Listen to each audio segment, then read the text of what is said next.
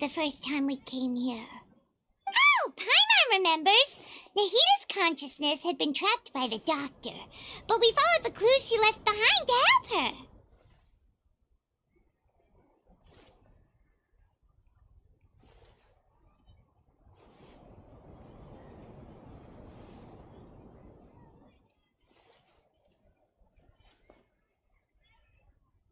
So much time has already passed since then. And it seems Sumeru's changing for the better now that Nahita's in charge, right? Paimon just hopes this peace will last a long time, and then Nahita won't have any more new problems to deal with.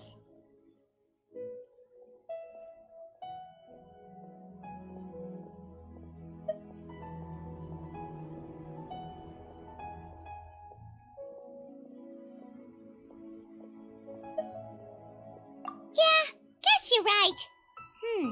We somehow always find ourselves right in the thick of it. Who knows what will happen next? Come to think of it, maybe it's all because of you. Maybe you're just a magnet for trouble.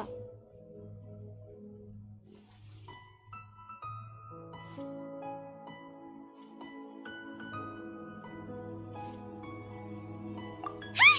Me? Before Paimon ran into you, Paimon never ran into any trouble. At most, when she was super tired, Paimon got caught in some strange whirlpool and sucked out into sea.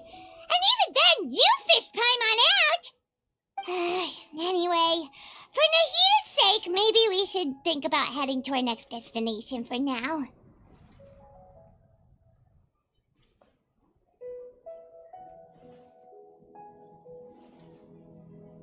Ah, look who it is. Running into you in a place like this? I can see you two still love wandering around. Oh, it's Dia! Since when are we just wandering around? We're usually taking care of some serious business, even though it may have nothing to do with our journey. But never mind that. What brings you here? I just finished a commission in the desert for a usual client of mine. Nothing too interesting. Just escorting a shipment of goods. I'm on my way to report back. That's when I saw you two all the way over there, chatting away. What were you two talking about, anyway?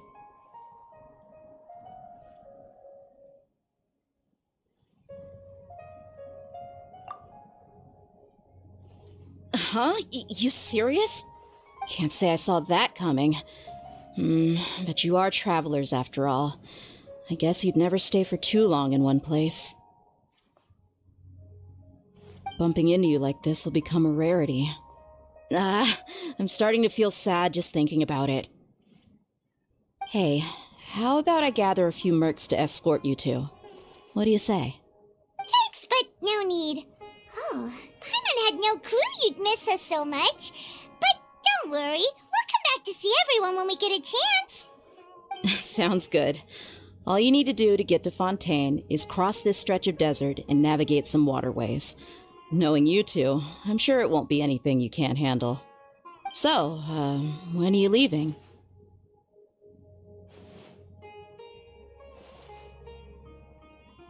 Oh, wait a sec.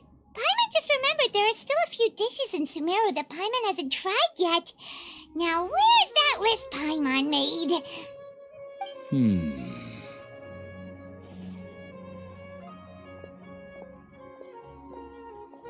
I see. Guess you won't be needing a going-away party or anything. It's sad enough to see you go like this. Though, now that I think about it, Sumeru wouldn't be what it is today without you. Seems true heroes always prefer leaving quietly. By the way, should we go say bye to Nahita?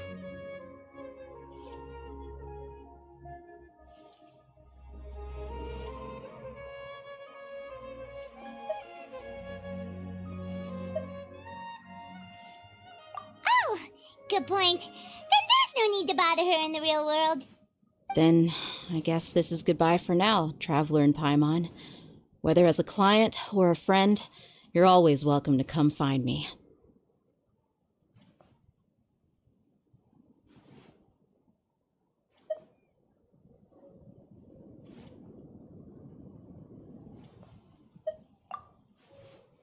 Goodbye, dear.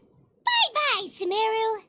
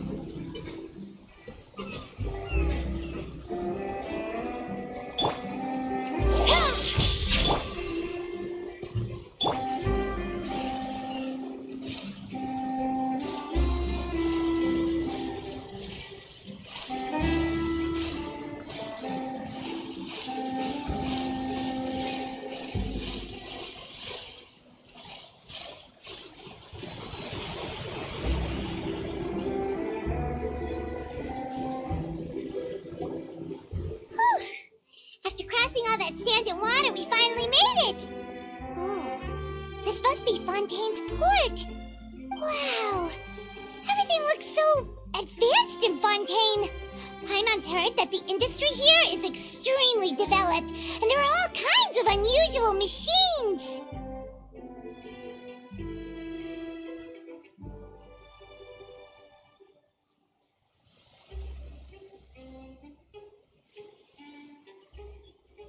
Just seeing the sights as a tourist is nice, but maybe it would be better if we found something to do.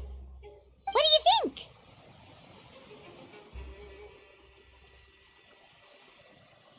Good idea! Nahida gave us loads of useful information. Seeking out the Seven is probably still our best source for information at this point.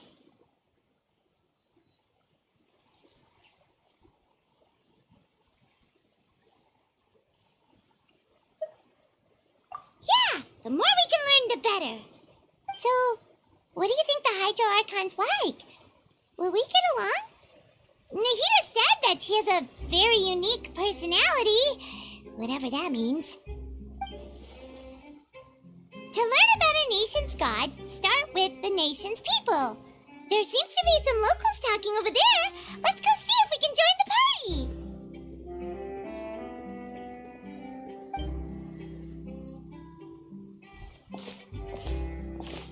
If you ask me, it's a tragedy how things ended for him. Clearly, he was a pretty decent person. Yeah, I didn't expect that kind of ending for him. I thought he would at least fight on a little longer for his family. I was expecting a sudden plot twist, but it's a pity that it never happened. Still, his story is quite the tearjerker.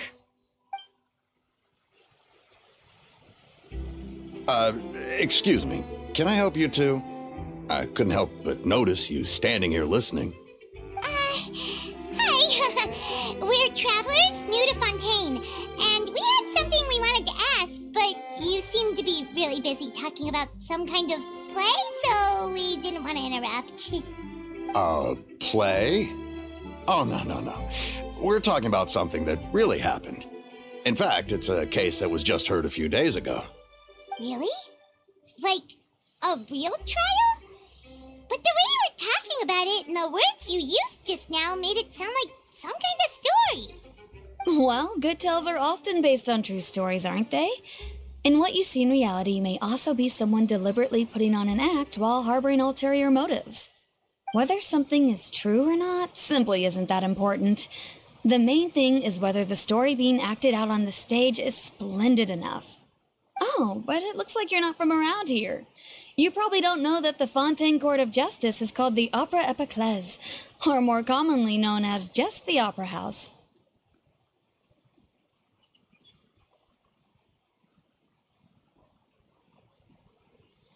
But, shouldn't court cases be treated a little more seriously than that? Not to question Fontaine's way of doing things, it's just that putting someone on trial is usually a very serious thing. No worries. Other visitors to Fontaine have wondered the same thing. You could say that we just don't want to waste the moving stories behind those cases.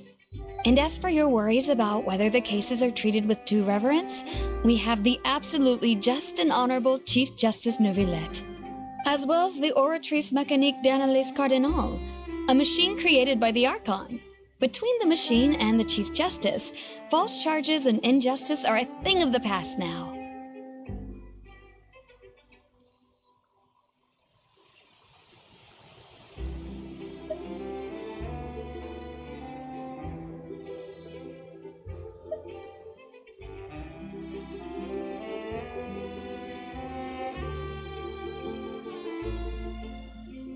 Oratrice? Is it some kind of machine, too? Oh, Paimon's curious. We should check it out if we get the chance. Wait, Paimon almost forgot to ask you our question. Do you know what we should do if we want to meet the Hydro Archon? Oh, that's easy. Just go to the Opera House. Lady Farina practically lives there. You could definitely say it's her biggest passion. I think what they mean is that they wish to speak with the Archon personally. In that case, I'm afraid it's going to be a tad more difficult. You'll have to make an appointment well in advance, and it'll depend on whether or not she has any time slots available.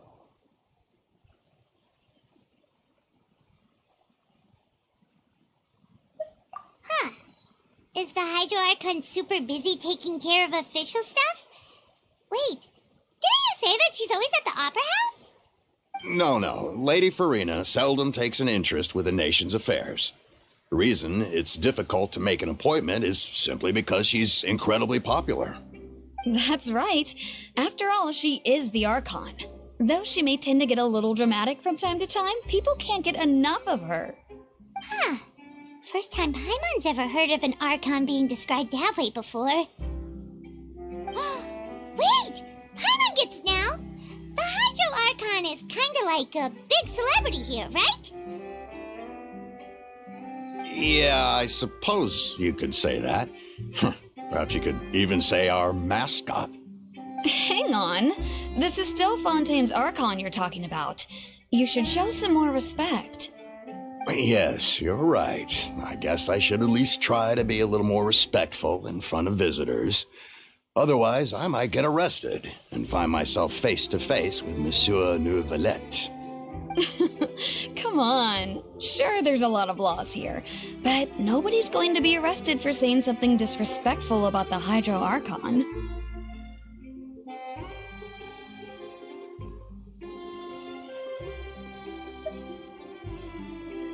Alright, I think we get it. Thank you! At least we now know that we can find the Hydro Archon at the Opera House. But who knows how long making an appointment will take? Guess we could have a look around the city in the meantime. Hey! What are you looking over there for?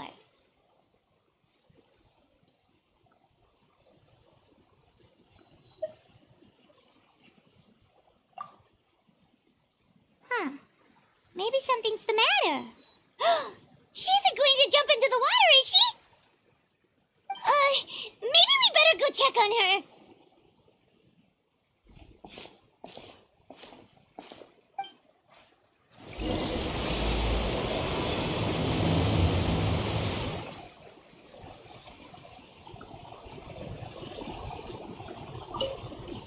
Hey, how about we get some tickets to the next trial? I think we'd better wait and see what kind of case it is first.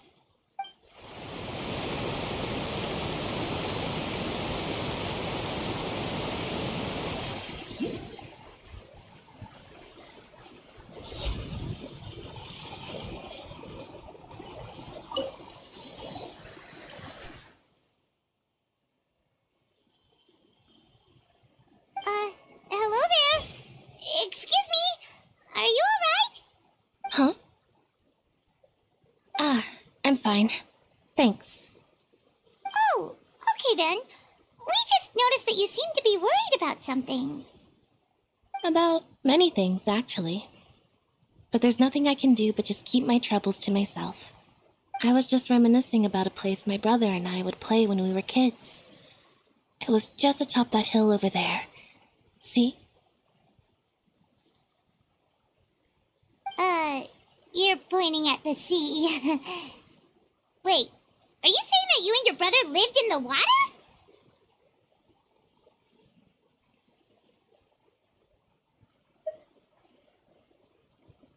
No, people call the waters around Fontaine a sea. It's actually just an inland lake that's filled with fresh water. And no, I can still see that hill clearly in my memories. Now it's been completely submerged. He would skip and jump, tossing sand in the wind. The sun shone brightly, and the air was filled with the scent of the sea. But now, the water is gradually swallowing our memories. It won't be long before it swallows us. Sorry. Paimon doesn't really get what you mean. I don't believe we've had the pleasure of meeting. Are you Lynette's new friends? Oh, and you are? Thanks for looking after my sister. She often comes here to reminisce about our childhood, that's all. There's no need for any concern. Oh, allow me to introduce myself. I'm Linny, and this is my sister Lynette. If I had to guess, I'd say you must be travelers from abroad. Nice to meet you. Paimon is Paimon, and this is the Traveler. We just arrived in Fontaine. We were just talking with your sister. Even though we didn't really get what she was saying. I see. It's unusual for Lynette to be so willing to talk with anyone. In fact, she seldom speaks at all. I'm usually the only one she ever talks to. Oh, really? Then you two are just like us. Paimon's always the one talking for some reason.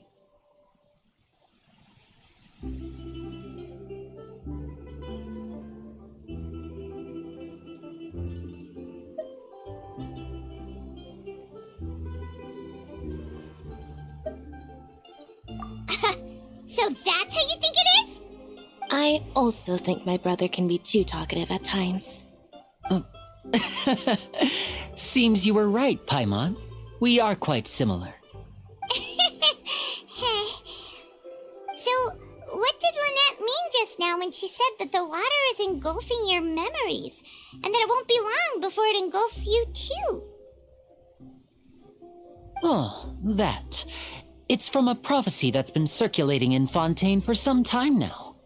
Well, I suppose prophecy isn't exactly the right word, because that implies a certain amount of uncertainty. There's no doubt about what's happening in Fontaine now.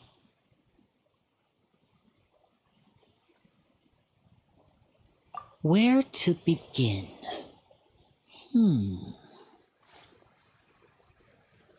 Let's put that question on hold for a moment. We still haven't formally greeted each other yet, have we? Did all the introductions earlier not count? Hello, traveler.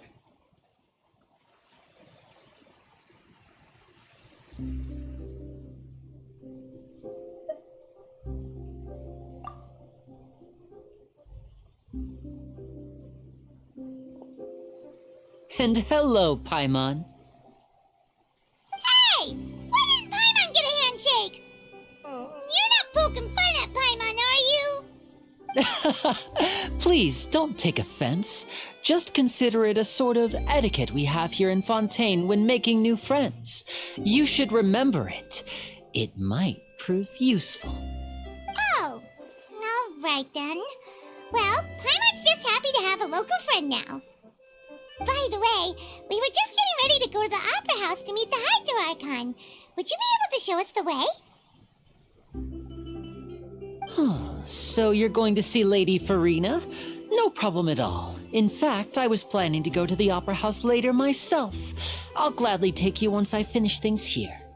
Please follow me.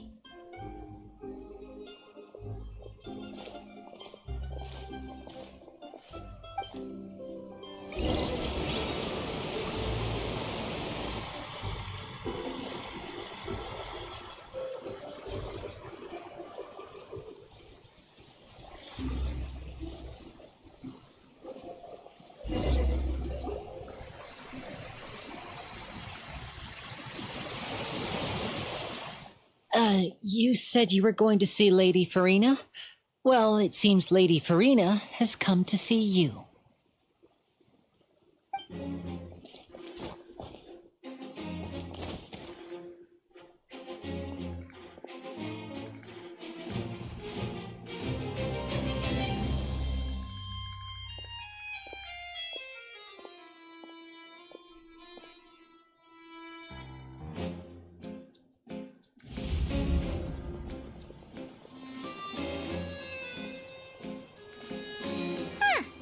So, she's the Hydro Archon? But how did she know we were looking for her? My dear people, rich and poor, those with cup in hand and those with nothing at all, raise your glasses in celebration. If you don't have one, then just raise your hand in lieu.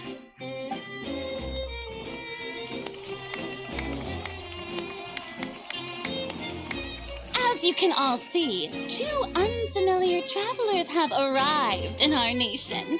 Come, let us make a toast in honor of this traveler and her companion who have journeyed here from distant lands.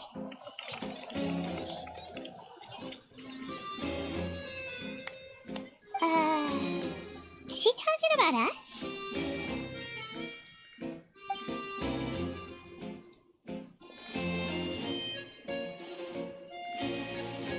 I've long heard of the turmoil and chaos you left in your wake as you visited other nations, but I welcome you nevertheless. No, I have come to receive you personally. Fear is for insignificant cowards. I am a god, and I will never entertain the notion of such meaningless wariness. You can be rest assured, I see clearly your sincerity. Of course, seeking an audience with me is the most sensible thing to do. It will allow you to truly behold my power and witness my authority. Intelligent people always gather under the correct banner. I, Focalor, hereby welcome you to the nation of Hydro and acknowledge the value and significance of your trip. Now, you may rejoice in this.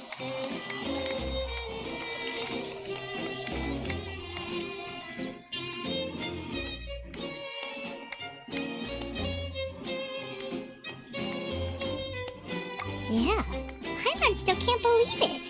Feels like we've only been here for a few minutes. But the Hydro Archon's entrance was, how should Paimon describe it? A little over the top?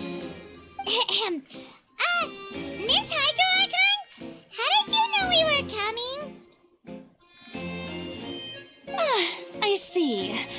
As Outlanders, you inevitably lack even some of the most basic understanding. Don't forget that even the gods can be divided into the mediocre and the excellent. I suppose it's only natural for you to be awestruck by my abilities. You had best stop and consider. Do you really have the noble qualities and etiquette necessary to communicate with a god? All it takes is a flick of my finger for me to know everything about you. Whoa. Talk about sounding high and mighty.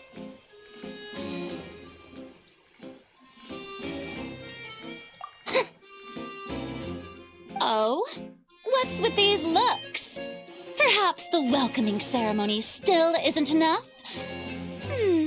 What else should I say then?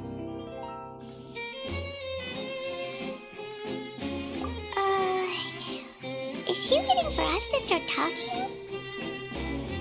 Wow, I didn't expect to see Lady Farina here. What a surprise! Wait, does this mean they're the legendary blonde traveler? How did I not notice before? Hey, what's all the commotion? Oh, is that Lady Farina? Is there some kind of drama going on? Of course. That's the blonde traveler, the one all those stories are about. Lady Farina came here to personally see her. Oh, I bet this is going to be the duel of the century.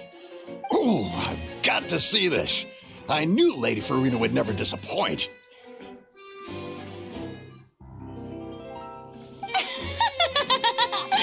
Yes, but don't get too excited now. My dear believers and spectators alike tend to get quite rowdy, and despite the noise, I've come to tolerate all their ruckus.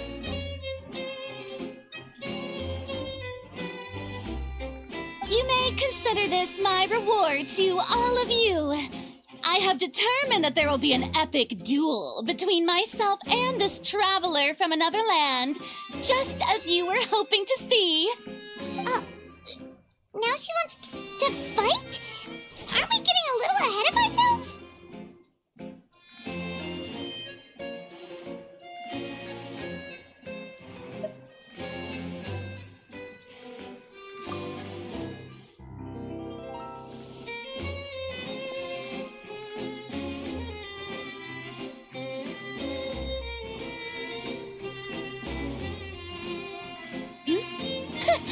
Are you not afraid?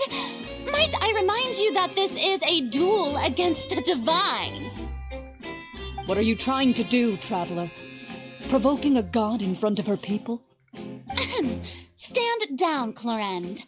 I admire her bravery. Few have the courage to draw their sword against a god. She is obviously a true warrior. Unfortunately, people nowadays only crave to be thrilled, and a mere duel will not slake their thirst for excitement. Oh, yeah, she's right. Just a duel wouldn't be all that interesting. On Araneus, criminals are always requesting duels to defend their honor. I'm getting a bit old, to tell the truth. You see. Then, as the god of justice, I shall face this traveler in another kind of duel. A duel in court! Whoa, all right. Now that'll be worth seeing. Right. This is Fontaine, after all. It's such a grand opera house, it would be a pity not to use it. Why do you care so much about the crowd's reactions? Seems you've spent a little too much time in the opera house. Besides, how exactly do you plan to have a duel in court?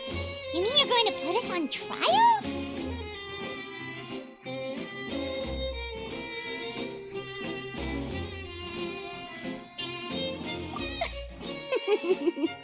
Oh, we have reason to put you on trial. It's obvious, isn't it? According to Fontaine law, no one is permitted to release any flying objects within Fontaine city limits during the first 3 days of each month. You are clearly guilty of violating this law, no? Oh, so that's what they've done wrong. That's our Lady Farina. No one knows the laws of Fontaine like she does. You call that obvious? What kind of law is that? Wait, flying object? You mean Paimon?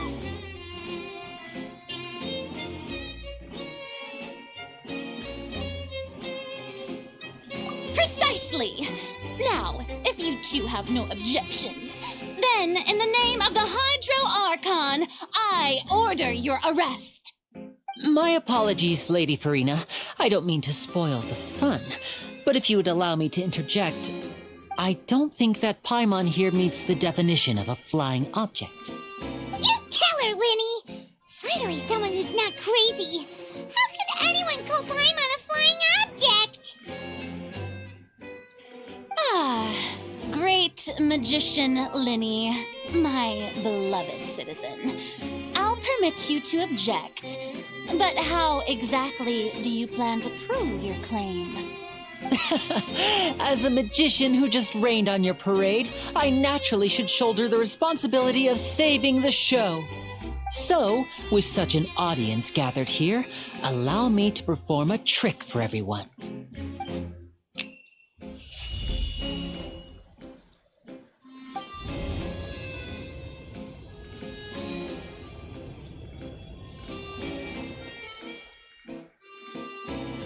Ta-da! What's that on Paimon's back? Hey, when did Linny do that?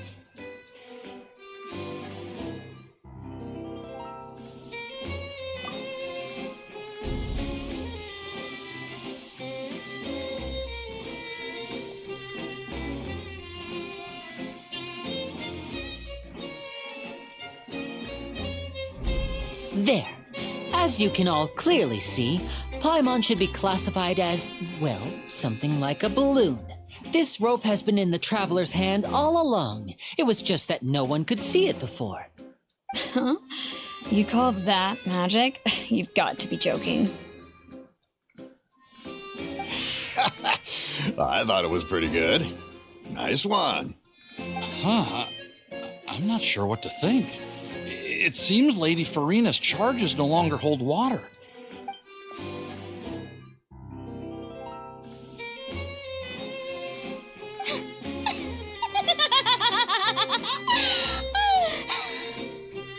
Amusing.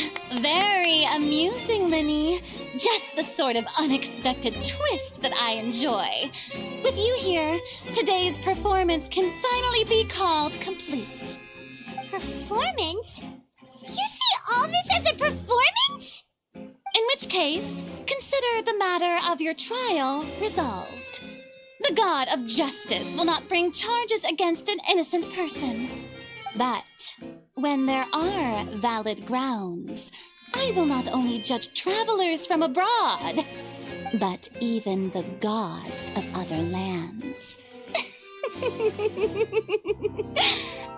I look forward to seeing your upcoming performance at the Opera House, Mr. Linny and Miss Lynette. That's enough for now. Toodaloo!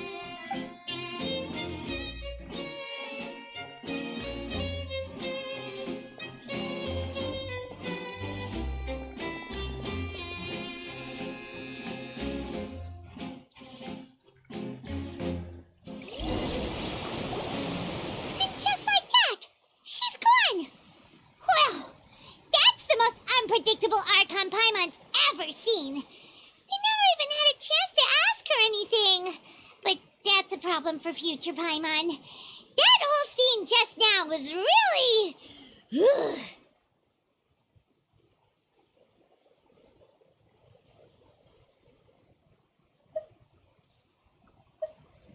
Don't mention it.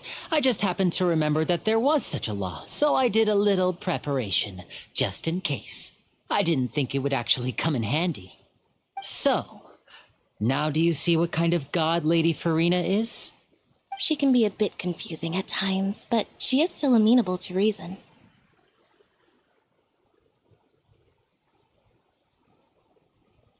Anyway, Paimon had no idea you were a magician, Linny. It sounded like you'll be performing at the Opera House, right? I just know a few simple tricks I use to make a living.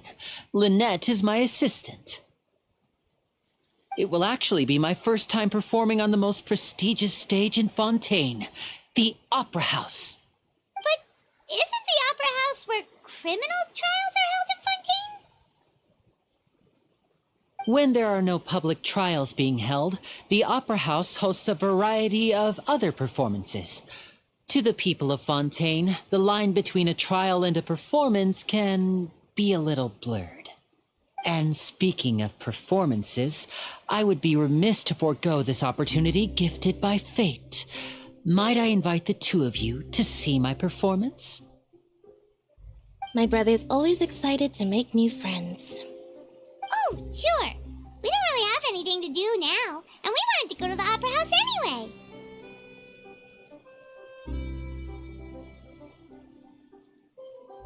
Splendid. In that case, why don't we go together? I'll show you the way. I just have something to take care of first.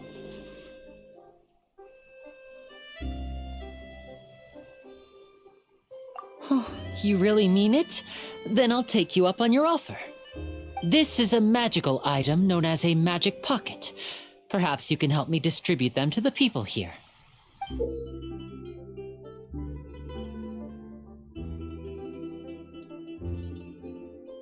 Huh? What are they going to use it for? About that... You asked me before about the prophecy, right? Let me start by telling you a little more about what it entails. I'm not sure exactly when it began, but a prophecy has been circulating around Fontaine. It says that every person in Fontaine is born with sin. No matter how the nation of justice holds trial after trial, this sin cannot be absolved. Until one day, the water levels in Fontaine will rise, and the sinful people will slowly be drowned. In the end, the people will all be dissolved into the waters, and only the Hydro Archon will remain, weeping on her throne. Only then will the sins of the people of Fontaine be washed away. That sounds pretty gloomy. Why are people in Fontaine born with sin? What is that supposed to mean? There are lots of guesses. Some say that the ancestors of Fontaine stole the power of the seas and stirred its wrath. Others say that the people of Fontaine never heeded the first Hydro Archon's warnings and offended Celestia. But here in Fontaine, evidence is what matters.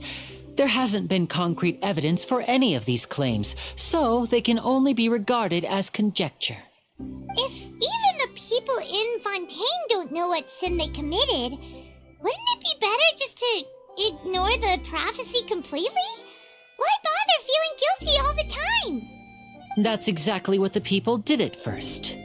But in the last few years, the water levels in Fontaine have actually started rising.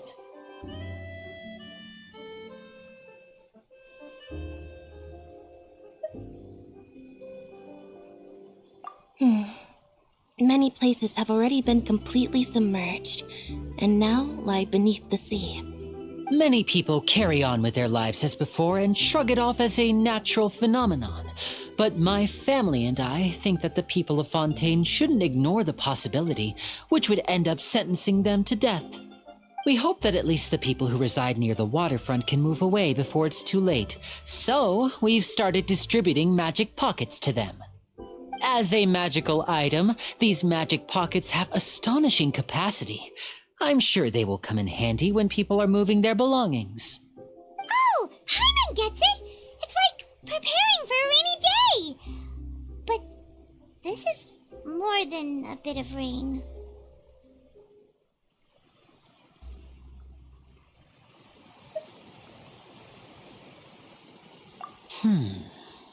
Perhaps only absolute power could ever contend with such a catastrophe. But who knows? We're just tiny specks in the grand scheme of things. Now, if you'd like to help, then please give these magic pockets to anyone nearby. Be sure to convince them to take it, regardless of what they say.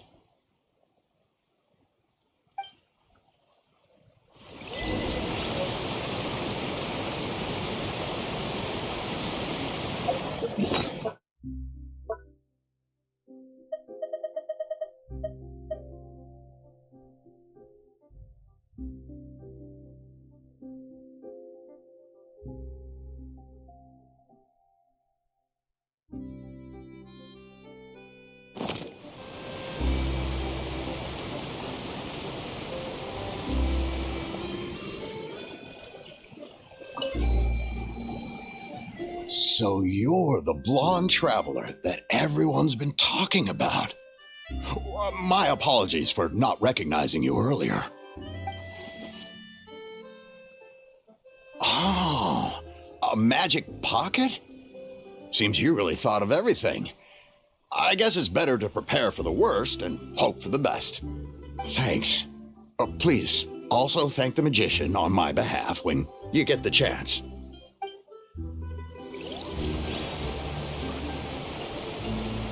But where would I move to? Snezhnaya? Liue?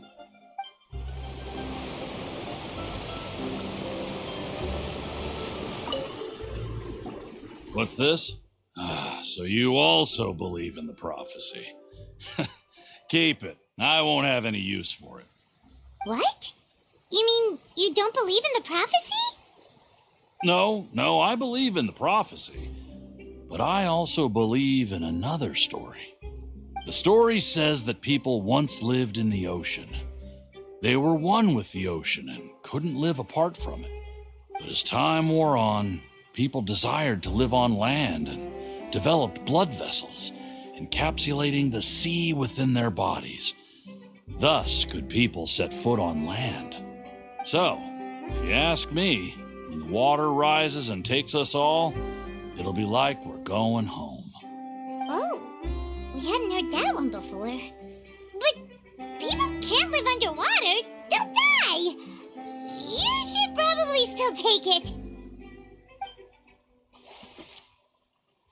All right, I'll take it.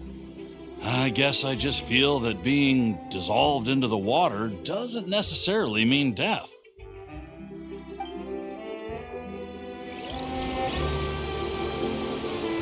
What do you think? Pretty interesting story, huh?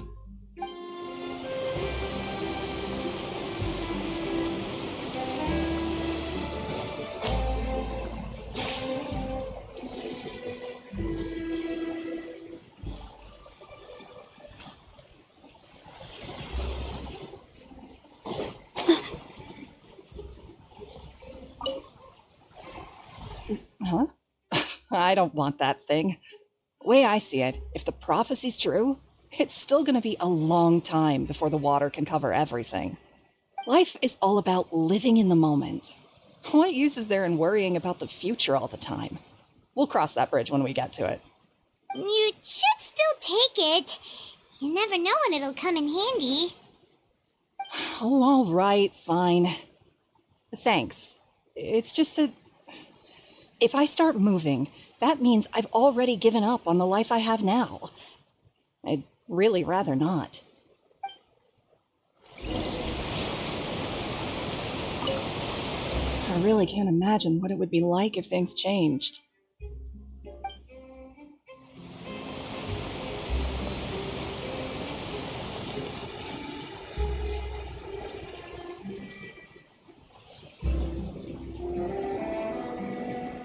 Oh, you already handed out all of the magic pockets? That was fast. So, what did people have to say? I bet you heard some, interesting opinions.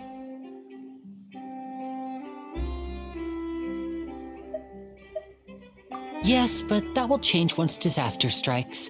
I know they'll change their minds, so it's only right to help them prepare. Is there anything else you need to do before we leave? Yes, one last thing. I have the magic pockets made by a workshop in the court of Fontaine. Since we're out and about, I was thinking about bringing him some more materials. So, you want to collect materials? Just tell us what the materials look like and we'll help. Many hands make light work. Oh, that would be much appreciated. We'll need some Romaritime flowers. I remember seeing them near the waterfront on the east side of the harbor.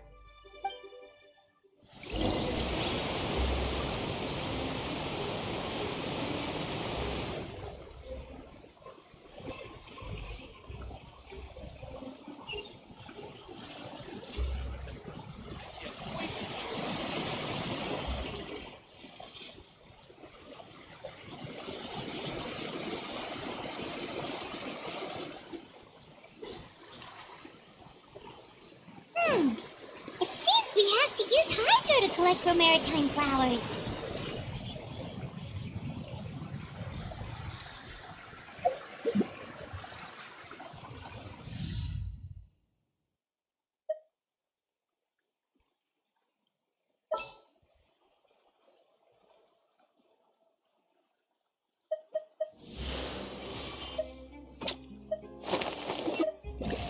It is as the stars.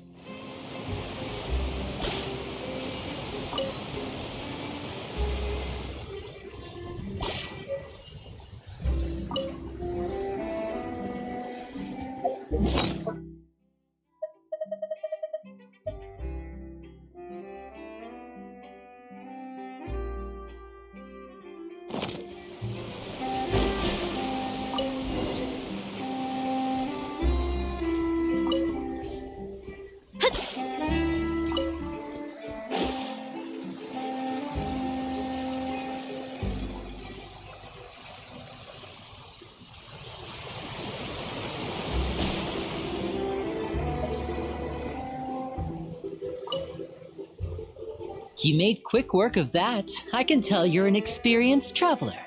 I've also finished collecting a few here. Maybe next time you'll feel like helping too, Lynette. No way. I'm in power-saving mode today.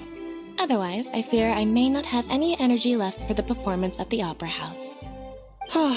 Fine. Though the performance is still a long way off. Now that we're finished here, we should get ready to head back to the court of Fontaine.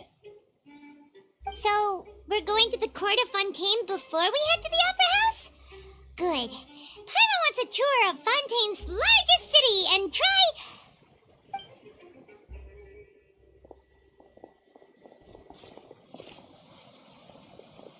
Wait, shh.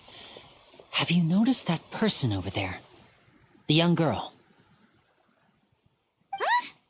What's wrong with her? Paimon didn't notice anything. She's obviously a thief. Magicians and thieves practice similar methods. We divert attention, and a distracted audience is one that won't discover what you're really doing. Watch her movements carefully.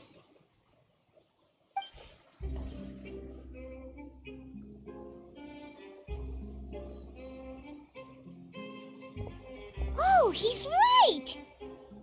Shh, keep your voice down. We need to think of a way to catch her, but it seems she's very alert. Perhaps we should split up. You two can ride the lift over there and wait up top. I bet that'll be her escape route if she tries to run. All right, let's go.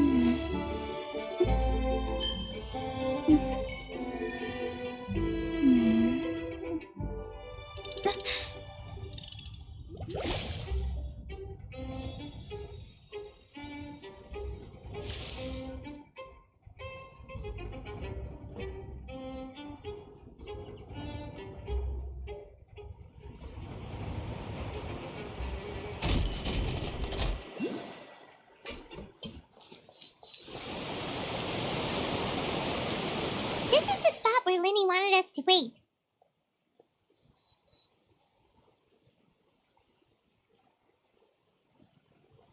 Oh, look! Isn't that her?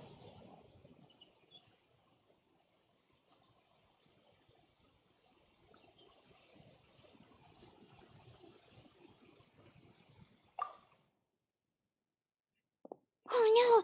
Did she notice us? She started running the other direction! What should we do? Should we chase her?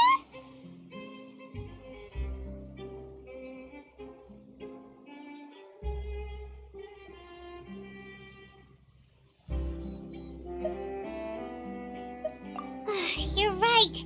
She might also be trying to lure us away.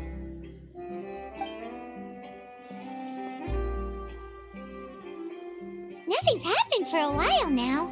Paimon wonders if Lenny caught the thief.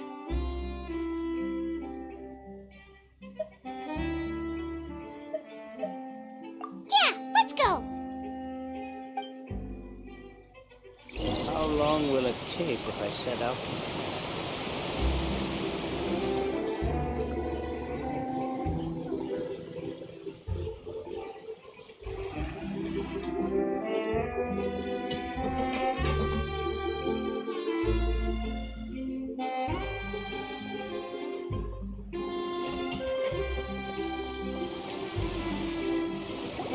Are you sure that's all she took? You should check to make sure you're not missing anything else. No, that was all. Oh, I can't thank you enough. I didn't notice a thing earlier. Anyway, I should be going now. Thanks again. Oh, were you returning what the thief had stolen? That's right. Pity I wasn't able to catch her. She distracted me by dropping the thing she stole on the ground. By the time I looked back, she was already gone. I saw the general direction she went, but Lenny twisted his ankle, and I needed to make sure he was okay. Oh, did you get hurt, Lenny? I'll be all right. It's just a twisted ankle, that's all. In fact, it's feeling better already. If you want to play at being a hero, at least try not to get hurt doing it. Imagine what would happen if you managed to derail our performance as a result. You're right. Sorry, Lynette. I have to admit that the thief was even more skilled than I had anticipated. But at least we were able to get the stolen items back, so it wasn't a complete failure. What a slippery little thief! Guess things turned out all right in the end, though. Lenny's initiative paid off! All right, let's put this little detour behind us. We should go to the court of Fontaine now.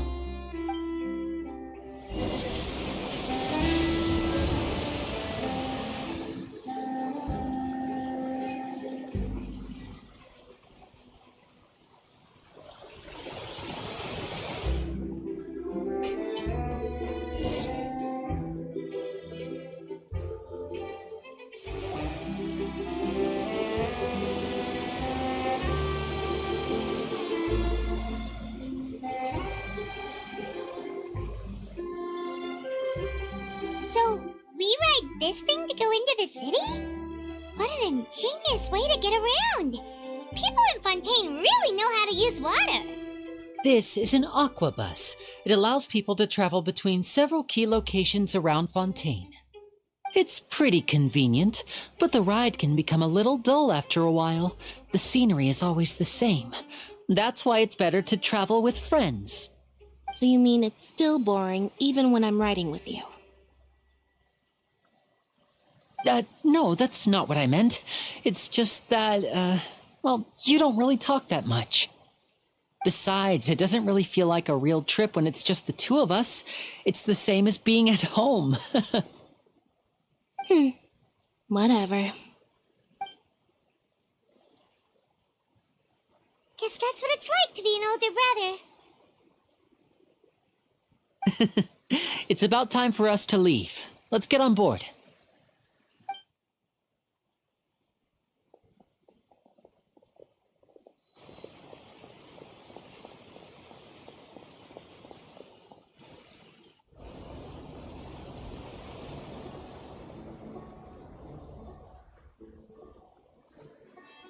Huh? What? Traveler! Paimon! Charlotte! Oh, I'd never guessed I'd bump into you while riding the aquabus. In the story of my life, this is big news. What are you doing in Fontaine? I didn't hear anything about you paying us a visit. Yeah, it's quite the coincidence. But as travelers, we're always on the move. It's not surprising that nobody knew we were coming. Though we still have no idea how the Hydro Archon knew about us. Oh, let Paimon introduce you to our new friends! Oh, no need for introductions, Paimon. I would recognize the great magician Linny and his assistant Lynette anywhere. I wouldn't be much of a reporter if I didn't know who they were. It's a pleasure to meet you. I'm Charlotte, a reporter for the Steambird. Nice to meet you. From the Steambird, huh? We've often relied on your paper to promote our performances. It's an honor to meet you. Now that everyone knows each other, Fontaine suddenly doesn't feel like such an unfamiliar place. So, what have you been up to lately, Charlotte? Any big news? Not too much. When there isn't any breaking news, I mainly cover the trials at the Opera House. You can still manage to keep readers' attention as long as you tell things from a clever enough angle, even if it's the same old topics. For example, reporting on how a scammer once deceived vulnerable girls into relationships, or how a financial criminal was once so poor that they ate a single piece of bread for 5 days.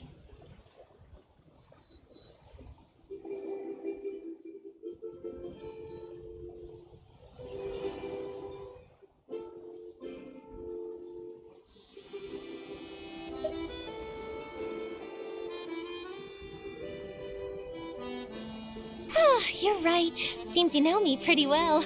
What I'm really after is exclusive, sensational news pieces that could shake the country. These smaller stories are a waste of my talents. Oh, I just remembered. I've been following a case lately. Well, a series of cases, actually. You mean the serial disappearances of young women case? That's right. These stories are the talk of the town right now, and it's probably the most mysterious case we've ever seen. If I'm the first with a draft ready to publish when the case is finally cracked, and it's the headline story in the Steambird, oh, when that happens, I bet all the other reporters will shed tears of envy. I've already gathered all kinds of materials. I just can't wait for the truth to be revealed. So, what is the serial disappearances of young women case? You mean the culprit hasn't been found? That's right. The first missing girl case happened almost 20 years ago. And ever since, after a period of time, another girl disappears. What the cases have in common is that the girls are all of a similar age, and that they've all vanished without a trace. But the scariest part is that to this day, none of the girls have ever been found. Many suspects have been arrested over the years in connection with this case, but shortly after each arrest, another disappearance would always happen.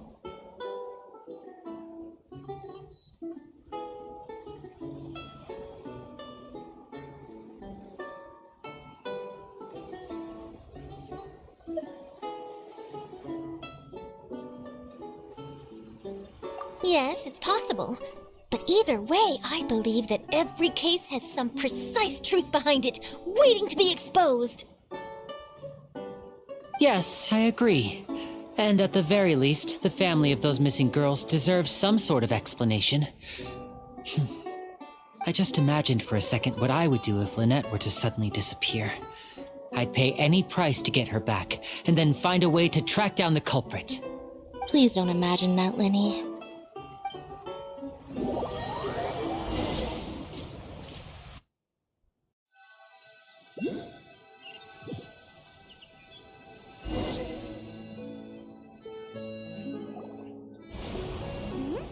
Hey, we're almost there! Look!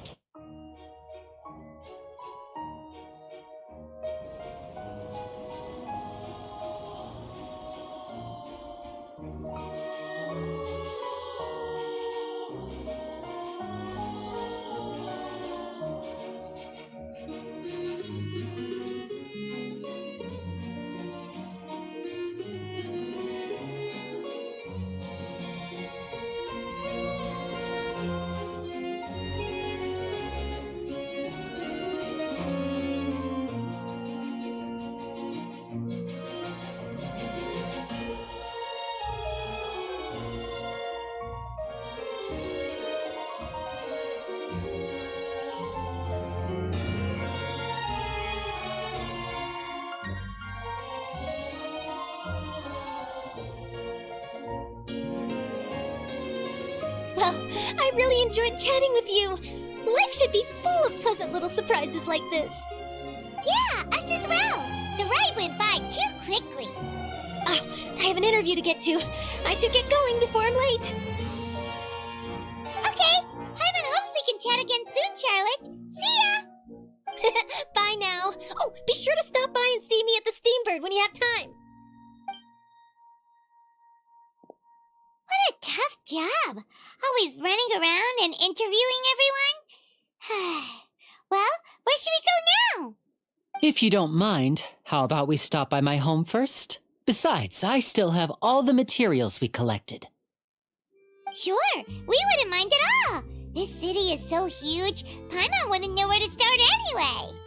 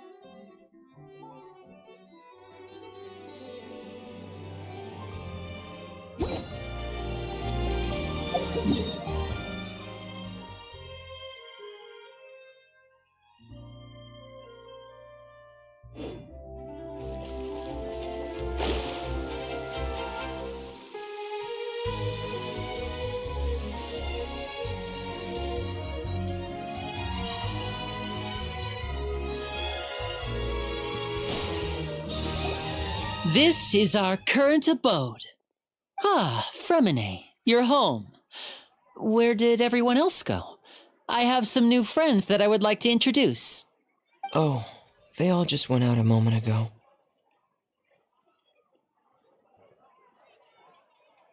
I see. Everyone is getting busier now that Father will be returning soon. I suppose that can't be helped.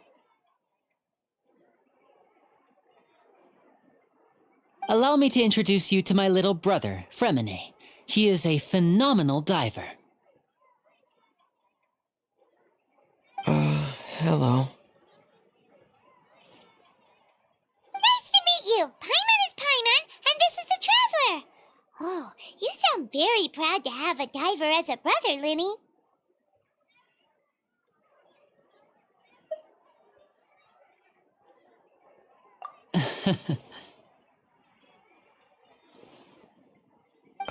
Linny, could you come here for a moment?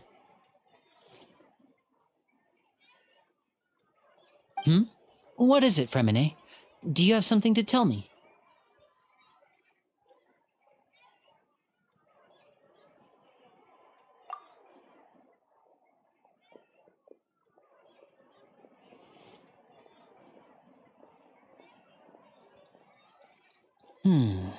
Okay, I see. Is everything all right? Oh, it's nothing. We were just discussing a little housework. Sorry for the interruption. Oh, before I forget, the Traveler and I collected more materials to make magic pockets. Were you able to get any, Fremine? Yes, I went diving and gathered lots of materials. I was about to give them to you. That's our Fremine, always quick with the underwater work. All right, I'll take these to the workshop.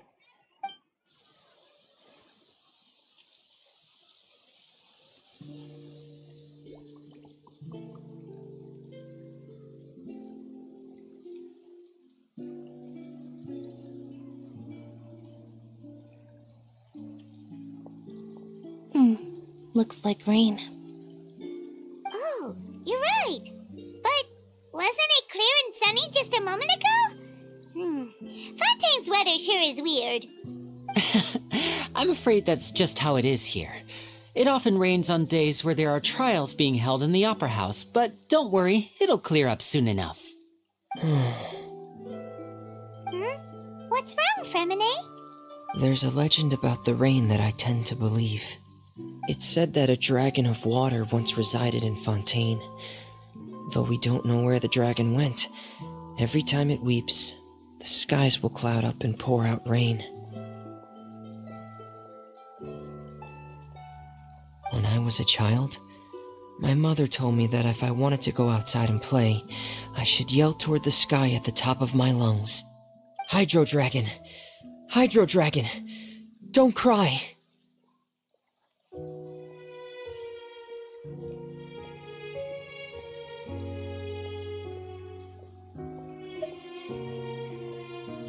If it's an elemental dragon, then having the power to make it rain wouldn't be very unusual. Let Paimon try something. Hydro Dragon! Hydro Dragon! Don't cry!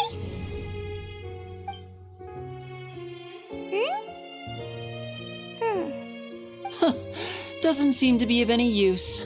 It is just a legend after all. You know, you might be a more popular magician if you understood the concept of romanticism. Or could at least play along. Sorry, it might be because we've never met the Hydro Dragon. Perhaps it can't be comforted by the words of strangers.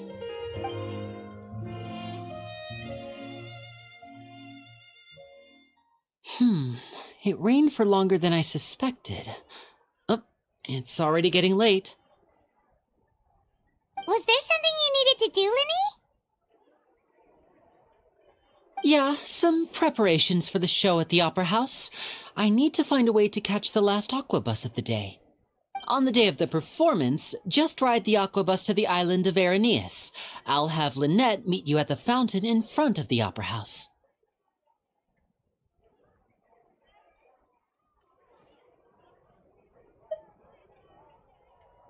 Oh, are you leaving now? What is it, Fremine? I'm in a hurry. Oh, I get it. You feel nervous delivering the materials for the magic pockets, is that it? Perhaps we could trouble the Traveler to help us take these materials to the Beaumont workshop and deliver them to the owner there? I'm afraid that Fremine can be quite introverted, and the boss there tends to be pretty talkative. Fremine has always been a little afraid of her. No trouble at all! Don't worry, we're on the case! Sorry for the inconvenience. I'm quite useless when it comes to such tasks. I'll think of a way to make it up to you. Oh, no need! This'll be a walk in the park for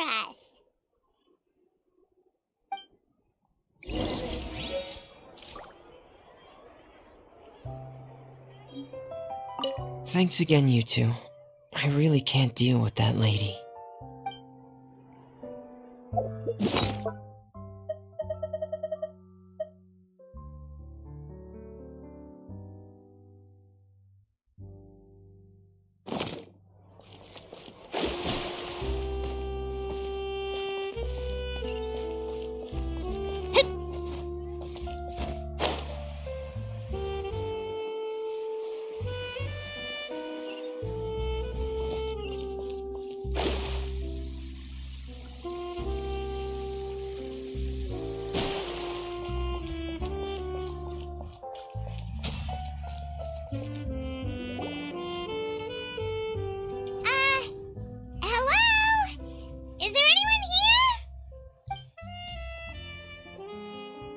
Oh, hello there. New customers? Looking to buy, or do you need something made? Or perhaps you're just looking for a chat with me. Oh no, we're just here to deliver some materials. Here they are. They're for making... what were they called again? Ah, these must be for magic pockets. I could tell right away. I've already made several orders worth now. No need. They've already prepaid several batches worth. When they told me what they'd be using them for, I even offered them a discount. But they insisted on paying the full amount, saying that I had a business to run. It seems both their hearts and their pockets are made of gold. Wow. So, Is Linny actually loaded? I can't say for sure, but who knows? Maybe there's good money to be made being a magician in Fontaine. Hey! Is this machine what you use to make stuff here? It looks really advanced. Why use your hands when a machine can do the work? It would be a waste not to use the latest technology, and wasting is a kind of crime. But where does a big machine like that get its power from? Well, it's a little complicated.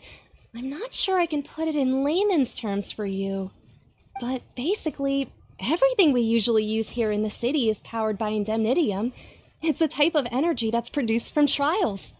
Huh? How can trials produce energy?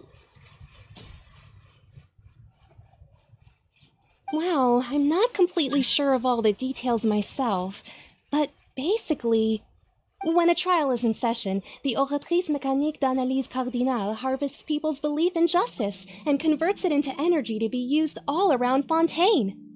So that's what its other function is? Paimon heard that the Oratrice was created by the Archon to make judgments. But Paimon still doesn't get it. How could something unreliable like people's beliefs be turned into a stable power source for these machines?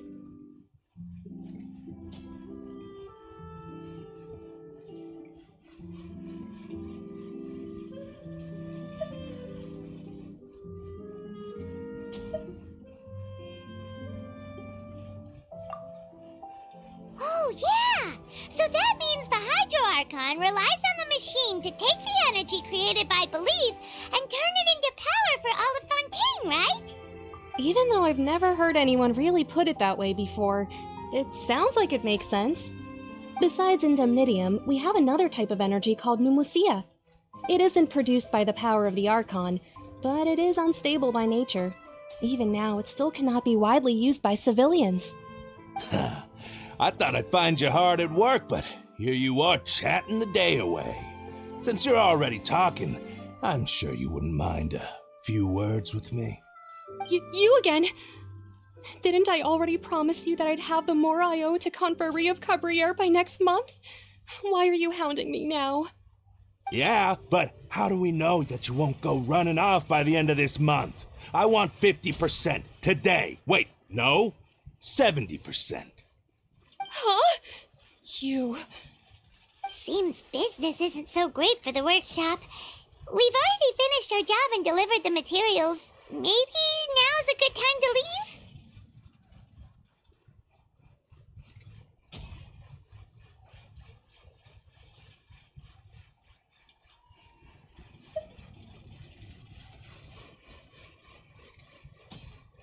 Hey, hold on!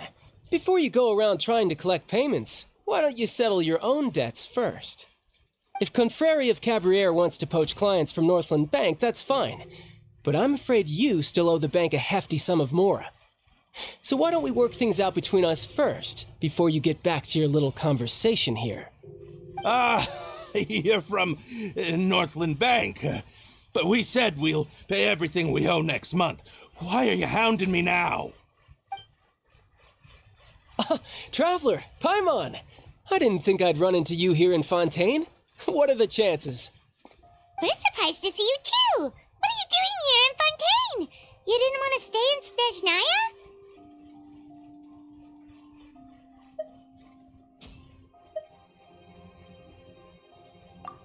Snezhnaya? Long story short, I've already been in Fontaine for some time now, and honestly, things have been pretty boring.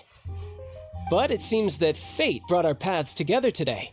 Not only will I have some good friends here now, but ones who always seem to find trouble. Either way you look at it, it seems things are going to get a lot more interesting now.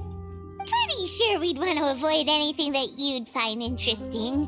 Besides, our trip here has gone pretty well so far, right, Traveler?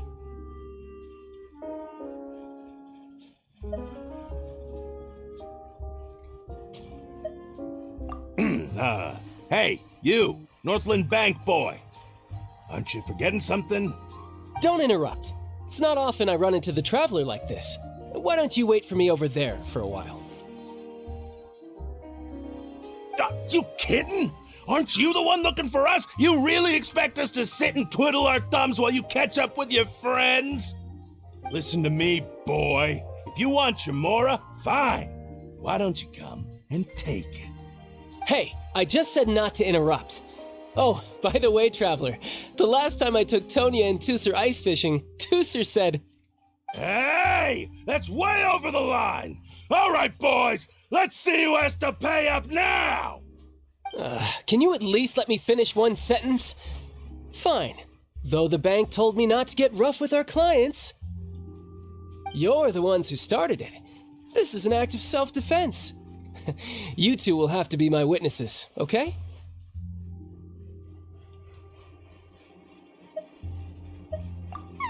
I'm sure this won't take long.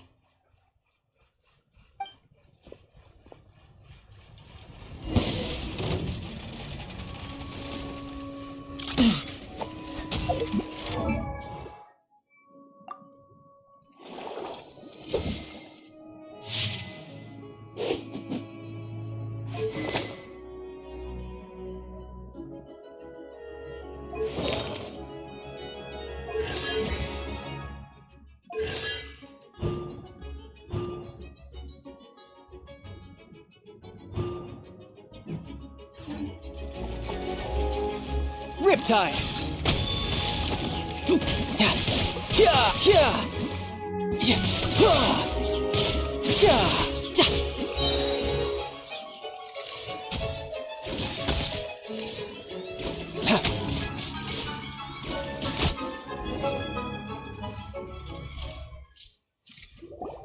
Oh, what's your deal, Brad? How are you so strong if you're just a staffer from Snezhnaya's Northland Bank?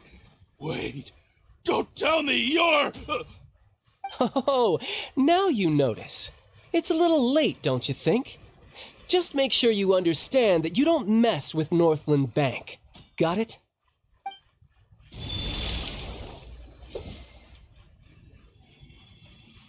Huh? Now's my chance!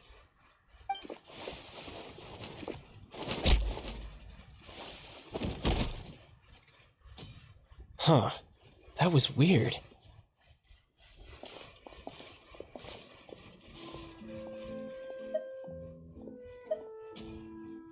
I'm not sure. It's as if I suddenly lost control of my hydro powers when I needed them. Maybe there's something wrong with my vision? Strange. How could that happen? First time Paimon's ever heard of someone losing control of their vision. Never mind. It doesn't matter. If I want to stay sharp, I shouldn't be relying too much on my vision anyway.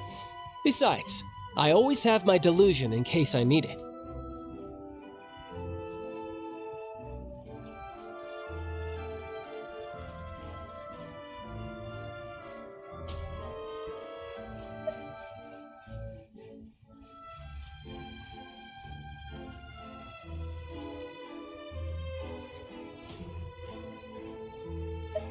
So what are you doing in Fontaine, child? I don't see its work for Northland Bank. Well, I guess it's because I've been in a bad mood lately. Huh? What kind of reason is that? Wait, since when do you feel down about anything? I don't know. Maybe I still have a lot to learn about myself. But recently, there seems to be some sort of restless power stirring inside of me. And I don't know why, but every now and then I feel like I'm in a terrible mood. Maybe you losing control of your vision just now is connected with that power you're feeling inside. That is a possibility.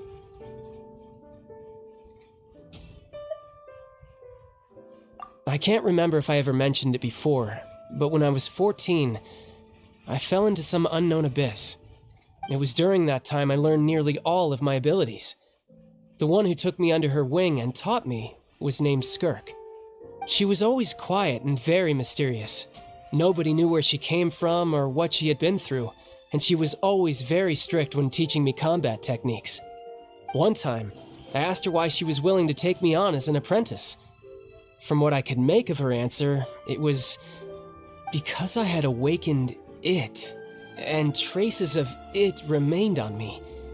She said that all my combat training would be useful in the future. But what is it? What did you awaken? She never explained that, but my guess is that it's related to a dream I saw when I had just fallen into that abyss. In my dream, I was in the deepest depths of the sea, and the boundless seabed was all around me. But in front of me appeared a whale that was so massive, I felt like I couldn't breathe. A whale? Oh, that sounds familiar! When we fought against you before, you summoned a huge whale that seemed to leap at us. Is that the one? That's just an abstract form of a whale that I create using my elemental powers. It takes that shape because the scene I dreamt of the whale has always been stuck in my mind. I'll never forget it. So you used the whale as inspiration for one of your moves? Huh. Seems a little twisted to Paimon.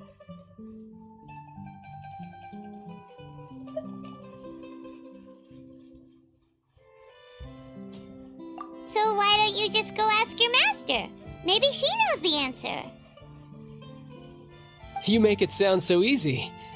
Ever since the incident I experienced there, I've never stopped searching for Master Skirk and that unknown abyss. But it's been years now, and I've still found nothing. There isn't even a trace of the place where I remember falling into the abyss. Oh, it sounds like some kind of ghost story. Yeah, I'm out of leads at this point, but there's nothing more I can do. It seems that strange encounters in this world tend to be elusive like that. Oh, seems the time really flies when I'm talking with you. I just remembered I have somewhere else I need to be, so I should get going. What? More work for the Northland Bank? And no, it's more of a personal appointment. Lately, I've been sparring with some of Fontaine's official champion duelists whenever I'm feeling bored. Official champion duelists? You mean it's their job to duel?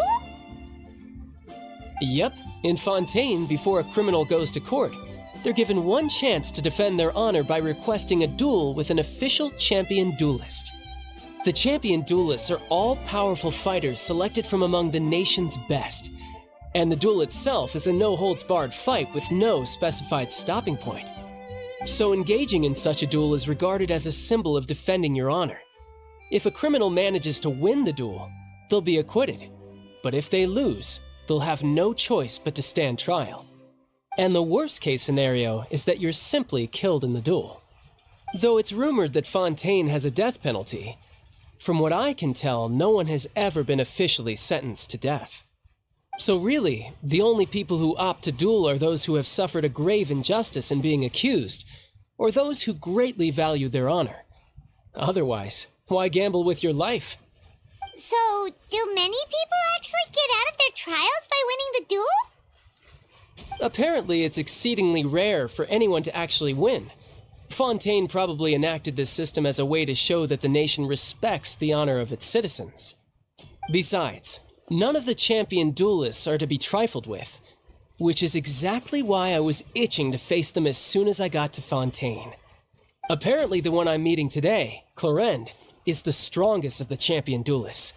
I had been asking her for some time before she finally agreed to face me today. Well, that's child for ya. Paimon feels like we heard that name somewhere before. Clorinde. Huh.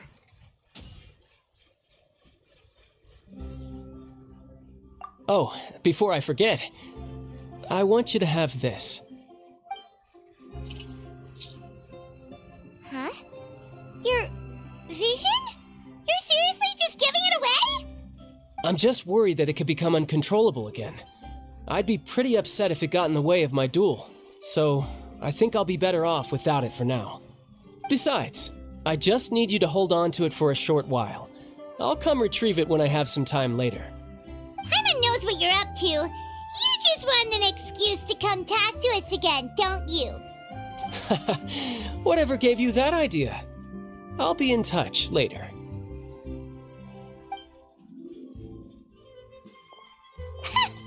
That sneaky guy. He said he's been feeling down lately, but he seemed the same as ever to Paimon. Well, since we don't have much to do for now, we might as well walk around and see the city before Lenny's performance.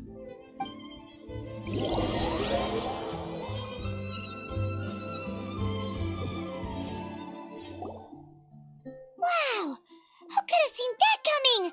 The reporter who was barely around for most of the story was the murderer all along!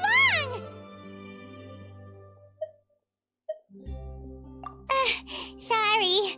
Paimon was just surprised, that's all. Paimon never saw that twist coming. The murder mystery novels here are amazing! The whodunits here in Fontaine are a lot different than the light novels you see from Yai Publishing House. Both have their merits, but Paimon thinks this style of novels are more, well, novel. It's so exciting to reach the moment when the mystery is uncovered, especially in the one Paimon was just reading. You should buy a copy and read it too.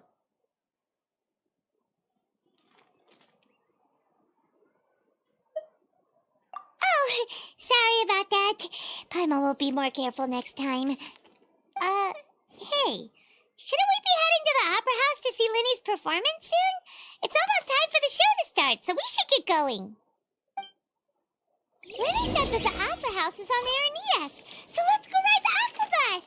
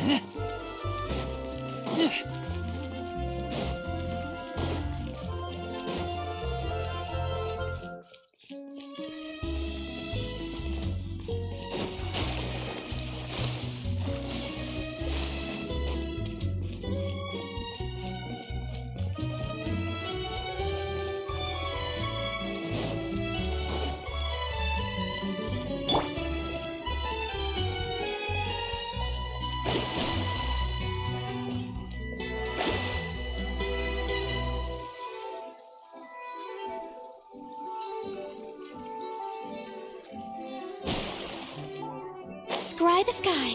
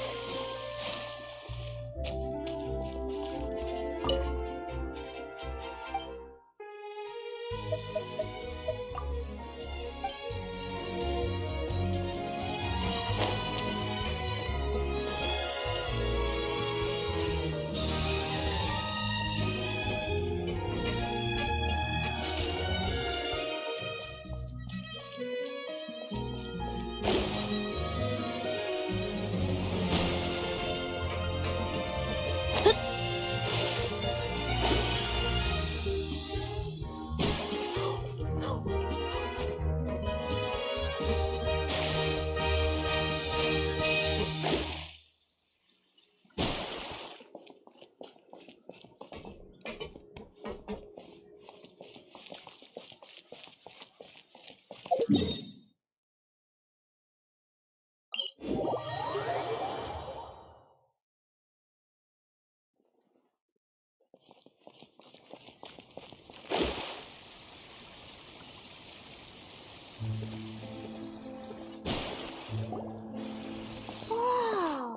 Now this is fancy! The Opera at Eclairs. What a place to hold a performance! No wonder Linny and Lynette were looking forward to it. Huh. Looks like there's a lot of people standing around the fountain up ahead. Oh, Archon, please bless us with a bright and healthy child. We pray. I don't know why you always feel the need to ask so much. I'll be happy as long as our child is healthy and lives a peaceful life. I guess if they're our kid, then there's no doubt they'll turn out smart. Maybe this is one of the customs in Fontaine. There sure are a lot of couples here. Vache.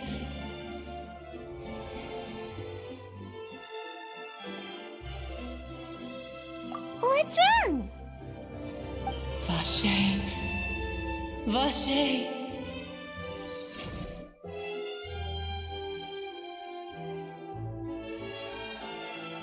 No, Paimon didn't say anything. Are you hearing things? Welcome to the Fountain of Lucine. All the water flowing through Fontaine converges here. It's customary for newlyweds to come here and wish for children. Lynette! You scared Paimon! When did you get here? Lenny asked me to wait here for you, remember? Right.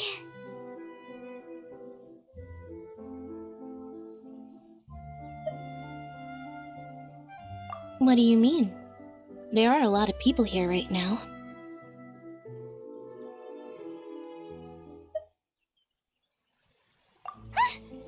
Hey, you're not trying to scare Paimon, are you? Besides, it's the middle of the day. It's not the time for eerie things. I see. I might be able to tell you something that could help explain the voice you heard. In fact, you might not be imagining things at all. I suspect that what you heard is a result of your hypersensitivity to the hydro element. Others in my family have had similar experiences. It's because of her sensitivity to the hydro element? But what would hearing a voice have to do with elemental power? When do you cry, Paimon? Wait, what? What does that have to do with anything? Just answer me. When do you cry?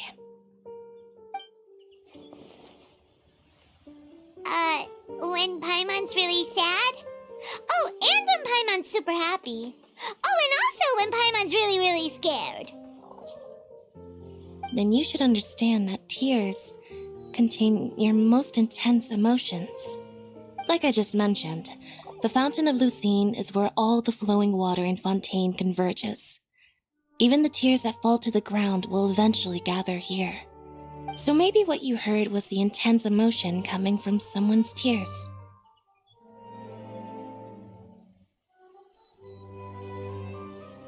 So, what did the voice say?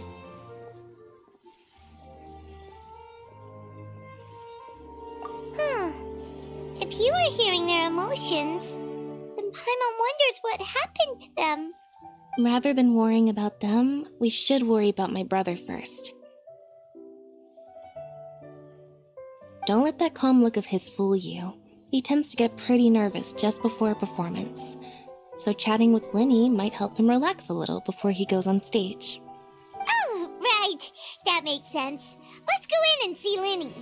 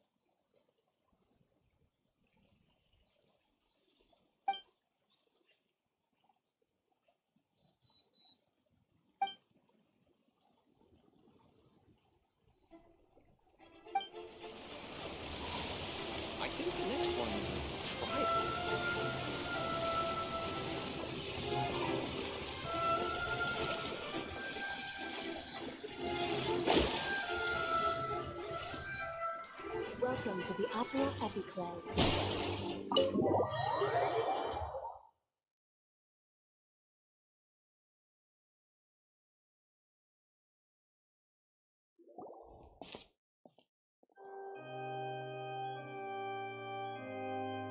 Ah, Traveler and Paimon, good to see you. I knew you two would come. Are you kidding? We wouldn't miss it for the world. We've been looking forward to it.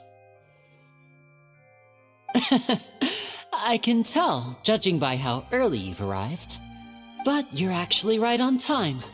The audience still hasn't started entering the venue yet, which means now is the perfect chance for us to take you to the best seats in the house. Wait just a moment, I'll fetch the tickets.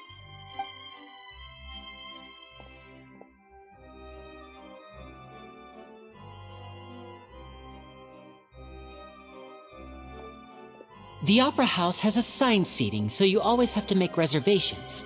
I've already reserved your seats, and here are your tickets. Ooh, front row seats! Thanks, Linny! Don't mention it. There's no need to keep thanking me. Hey, Linny! Could you come over here and take a look at this? Oh, I'll be right there. Seems there's an issue with the stage props over there. That's Cal, my assistant, calling me. I'll go lend him a hand.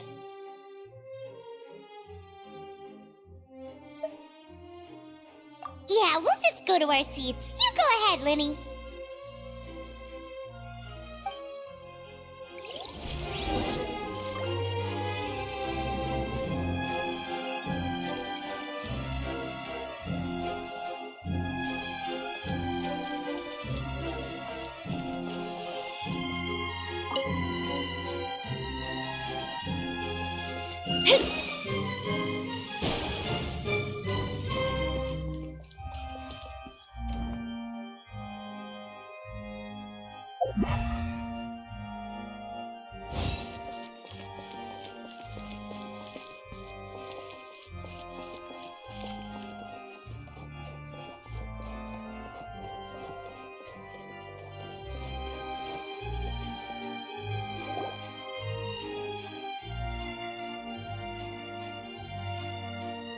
Oh, these should be our seats. Come on, let's sit down.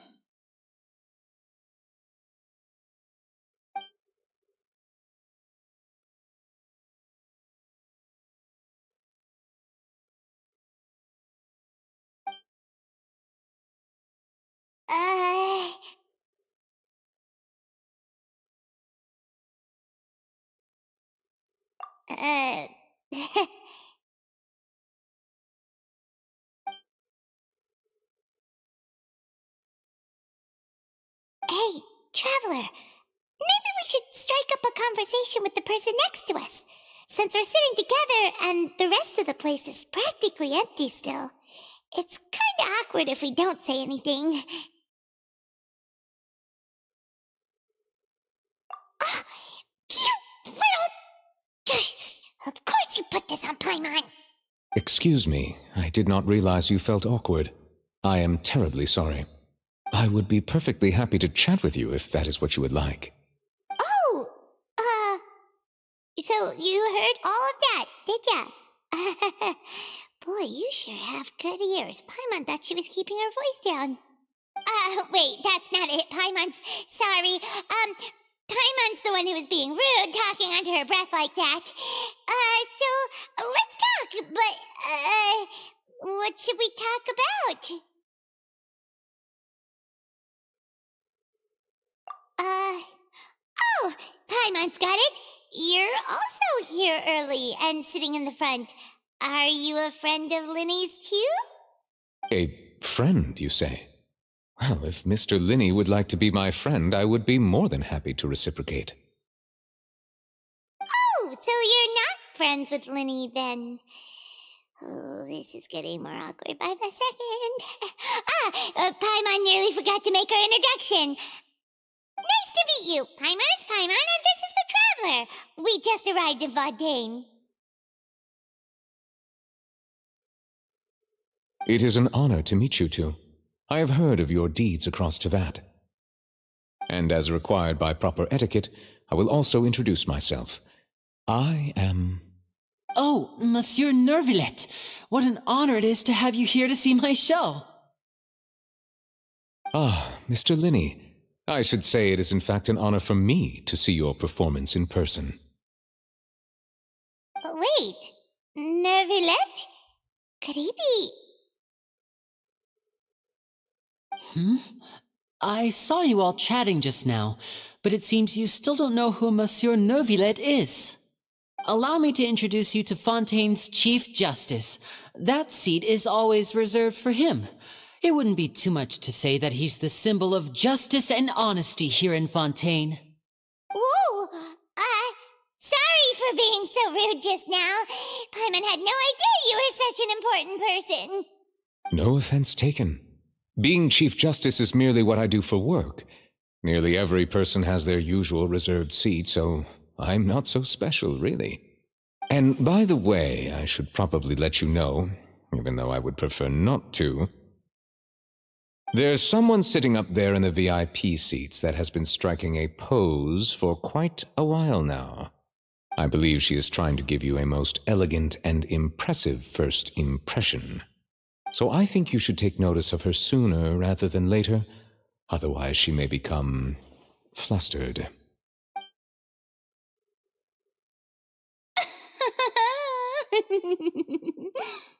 Huh? Oh, it's Farina, the Hydro Archon. Huh. She sure has a smug and satisfied look on her face.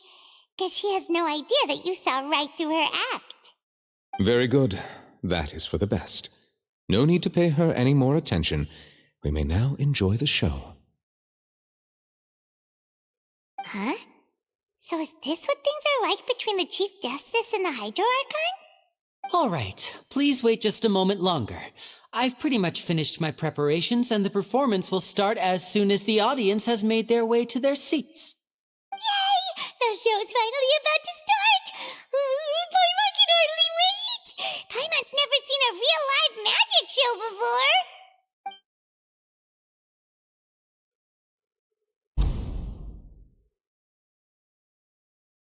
Oh! They're dimming the lights! The show must be starting!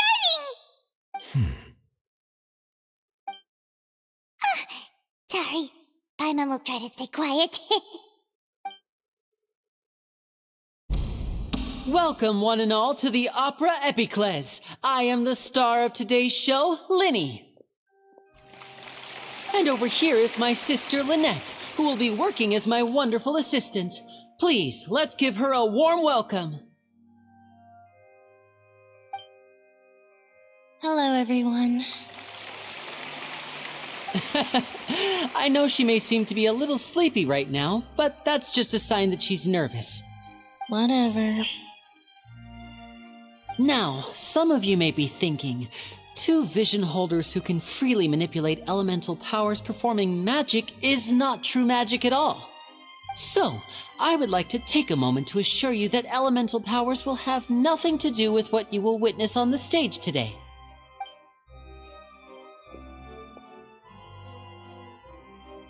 Both Lynette and myself have removed our visions for the show.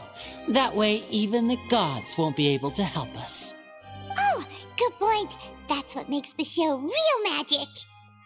Now, without further ado, let the show begin. Lynette will now exit the stage to make some preparations.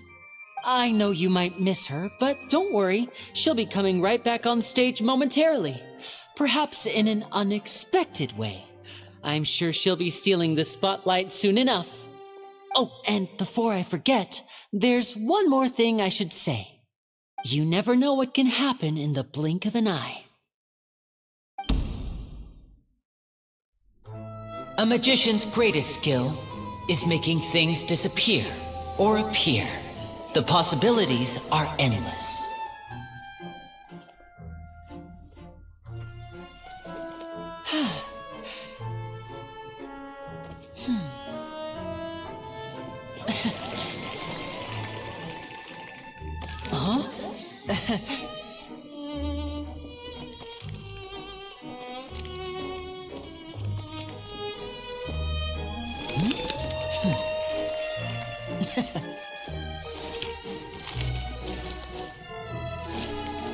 But this isn't what you came for.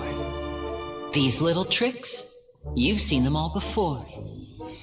So it's time for something truly extraordinary, don't you think? This one's a little tricky.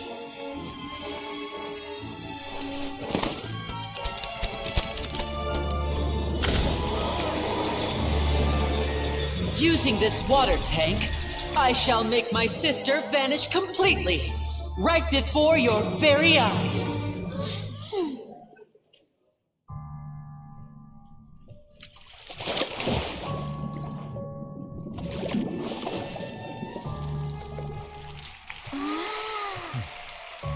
It's actually quite simple. She'll just turn into air bubbles and float right out of the top.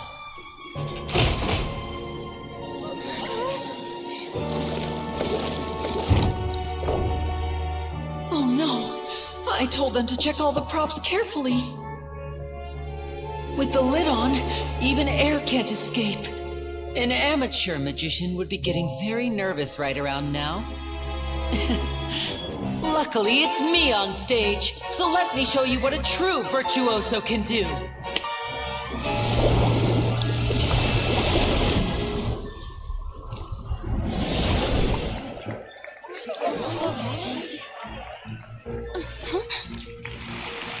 Lynette, are you still there? Don't go too far. We don't want to use up all our magic. Hi, I'm back. Uh-huh.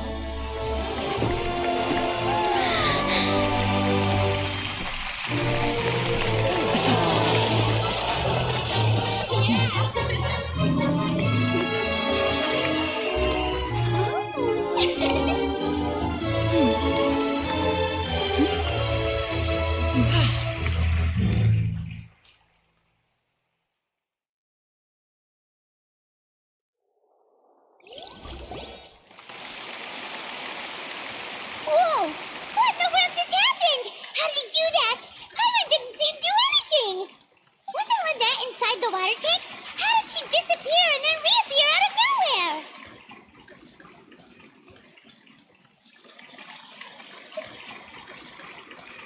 If we could see easily through his tricks, then that would mean that his skills are still lacking. To appreciate magic, we should focus on the show happening on stage, rather than getting caught up in trying to see that which has been intentionally hidden. Guess you're right. Paimon couldn't believe her eyes when Lynette reappeared. Amazing! Thank you everyone. I'm glad you enjoyed that performance. But our magical journey has only just begun. I've prepared even more astonishing surprises for everyone here. The magic of transformation and disappearance can go far beyond what you've just seen. I'm sure many of you are thinking that escaping the water tank was impressive enough, but Lynette is still my assistant after all. In which case, I have ample time to make all necessary preparations. So, for my next trick, I will require the participation of one lucky audience member. Please, if my assistants could bring out the magical boxes now. There are 2 boxes and only 2 boxes. One is here and one is there in the aisle among the audience. I'm sure many of our clever audience members have already guessed our next magic trick. A swap! Our lucky audience member and I will each enter a magic box. After 1 minute, we will each emerge from the opposite box. Now please, everyone pay very close attention to the box you see here. Don't give me any chance to make a move. Wow! How's he gonna do this? Hey, do you think this is all magic tricks, or does Lenny have actual superpowers? The lucky audience member will be generated by this random number selector. It selects numbers entirely at random. Even I don't know who will be chosen to participate. Now then, let's begin. Let me see. Oh, row 7, seat 3. Congratulations! You now have the chance to experience magic firsthand for an entire minute. Please, come forward. My assistant will take you beside the magic box. I'm sorry, it might be a little cramped inside, but no need to feel nervous. We've carefully arranged everything for you to be as comfortable as possible. You don't need to do anything, but no matter what strange things may happen, don't come out of the box. If the magic is interrupted, who knows where you might end up? You might even find yourself in the Fortress of Meropide. Oh, okay. All right. Before I enter the magic box, there is one more thing I need to ask the audience to do. Could you all give me a countdown? Like this. 60, 59, 58. Just keep counting down. You can go a little faster or slower if you like. I won't be able to see anything in the pitch black box, so I'll be relying on your voices to know when time is up. Oh, and no tricks now. If you quickly count from 60 in just 30 seconds, then I'll be in a tough spot. Ooh! Paimon kinda wants to count faster after hearing him say that!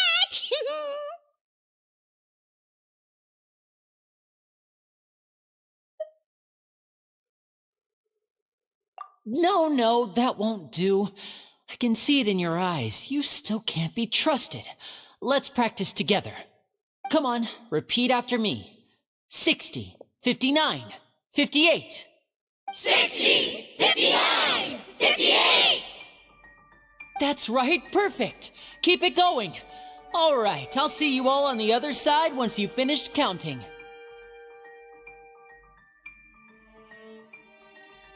54, 53, 52? Huh? Why aren't you counting, Nervalet? I am counting in my head. I think things are exciting enough in here as it is. Merely a consequence of my identity and personality. Do not worry about me. Just enjoy the show. Oh, all right. You look so serious that Paimon thought you might be feeling uncomfortable or something. 40, 39, 38! Mr. Linney, are you all right in there? Is everything ready? Yes, I'm fine. I'm just double-checking the direction of the magic. It would be a disaster if we get sent to the wrong places. For example, mid-air right above the audience. Even though he's saying that, Lenny doesn't seem nervous at all.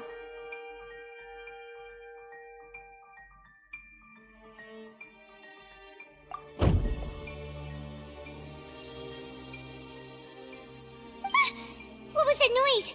Did you hear it too?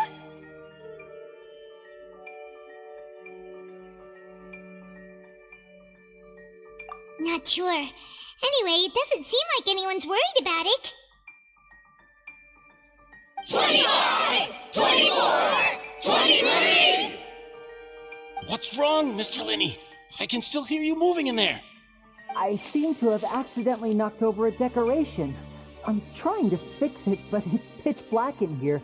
I can't tell left from right.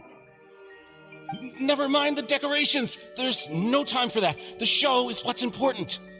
No, that's unacceptable. I want my show to be perfect. Don't worry, we still have 20 seconds. Hear them counting? 19! 18! 17! It seems things aren't quite going as planned. I apologize, everyone. It feels like you're all starting to count faster, but that's all right. I know it can be tiring to do such a long countdown. 10 seconds and change is still plenty of time. 10! Almost there now. 8! Swapping two people is harder work than you might think. Even a master magician like me can't guarantee I'll get it right the first time. Hey, wait! Is this the back one? I can't tell. They both look the same inside. Huh? No, that's not it. I'll try again. 7! Hey, slow down! Honestly! 5! 4! 3! Whoops! That doesn't count! 0!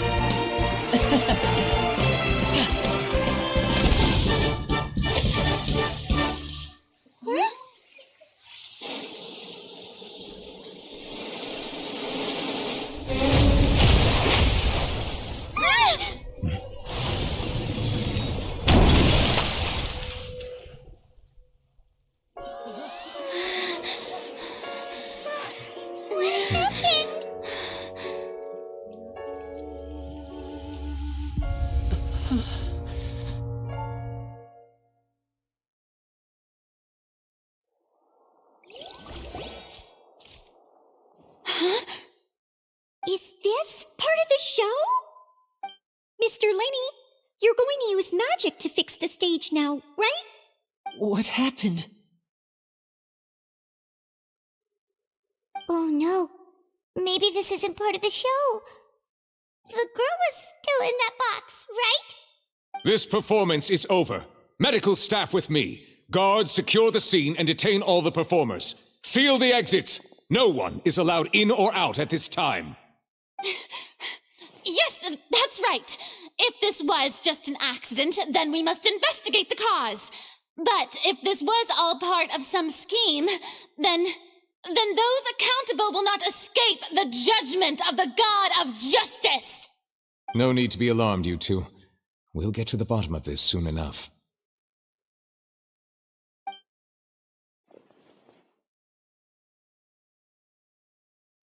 Unfortunately, the person who is in the magic box has been pronounced dead. His name was Cowell, one of the assistants in Linney's magic troupe.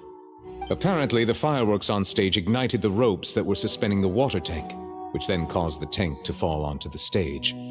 As of now, we are still not sure why we found Cowell in the box, rather than the guest from the audience. And after an initial search of the area, the guards have confirmed that the girl is nowhere to be found. It appears that this incident was not merely some mishap with the performance. And there are many indications that it is connected with the case of the serial disappearances of young women. The serial disappearances case? That's the case that Charlotte mentioned before!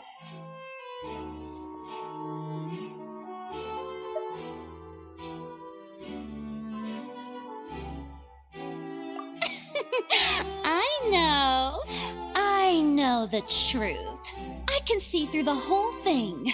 Really, using such a shallow and obvious mystery as his finale. Did he really underestimate us that badly? I say that our powerful magician, Mr. Linney, is now the prime suspect for the serial disappearances case. Huh? Why me? This whole thing was an accident. No, this all occurred during your magic show, did it not? The missing girl disappeared after being chosen, did she not? The deceased is one of your assistants, is he not? Now that I think about it, that whole speech about magicians making things disappear was nothing more than a provocation, a bald-faced challenge. That can't be right! How can Linney do this? He was in the box on the stage the entire time! We can even hear his voice! Besides, before the show, he told us that he would like to catch the criminal behind the disappearances! He couldn't possibly mean catching himself!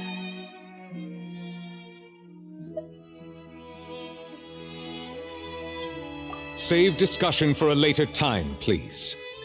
Lady Farina, may I assume that your comments just now constitute an accusation against Mr. Linney and his associates, and that you are pressing charges? Huh?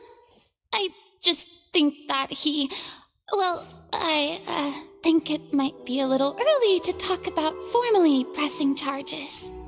But what Lady Farina said just now makes perfect sense. Looks like she's gonna personally deliver justice. A kidnapping and murder carried out under the cover of a magic show. Lady Farina said it all. I mean, of course, my dear people. But what excites me even more than the obvious truth before our eyes is the opponent I'll be facing. That's right. I mean you, traveler. You'll support Linny, won't you? After all, he was the one who helped you the first time we met.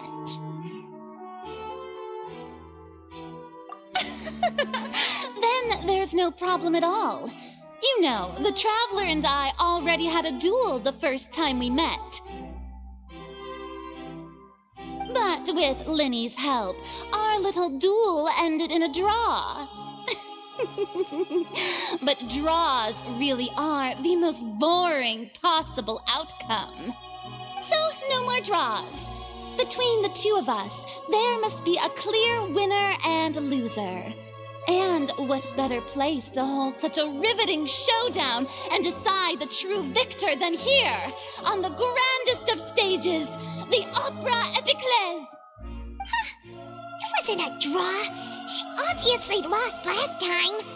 I understand. Charges have now been pressed, and as such, a trial is in order. Well, Traveler, seems Lady Farina has set you in her sights. But putting her dramatic rhetoric aside for a moment, I would like to ask you, are you willing to act as Mr. Linny's attorney and defend him in this case? Very well. The trial will be held a day from now in the Opera House. Both sides may investigate the scene to build their cases and search for the truth.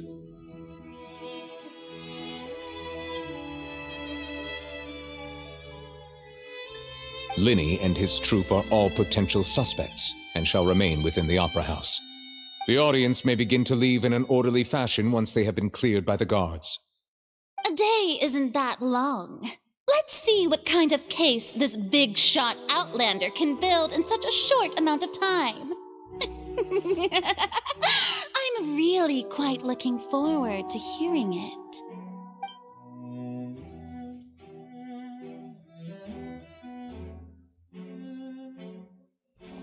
Linny!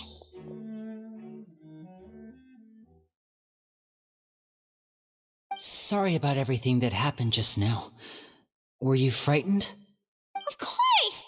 Who wouldn't be scared after witnessing an accident like that? Yeah, I'm a little shaken up myself. How could this happen? And poor Cal. I know you already claimed that you would defend me, but now it's just us talking. Tell me, do you think I could possibly be the murderer?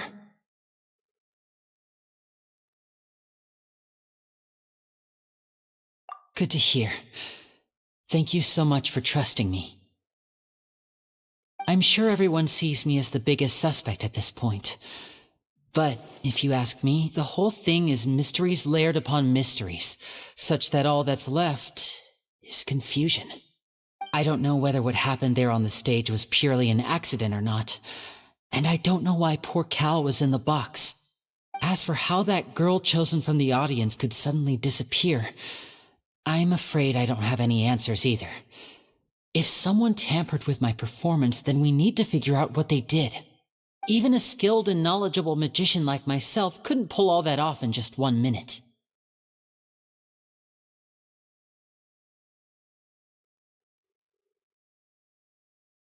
Which is precisely why we need to investigate! As this book says, the impossible could not have happened. Whatever happened must have been that which is possible.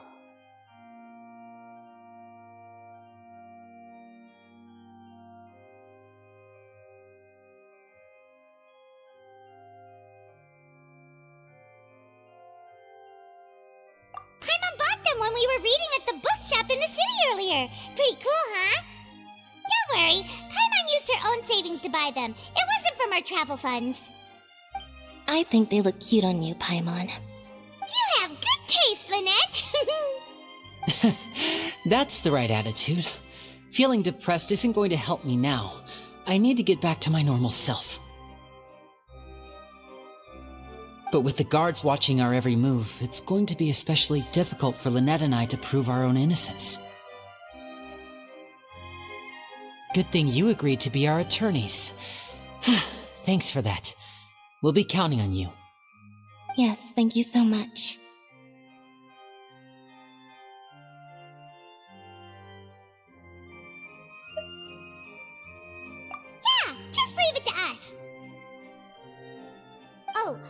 Since we're going to start investigating, Paimon has a question first.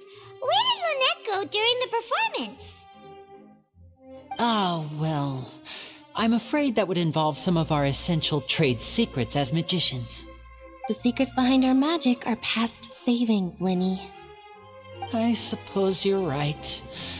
The truth behind our tricks is going to be important evidence that will be weighted during the trial. 'Tis truly a pity. As a magician, our magic show is a work of art. We've poured countless hours and spared no effort in perfecting it. But if revealing our secrets will help you uncover the truth behind what happened, then it will be well worth it. We should go somewhere else if we're going to discuss our magic tricks. We'll go speak with the guards, and in the meantime, you can go investigate the stage and the seating areas. Alright, let's go have a look while the investigation teams are still here. Detective Paimon is on the case!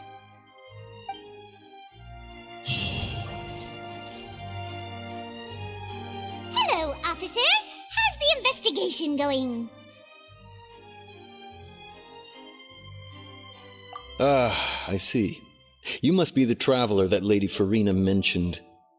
Listen, I'll be perfectly honest with you. I'd avoid getting mixed up in this whirlpool of a mess if I were you. Huh? What do you mean? Come with me and you'll see. The deceased is one of Linny's assistants, named Cowell. Even though he hadn't joined the troupe long, he was hardworking and everyone generally liked him.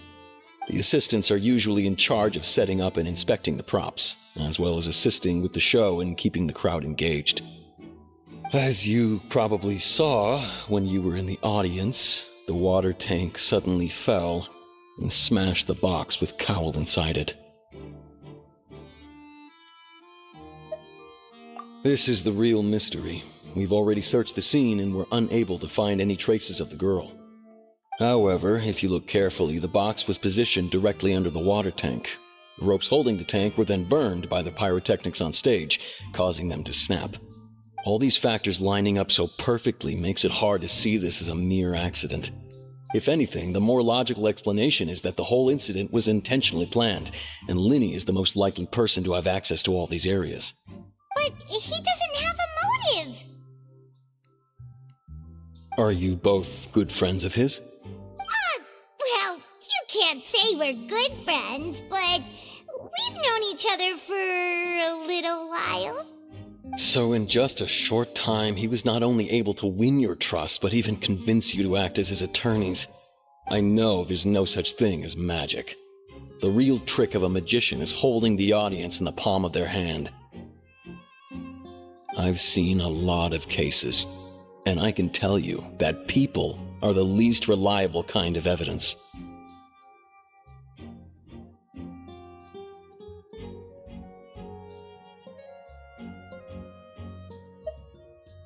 Sorry, I tend to be pretty straightforward. Just know that I'm warning you for your own good. Anyway, you may investigate the scene of the crime yourselves if you're curious. Who knows, maybe you'll be able to come up with some new evidence.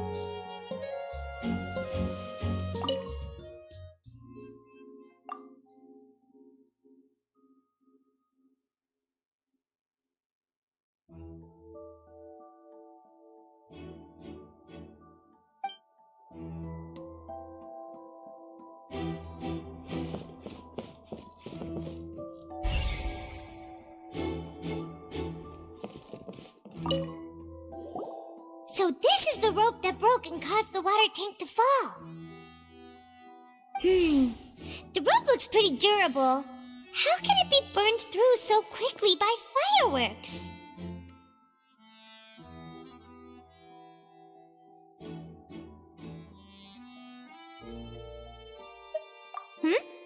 Why are you suddenly so serious, Traveler?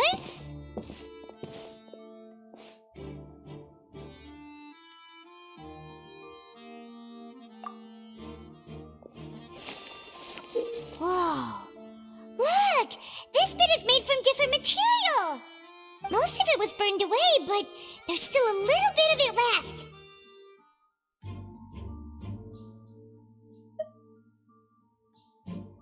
Huh. So if a rope meant to hold something was made with that kind of material in it, then that means... Wait! Why don't you write all this down? Let's take notes!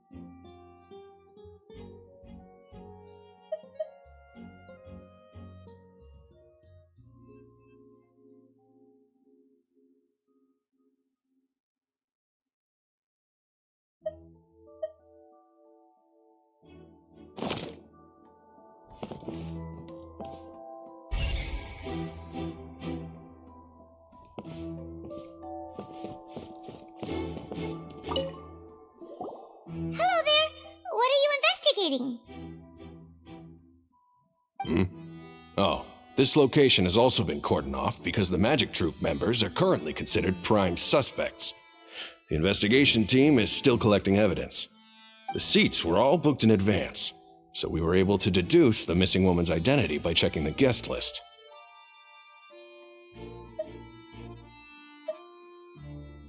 Sure, it's not like this is confidential information. We will publish it later anyway when we petition the public to help us find the missing person. Her name is Halsey. She's a painter from Fontaine who's made a bit of a name for herself. Apparently, she wasn't a regular at the Opera House, but she'd been feeling some pressure with her work lately, which made her decide to come see the magic show. The Magic Troupe members all claim not to know her, and we have looked into her social connections. It seems that she has no personal grievances or conflicts of interest with the suspects. Simply put, she wasn't related to the Magic Troupe at all, which matches the features of the previous serial disappearances. Were the victims of previous cases also chosen at random? That's how it seems to us, in any case. Apart from the fact that they were all young women of around the same age range, there really weren't any other connections between them. Okay then. No need to be so formal. If you do happen to see the missing girl, please be sure to contact us. It is of utmost importance that we get to the bottom of these disappearances.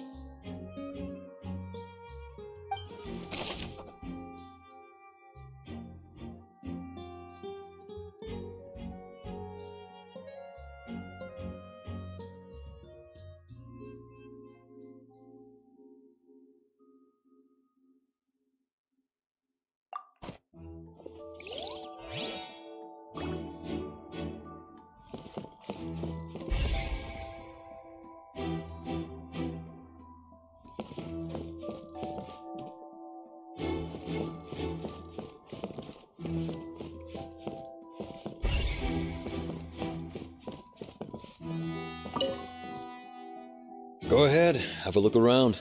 In the end, we're both after the truth.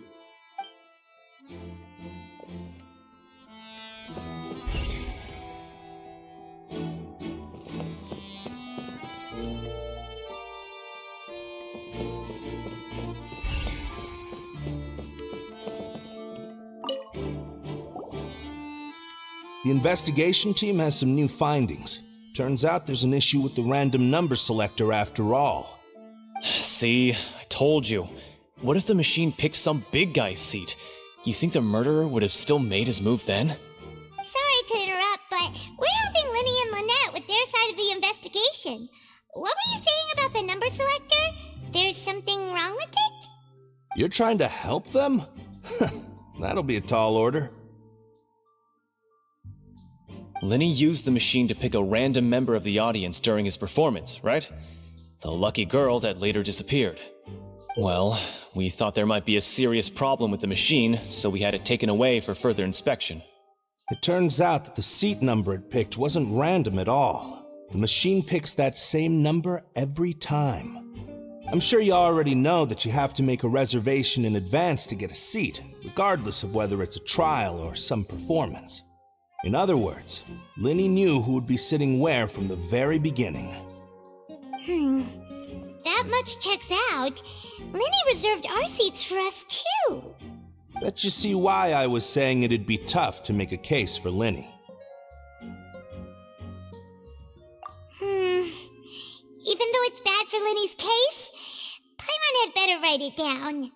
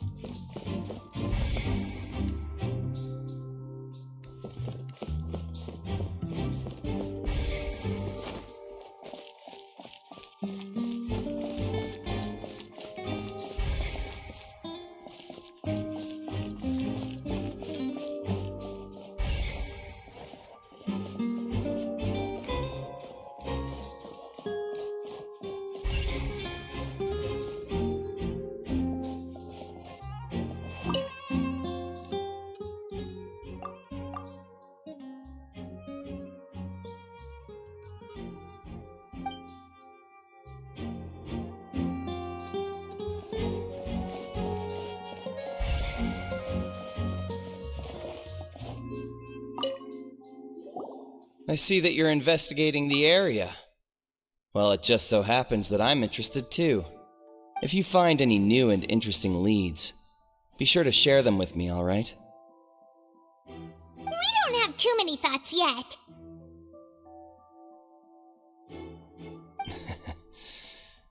Then why don't I tell you my hypothesis first? The way I see it. And I'll start it with that loud thud. The thud? Oh, you mean the sound that happened during the countdown? Yes, exactly. It wasn't terribly loud, but I suspect that most people heard it. It's just that everyone was awaiting the results of Linny's trick with bated breath, so no one paid it much mind. But now that the incident has happened, the thud has become an important clue. That makes sense. So, what do you make of it? I'm of the opinion that it may have been the sound of Linny's accomplice, Lynette perhaps, jumping atop the water tank or something like that. And when the pyrotechnics went off, she cut the rope, sending the water tank crashing down. But wasn't the noise we heard too loud for that? Perhaps the balance wasn't right, leading to a particularly rough landing.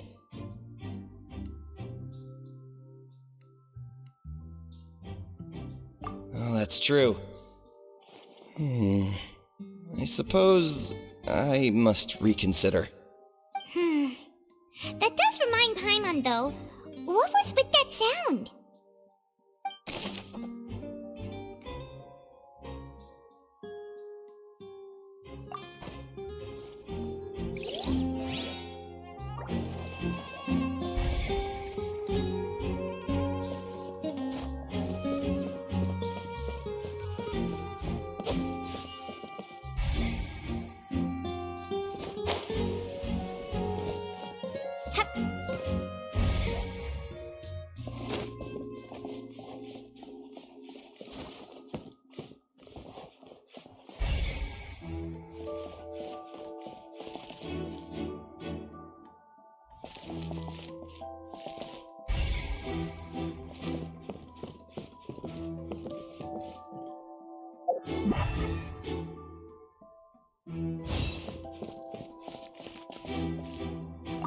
Lenny's still talking to the guards.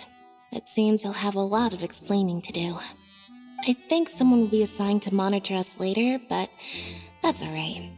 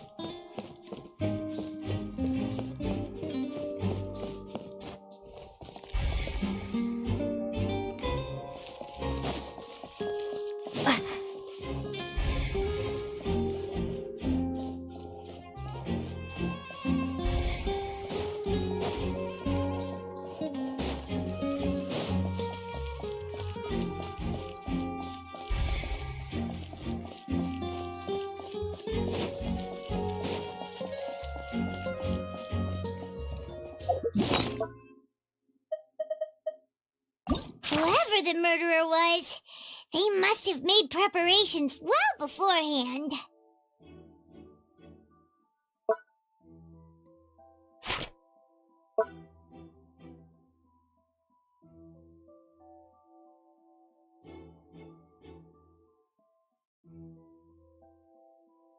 This rope was obviously tampered with. People needed to register and reserve a seat for the show.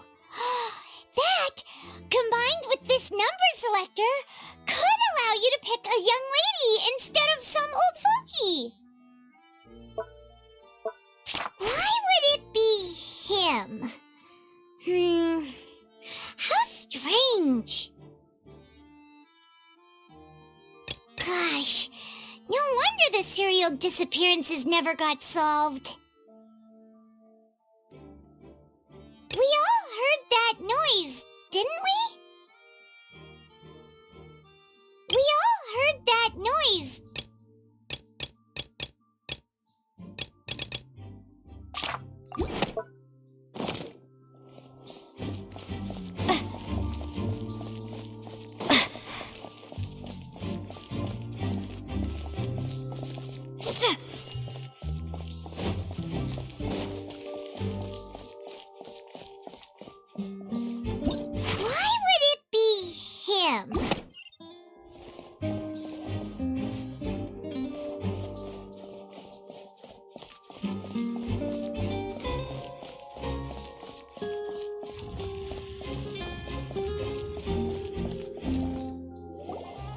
Hey, you! Yes, both of you! Over here! I've been keeping an eye on you for a while now. Huh? You mean us? That's right. If I'm not mistaken, You're also among those who wish to cut down the thorns and pursue the truth. No? And by the looks of it, you're not from Fontaine. Well, you're right on the mark about that one, but who are you? Have you never heard of the Spina di Rosula? From mediating disputes and providing protection to solving conundrums, you name it, Spina di Rosula does it. And I, Navia, have the honor of being its renowned president. Though those who play by our rules call me boss. I'm Silver, her attendant. Pleased to meet you. And I'm Melus. Demoiselle's various daily needs and affairs are under my purview. Huh? Boss? Demoiselle? What gives with the names? Well, I am the second generation president. Melus and the others are still used to my previous title. My apologies, Demoiselle. Should you prefer, boss, I will endeavor to use that instead. No need. You don't have to call me boss. Just Navia is fine. Okay, if you say so. Not that we're members of Spina di Rosula anyway. All merely trifling details. Never mind. Now, back to the situation at hand. That's right. I've always kept an eye on the serial disappearance cases. My interest stems from a matter back from my father's time. Judging from the look of things, I find Linny an unlikely mastermind. Really? We think so too! That's why we're looking for clues now! But how did you come to that conclusion? Intuition, naturally. My unparalleled intuition.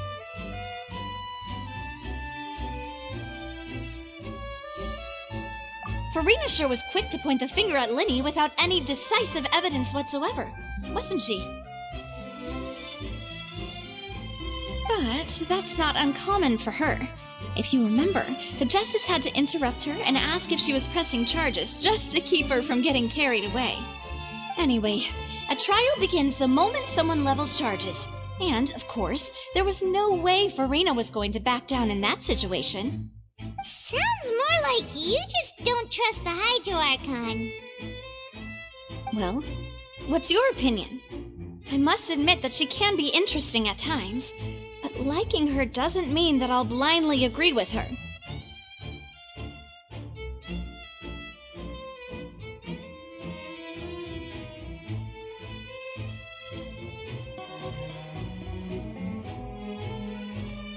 All right, I've answered your question. Now, it's time you answer mine. Wait a minute! Did that answer count? Well, I say it does. But don't worry, you won't hear any pointless questions from me. In your opinion, do you think it's right to treat a trial like it's an opera?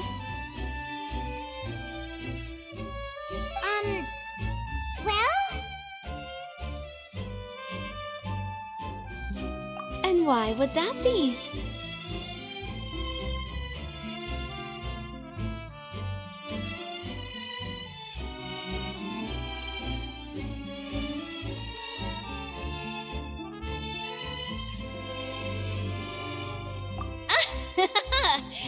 See, Silver and Melus? I told you they'd be different. Most astute of you, Demoiselle. I, too, think that the Traveler's response was most excellent. No matter how wonderful the script or how fervent the audience's expectations may be, the trials that go on stage here must be based in fact.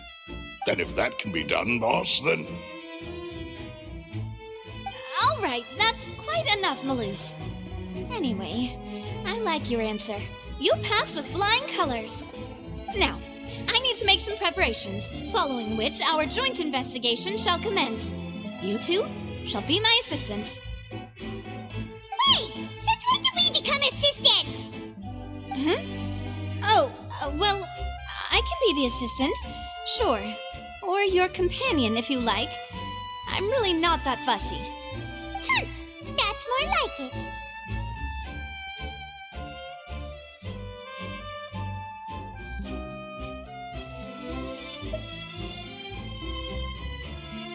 Far be it from me to brag, but I believe that Demoiselle's intuition will be instrumental in uncovering the truth. You wish to save a friend from false accusations, and we wish to unravel the disappearances. In this sense, our goals are aligned. You have a point. You're quite the talker, aren't you, mister? And what about you over there? What do you think? You seem like you've got something on your mind. I have nothing to add. Oh, alrighty then. We'll be making some preparations first. Just be sure to let us know if they start revealing Linny's tricks. Thanks!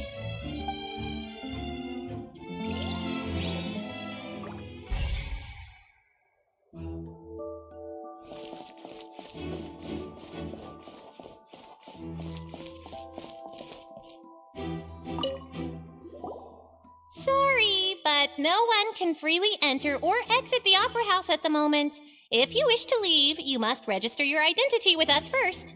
No, we're not leaving. We're representing Linny and Lynette as attorneys, so we're investigating the case. Were you always guarding this entrance? Yes, after the Chief Justice gave the order, everyone coming in or out must undergo a strict inspection. So, the missing girl couldn't have left from here, at least, not from that point on.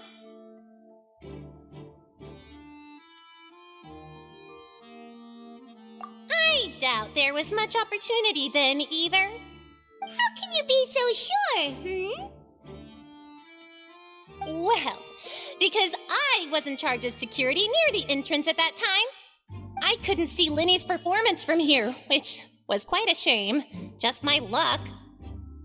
But still, I did not abandon my post, and I stayed put no matter how loud the applause was. If someone had so much as even approached the door, I would have noticed it, let alone if they had tried to leave. We Melusines are good at that sort of thing, you know. So, it's safe to say the girl couldn't have left through here. Alright, thank you for your help. This will be useful info.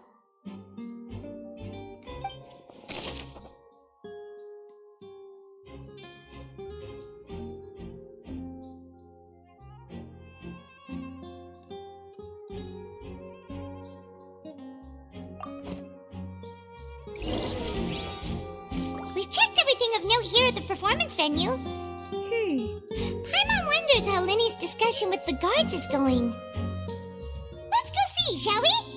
Ooh, things are getting interesting, huh? We're about to see how magic is made. My apologies, but access to the venue is restricted at this time. Please register first.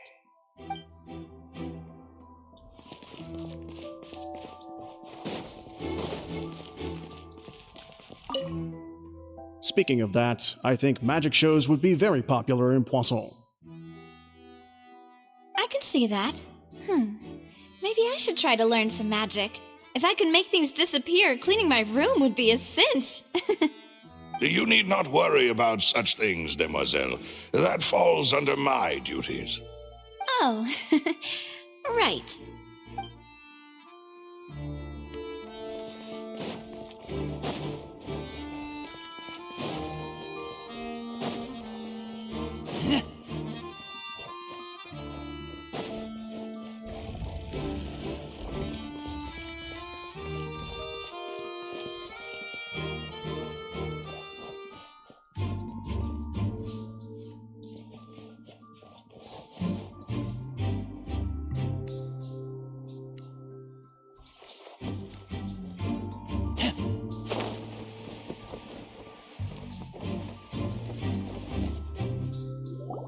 Understood. Then I will be going with you. Just so you're aware, I will be monitoring your actions and making notes as necessary. Very good. Thanks for being so agreeable. I'd pull a rose out of my hat as a gift for you if I could. You may spare the pleasantries. I'm just doing my job. You've arrived. Who's this? Me? I'm Spina di Rosula's guardian angel. If you've got a problem, I've got the firepower. Sorry, I got a little carried away there. Call me Navia. I'm a partner of theirs, and will be helping investigate this whole situation. And these are my companions. Would you mind if they join as well? Fine by me. Oh, new helpers? I would be most grateful. Well, let's just say we're tagging along. It's not every day you get to see the secrets behind magic performed on such a large scale. I appreciate your kind interest. Come with me. We'll be heading below stage.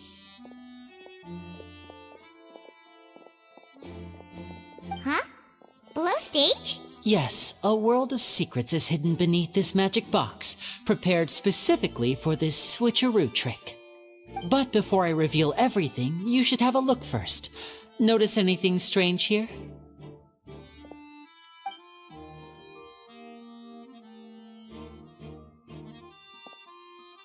I'm not trying to be dramatic. Remembering the details of a trick will help you understand the methods used to perform it more easily.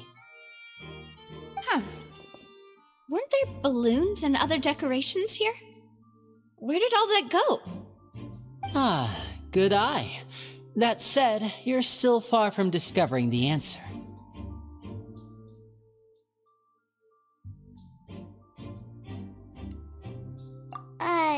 The back?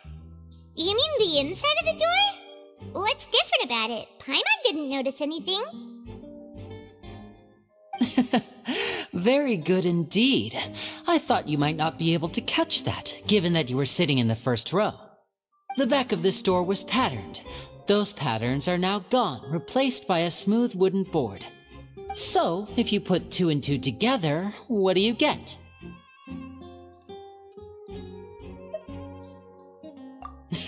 Exactly. All right, let's go. I'll tell you how it works as we head down.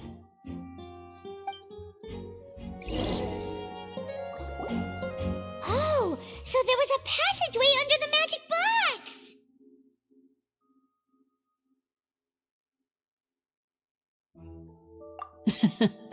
I knew you'd figure out most of it as soon as you saw this place.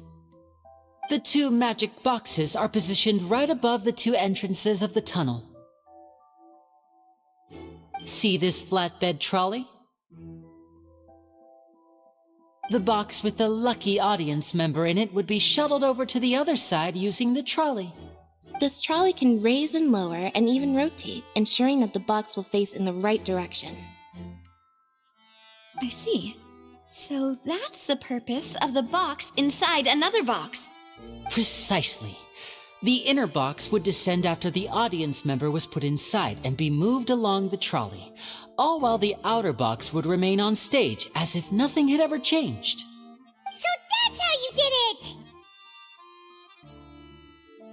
Once the box was lowered, the trolley would store some energy through this device here, with which it would complete the rest of the steps.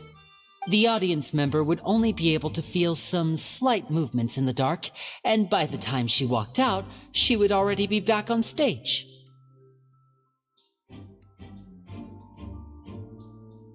Right!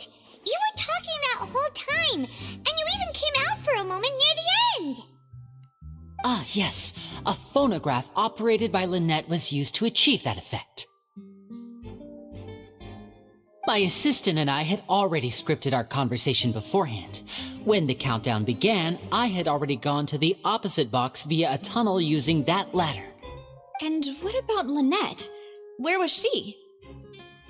I was in the mezzanine space in the back of the box. Oh, interesting!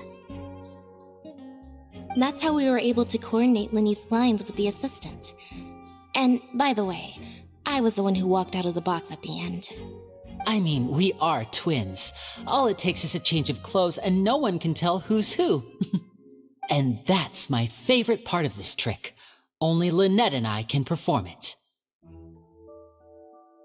So that's how it all worked! Wow, every detail you revealed was more amazing than the last! Lynette would briefly walk out of the box and then go back in, jumping into the tunnel and escaping before the box on the trolley could finish ascending. And then I walk out of the other box in the audience area, and the trick would be complete. The operative word here being would. But as you saw, Cal was in the box, not our audience member. She, on the other hand, mysteriously vanished. We really don't know how that happened. If not for that interlude, this would have been an astonishing trick. I probably never would have figured out how you pulled it off. And yet, to think that someone was able to use this magic trick to commit a crime. Could we have a look around? I think we can come up with some more leads. This is the scene of the crime, so Linny and Lynette are not permitted to stay here. I'll escort them back up. Yes, of course. No need to be so strict now. I won't disappear into thin air, you know. Thanks, everyone. We're counting on you.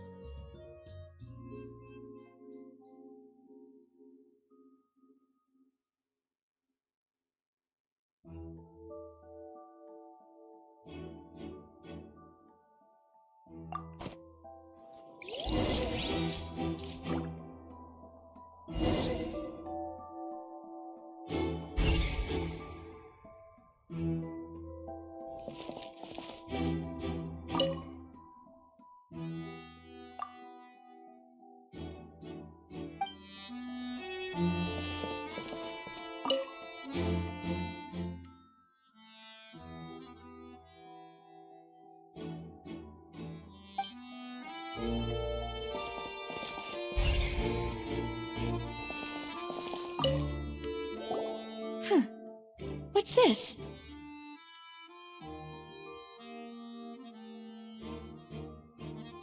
Looks like a hook tied to the end of a rope.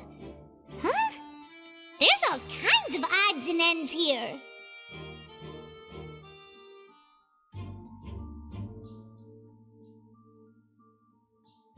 Perhaps it was a prop for a different trick.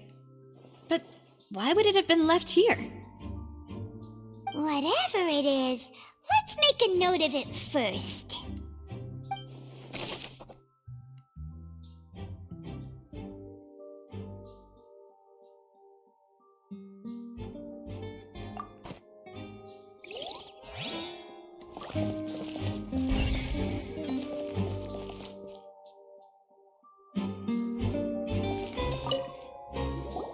The floor is wet. Please be careful not to slip. Speaking of which, why would there be water here? Oh, Paimon knows! It's one of those tricks where you pour water into a jug and then flip the jug over only for the water to disappear? And here's a broken vase. Huh. Did the trolley knock it down while moving? That can't be. The trolley moves along tracks from start to finish. It couldn't have hit the vase at this distance. Let's note this down too and think about it later.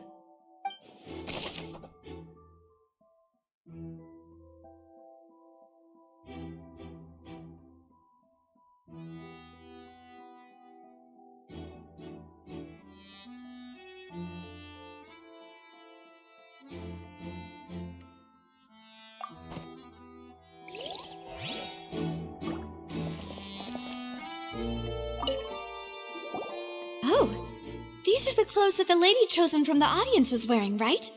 Her clothes are here, but she's nowhere to be found.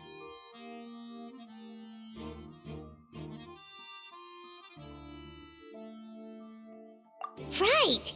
And do you really need to do that if you're kidnapping them? Ugh, this is so confusing. Paimon doesn't want to be a detective anymore.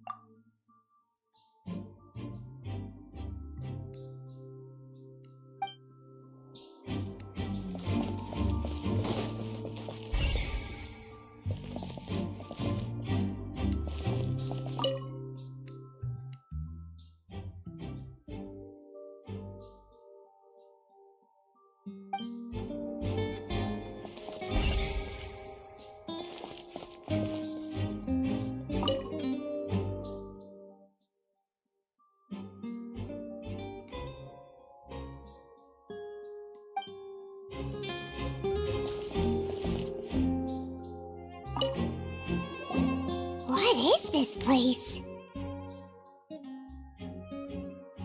It seems someone could fit through here.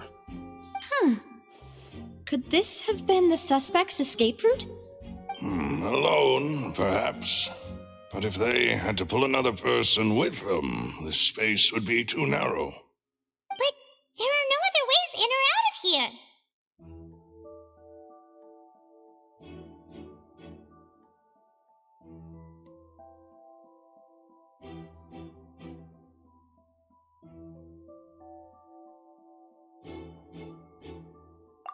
Oh, you're right! Let Paimon write that down.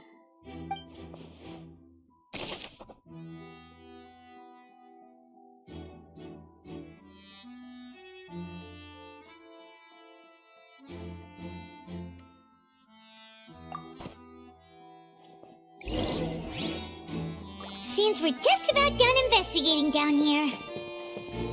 Yes, let's head back up.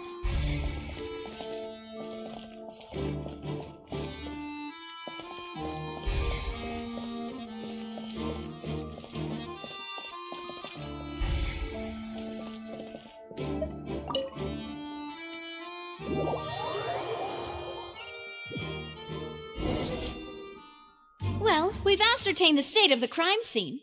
Let's find a place to sort out our findings once Malus returns. Seems to me that there are several things that don't add up here. Apologies for the wait, demoiselle. So, what did the guards say? Did the criminal escape through the vent? They believe the odds of that are very low, since the vent leads to the Opera House's basement. The guards have checked the area carefully. No one left through the basement during the performance or after the incident, and no one was found hiding there. So the tunnels become like a secret chamber then! You know, like the kind you usually see in novels!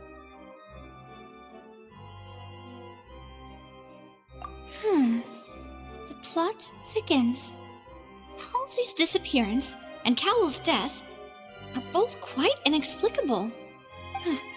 No wonder Farina was so confident in her accusation. All the current evidence points toward Linny and Lynette. In other words, the charges are very likely to be upheld unless we make some considerable progress. Charges and then trial. So if the charges are upheld, they'll announce a sentence? That's right.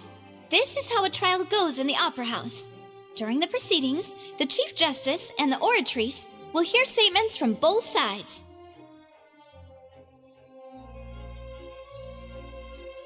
That's right. This is how indemnitium is produced. The statements from both sides, the defenses from attorneys, witness testimonies, and even the audience's emotions will all be projected on the Oratrice. To put it simply, it's as if the Oratrice has its own will, and is a judge in its own right. This also precludes any kind of favoritism on the part of the Chief Justice. Not that this has ever happened anyway.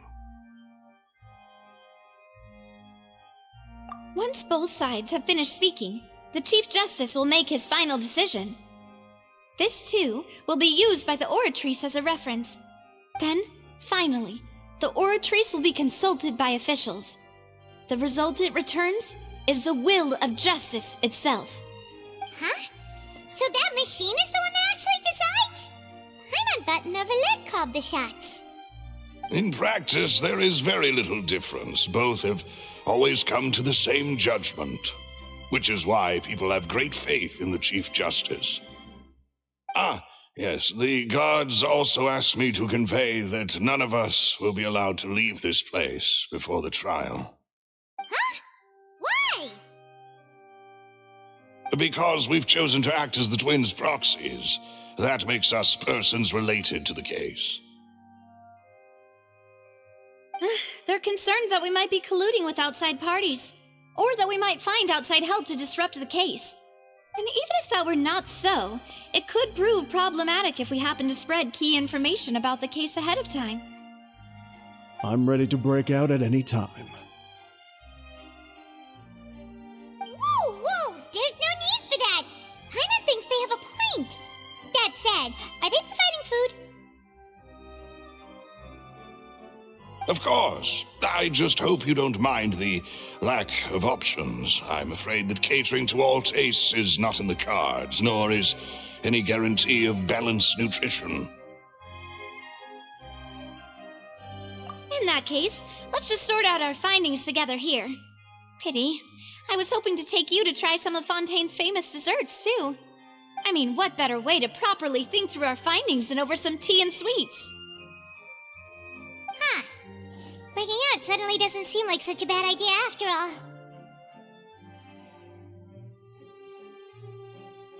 Just kidding!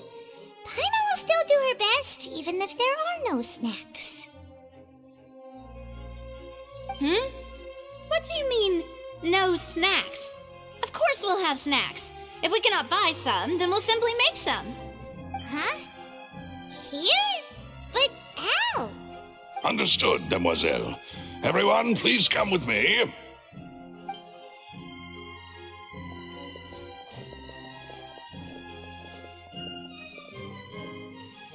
Wait, you're carrying a portable stove with you? Yes, I must be prepared to meet the Demoiselle's baking needs whenever the fancy strikes her. I have eggs, sugar, and almonds at the ready. Good work, you two. Then I'll get to it.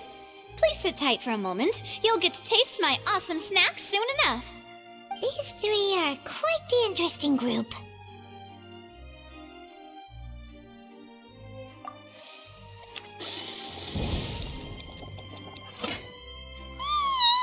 And Paimon thought it smelled good while it was still in the oven!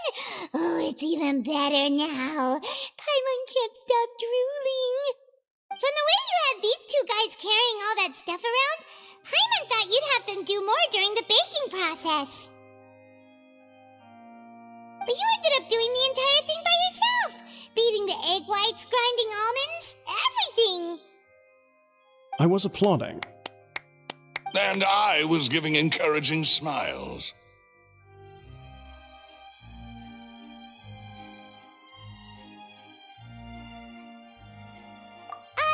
Paimon was just thinking, aren't you worried about getting your fancy dress dirty beating egg whites and baking like this? Well, I don't think it's carved in stone anywhere that fancy ladies can only read books, sip tea, ride horses, and play the piano. I just really enjoy making snacks. Don't underestimate beating egg whites, by the way. It's a real arm workout. You also need to beat them to just the right consistency, or your macarons will crack. Anyway, give these a try, fresh out of the oven. There's 3 for each of us. Only 3? Well, eating too many sweet treats might send all that sugar to your head. You wouldn't be able to think clearly about the case on a sugar rush, would you? Tea is ready to be served as well. This is Demoiselle's favorite, strong black tea with a floral fragrance that clears the mind and lifts the spirit.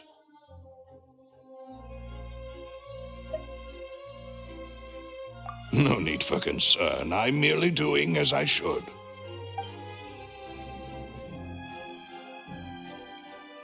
All right then. Down to business. As Paimon mentioned previously, the tunnel seems to be something of a secret chamber. However, we can assume that Linny and Lynette were not alone within it. Some criminal also occupied its sealed confines. The magician twins could have committed the crimes, of course, but they lack any logical motive. Exactly! Why would they do such a thing right when everyone was watching?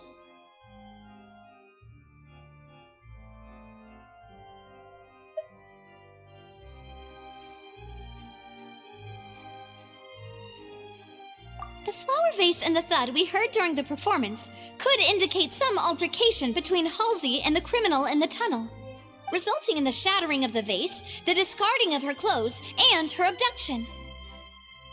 Perhaps the criminal thought that since she was chosen from the crowd, she would be too easy to identify if she was still wearing the same clothes.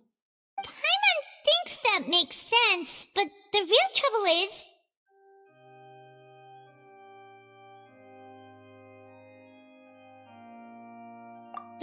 True. None of the clues we found thus far support the existence of this third person. But the only people left to consider are both technically victims, whether it's the missing girl, Halsey, or poor Cowl. Huh. Could Halsey have secretly made modifications to the magic props in order to murder Cowl before making her escape?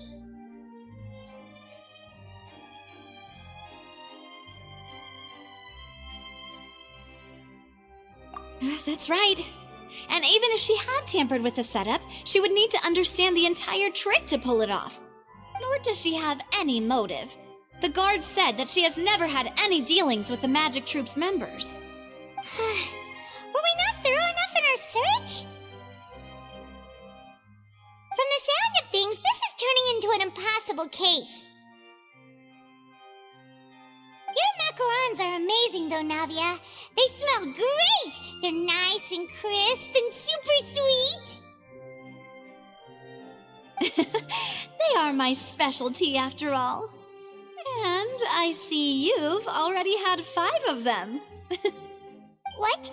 5? Oh, that can't be right! Paimon only counted 3! Honest! Please don't worry about it. At my age, a few less sweets might actually be a good thing. No! Being greedy is one thing, but Paimon knows how to count. Besides, Paimon knows that if she ate too many, then others wouldn't have enough.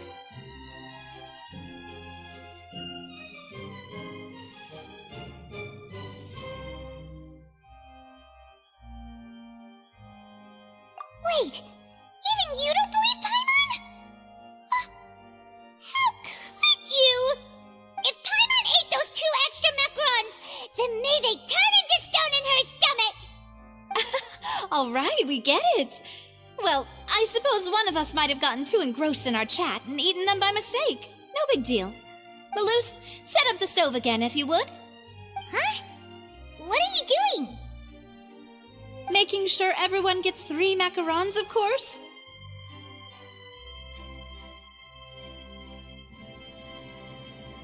Exactly! We don't want to trouble you. As you wish, demoiselle. And I have the egg, sugar, and almonds. Well, this really is your hobby, huh?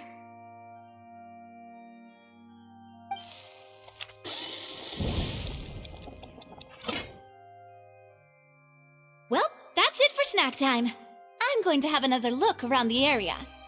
I don't know what we're looking for yet, but we've still got some time. As attorneys, I suggest the 2 of you think the case over again. It would be awkward if you got all tongue-tied on stage during the trial. All right, thanks for your help, and for the snacks. It was nothing. A small task for the Spina di Rosula. Silver, Maloose, it's time to go. I'll be back if I find anything new.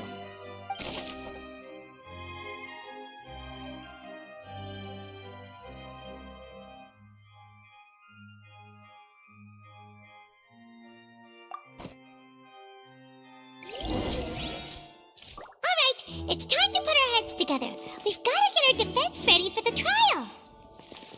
Oh, it's probably gonna be a long and difficult case. There's no point in worrying about that now. We just need to prepare. Here, take Paimon's notes. They should help you review the situation.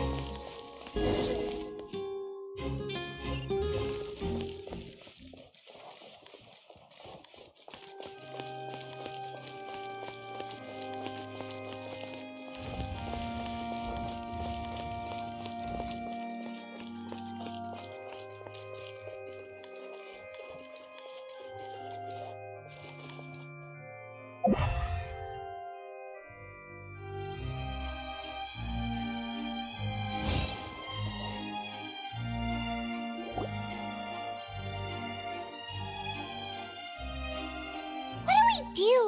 The whole situation is so confusing.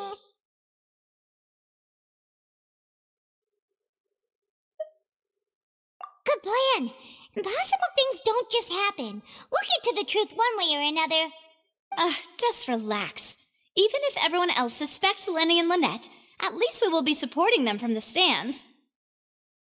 Besides, I doubt Farina understands any more about what happened than we do. Thanks, Navia. Well, we'll be going then. Best of luck to you.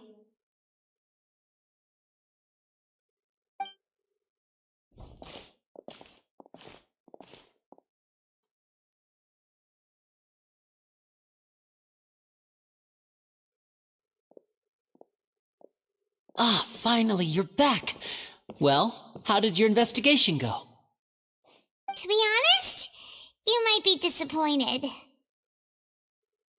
No. We're already very grateful that you were willing to help. Well, now, don't you all look disappointed. Don't tell me that your investigation came up empty-handed. That was to be expected, of course. The guilty can never produce proof of their innocence. But don't let that stop you. I shall be terribly disappointed should you, my most anticipated foe, concede so easily.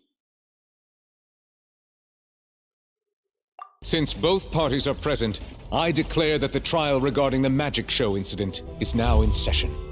Firstly, in order for the audience to understand the causes and results of the incident, could we please have Mr. Linney explain the trick? Yes, of course. I will explain while Lynette demonstrates on stage. All the necessary items have been prepared.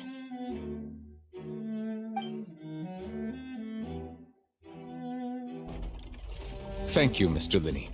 In that case, I take your statement to be that you ran to and remained hidden within the magic box in the audience stands once the trick began, and thus could not have committed the crime. Is this correct? Yes, that's correct, Your Honor.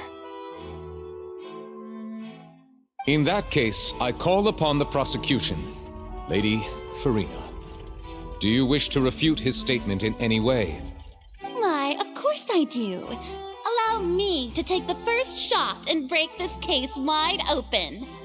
Mr. Linney is clearly lying.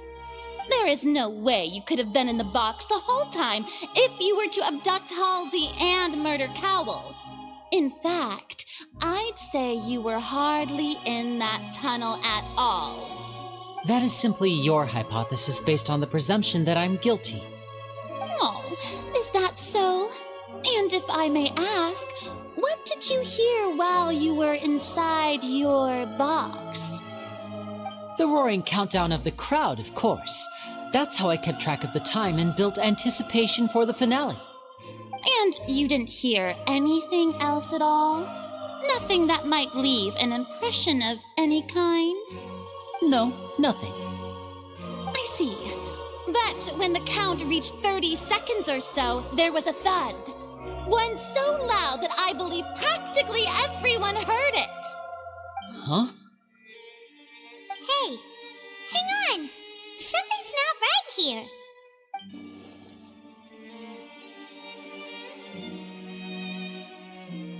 Yeah, I'm sure he could have heard a noise that loud from inside the box. I was right by the box, and I definitely heard the thud. Look at those scales. Could those mean...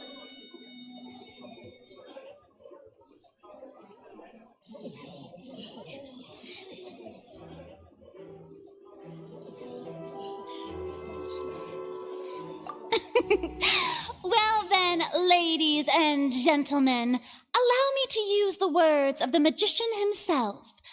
You never know what can happen in the blink of an eye. Indeed, it seems his alibi can also collapse in the blink of an eye. Of course, I have armed myself to do far more than smash your alibi. Confidence cannot go unfounded, and my foundations are rock solid. Tell me, aren't you and Lynette actually from the House of the Hearth? The House of the Hearth?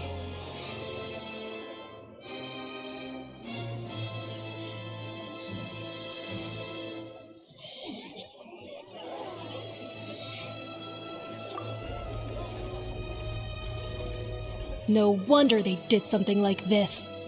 So the serial disappearances were the Fatui's doing. Now it all makes sense.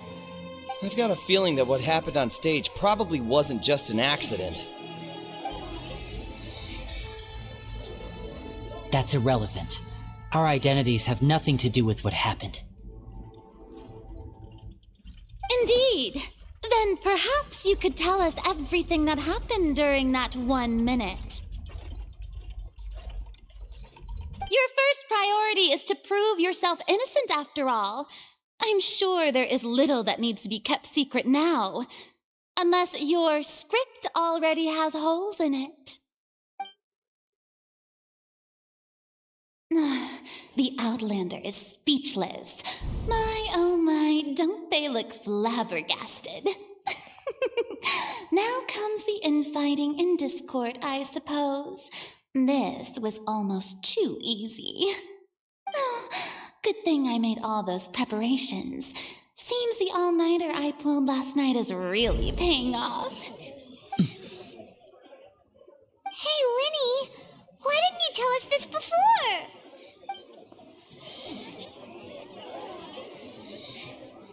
Order! Order! Mr. Linney, allow me to re-establish the facts. Lady Farina has raised 2 points. First, when the thud was heard in the opera house, you were neither in the box nor the tunnel. Second, You and Ms. Lynette are both members of the House of the Hearth. Are these claims true?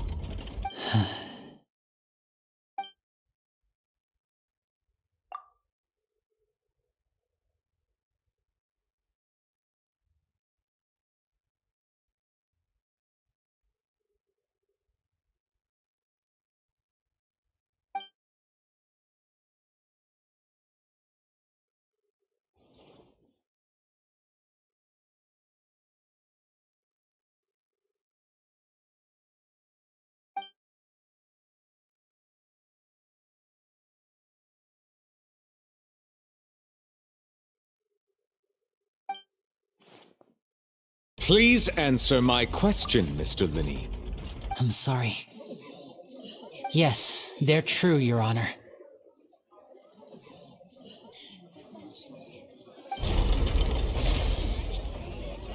I knew it!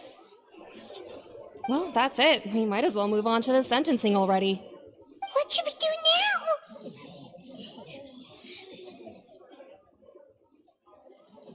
Granted.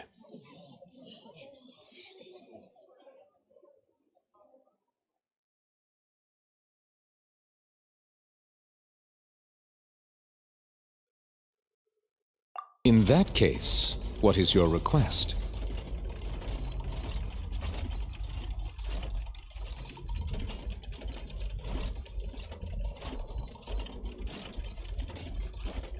Is that really necessary? They're already as good as guilty. The defendant deceived their own attorneys. What is there left to discuss? Order! Order, I say! Your request is reasonable, and we shall adjourn. This trial will reconvene in 1 hour. So you would stick to Mr. Linney's defense even after knowing what you do now? You certainly have more professionalism than I thought. In that case, my dear audience, let's allow the joy of victory to steep for a little while longer.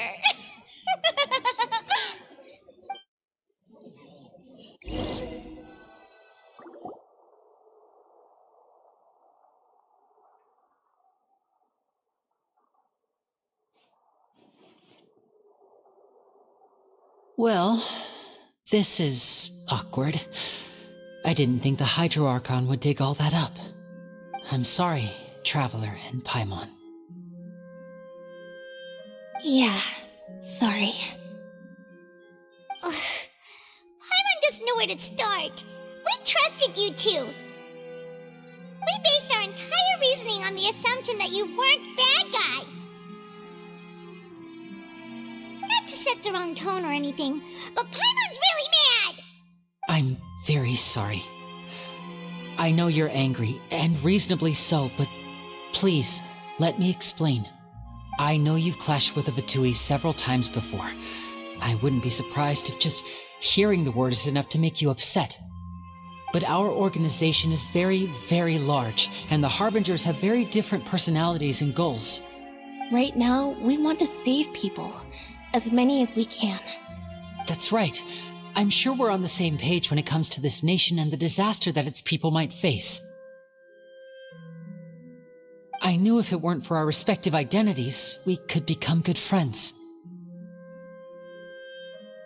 That's why I didn't wish to flat out lie to you, but chose to hide some details instead.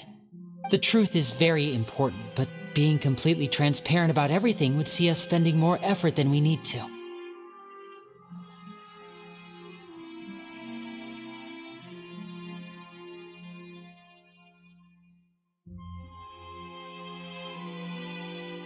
Right. So, you be the judge. Heck, if I were you, I fear that I'd even struggle to trust me at this point. You met a Fatus who works as a magician, a trickster by trade. All by coincidence, too. But still, I'm asking you to trust me. I am no criminal. At least, not in this case. Sorry. Please forgive us. Well, you both say that, but...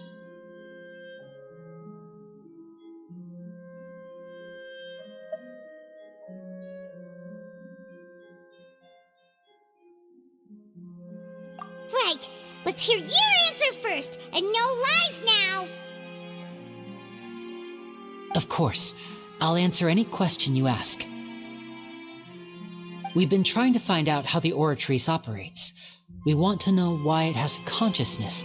Why can it deliver sentences accurately? During our investigations, we learned that the machine's core is beneath it. From that moment on, Lynette and I have been designing this box swap trick with the objective of getting close to the core. Is that why you needed a whole minute? That's right. In truth, the audience would take about 75 seconds to count down from 60, while I would only need 15 to get to the opposite box. So, after jumping into the tunnel, I accessed the Opera House basement via the vent, and went to investigate the room in which the core is stored. That air vent was created during the construction of the tunnel specifically to execute this step.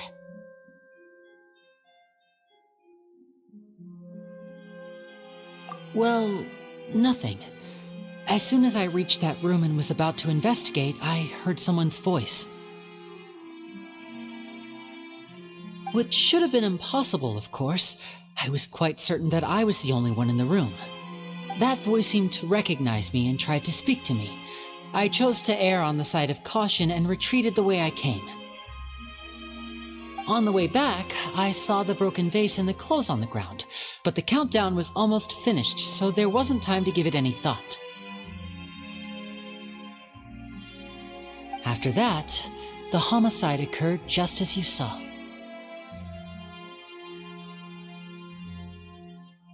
Well, that explains why you didn't hear the thud.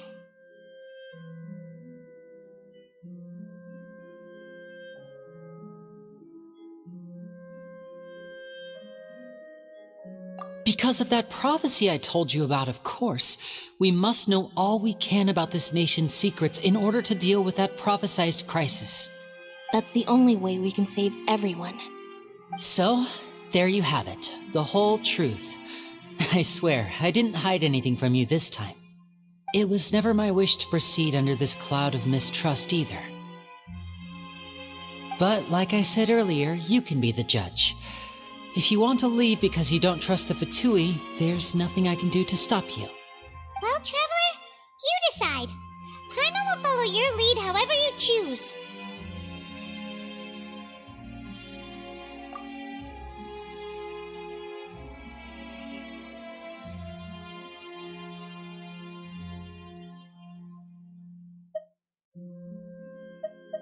Okay, thank you. Thanks for giving us a chance. The current problem is that the scales are tipped pretty badly against you two. If we want to refute the Hydro Archon's accusations, we're gonna need a seriously watertight defense.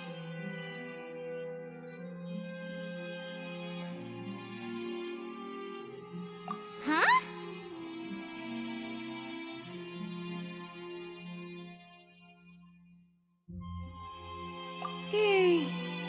Oh, Paimon thinks she gets what you mean.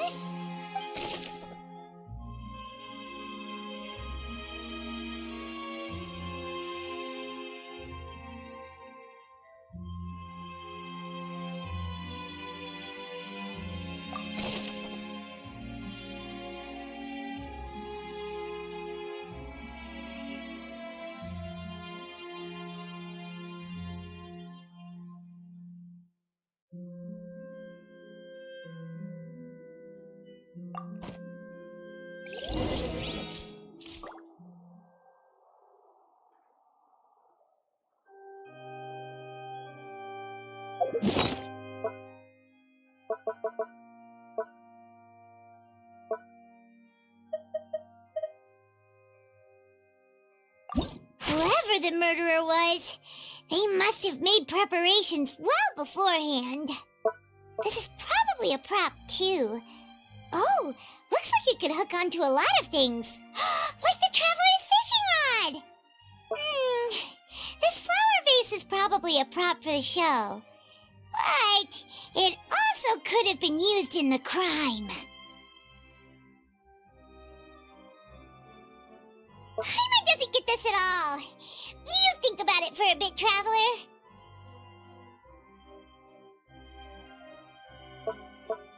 Why would it be him? the performance would not have been visible from where the doors were guarded.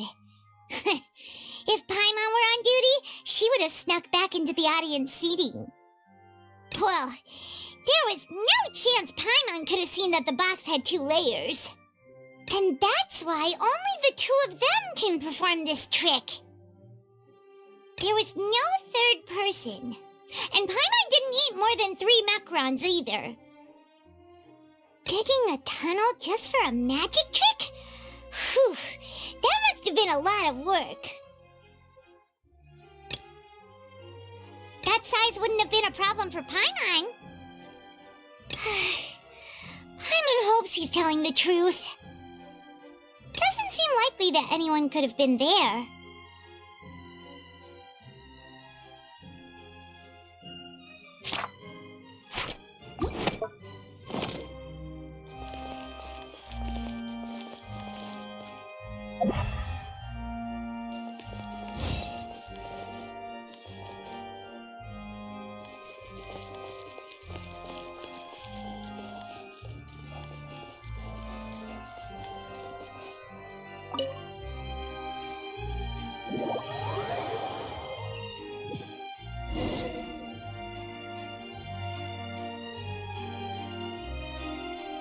Both parties have returned to their positions.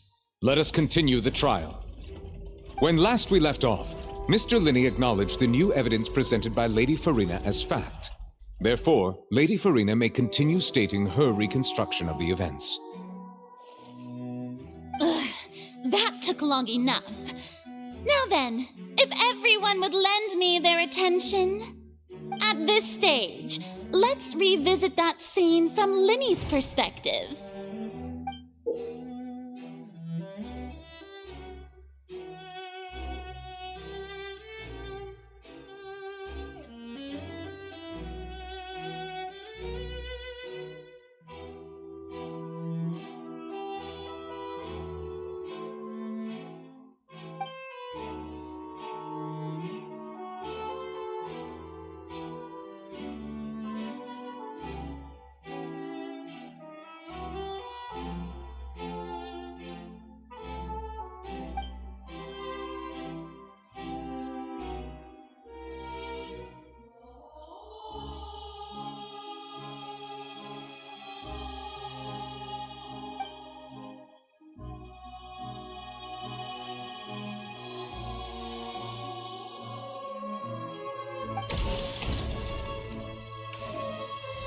As the countdown began, he entered the tunnel.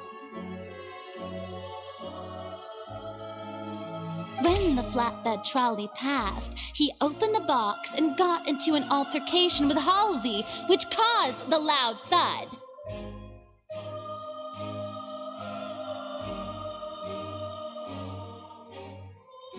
He did not realize that this sound could be heard by everyone in the opera house, which is why he claimed earlier that he could not hear the sound.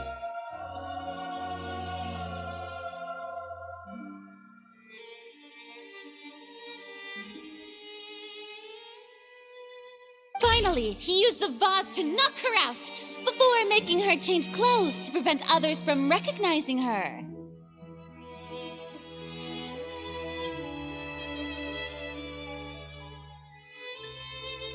At this time, Cowell arrived in the tunnel, having heard that strange noise, and caught Linney red-handed.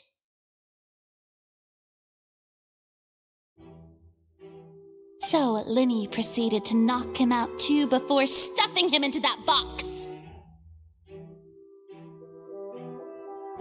Afterward, Linney passed the unconscious Halsey to his accomplice through the magic box in the audience stands, before operating the devices such that Cowell's death would be ruled an accident.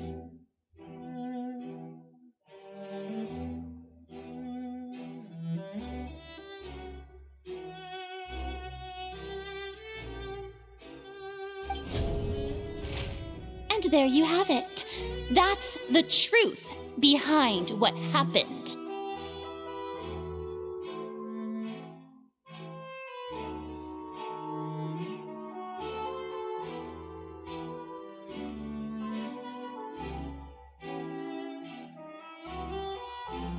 Does the defendant's side have any objections to Lady Farina's description of the events?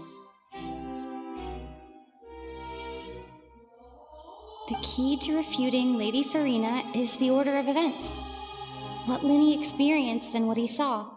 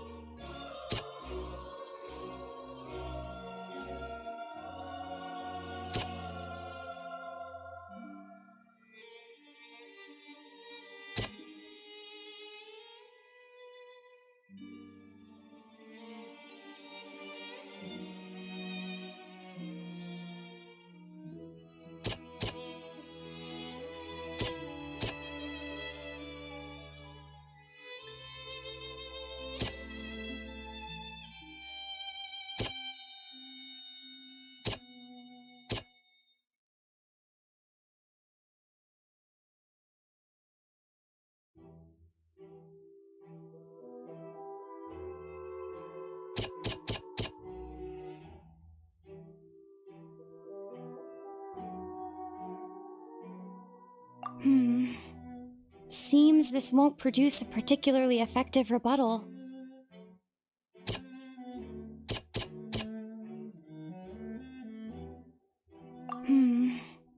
Seems this won't produce a particularly effective rebuttal.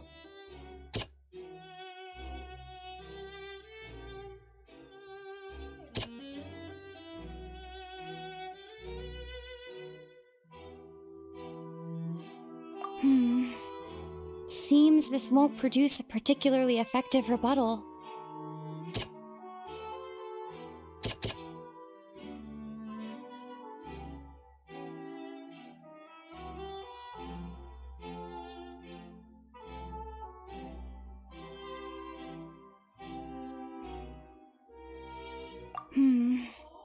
Seems this won't produce a particularly effective rebuttal. Seems this won't produce a particularly effective rebuttal.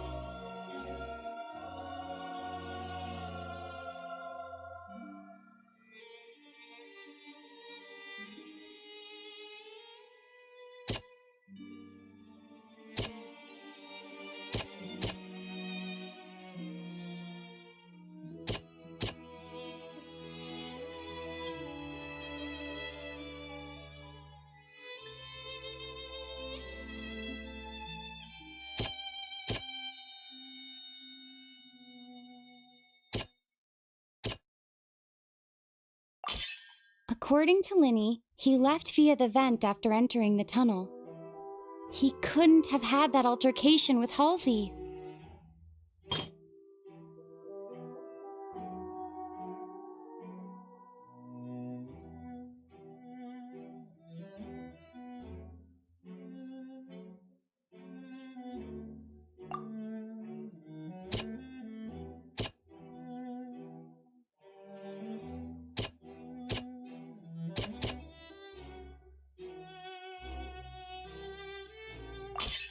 Linny went to the room that contains the Oratrice's core. This is the actual truth.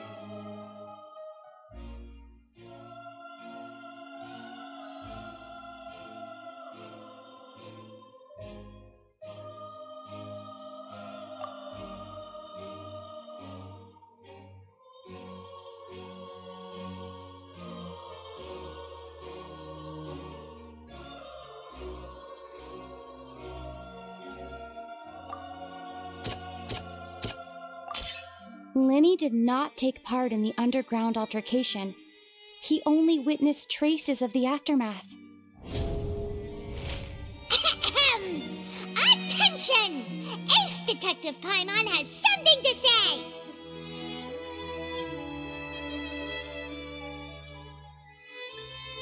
When the countdown started, Lenny did indeed go into the tunnel. But he immediately used a vent to access the Opera House basement, which is where the underground core of the Oratrice is stored. Once he reached that area, he heard a voice in what should have been an empty room. Since he felt something was amiss, he returned immediately.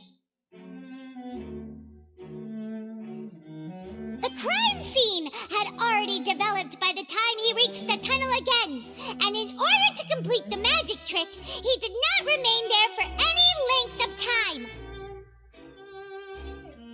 Finally, he reached the surface, and that was when the accident happened from his point of view. Therefore, he's innocent.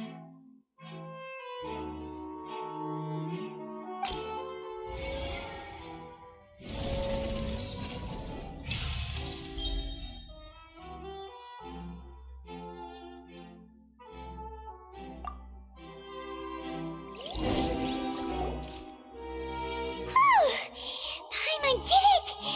Paimon actually managed to say all that! Oh, wasn't it awesome?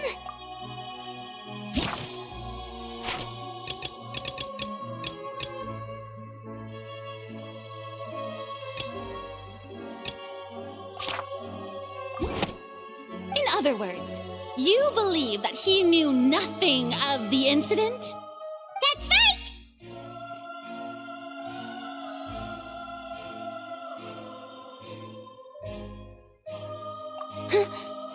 My reasoning?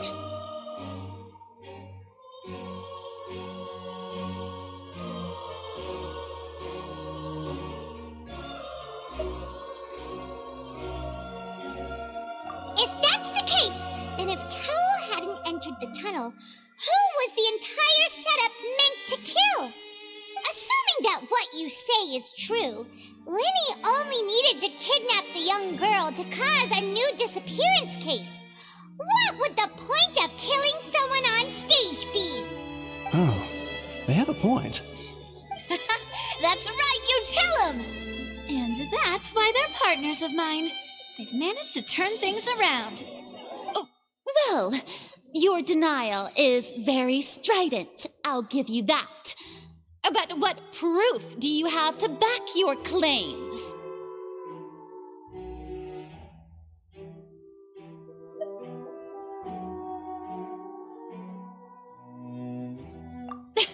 Of course I do. If he had been in the magic box the whole time, how could he have not heard that sound? Why do you ask? You're saying that he wasn't?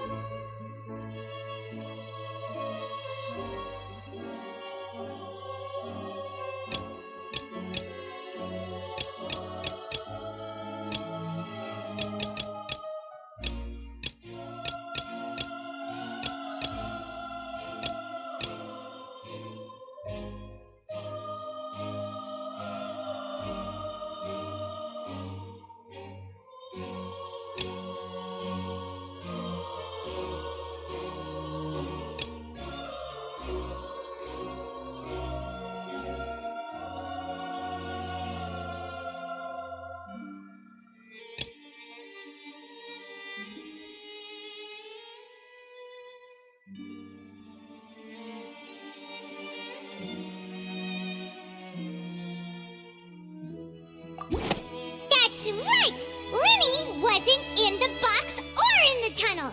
That's why he didn't hear anything strange during the performance.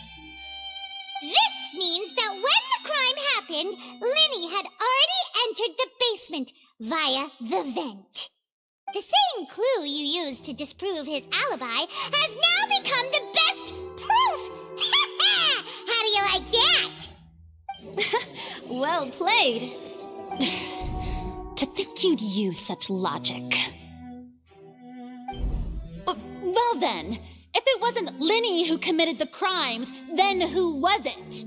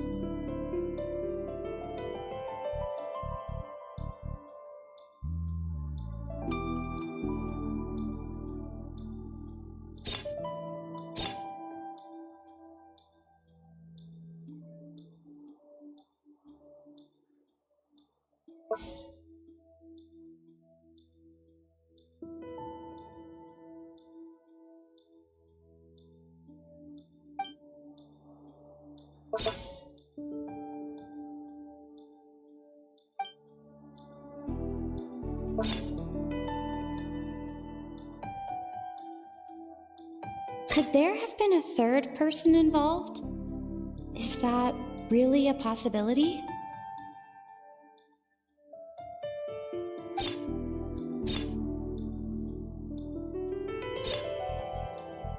The deceased's name is Cowell, Linny's assistant. He would have been able to tamper with the equipment.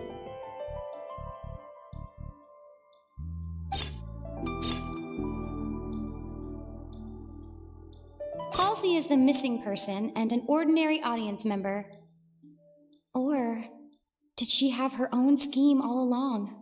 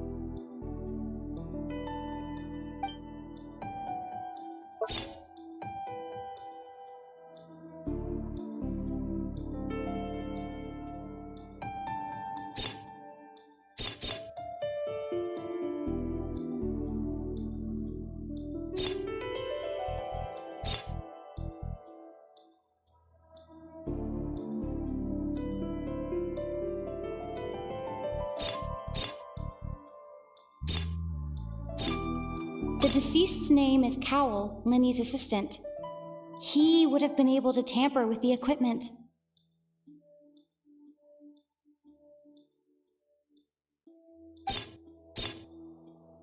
Halsey is the missing person and an ordinary audience member.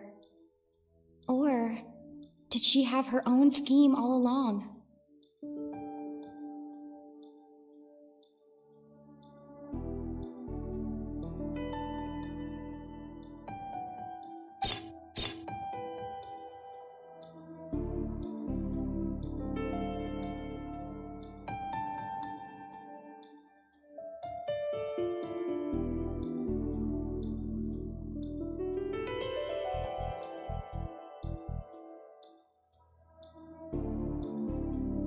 The deceased's name is Cowell, Lenny's assistant. He would have been able to tamper with the equipment.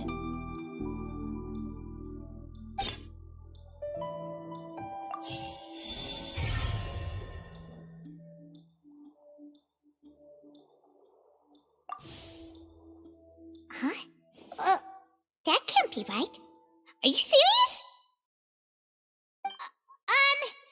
The killer was, in fact, Cowell, the deceased! Oh, is that so? How interesting! Let's hear your reasoning then. What I must do next is recreate the truth. What Cowell did, and how he went from would-be perpetrator to victim.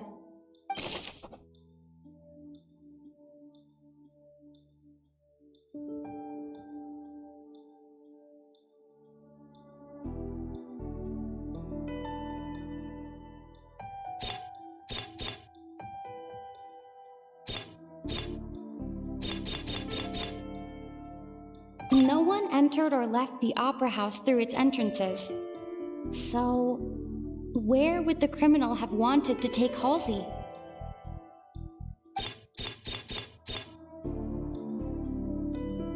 Lenny was not in the tunnel at that moment, which gave our criminal ample time.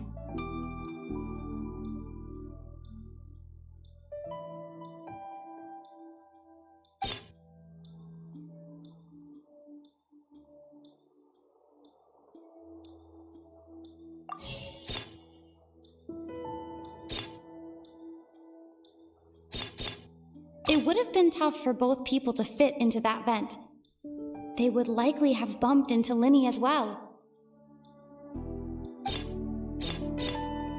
The sound we heard may have come from a clash between the missing Halsey and the criminal.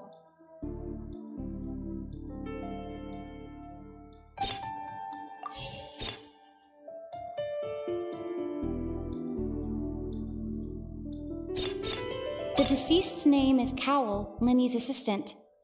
He would have been able to tamper with the equipment.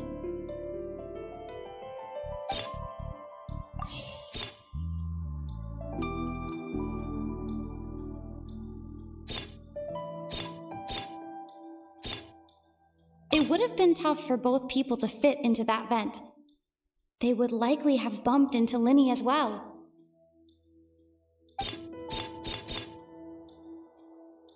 Halsey's clothing was in the tunnel, so there must have been some fear that she would attract attention.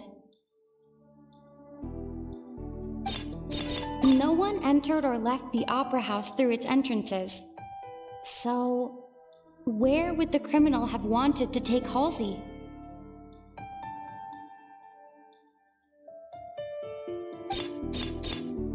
Halsey's clothing was in the tunnel, So there must have been some fear that she would attract attention.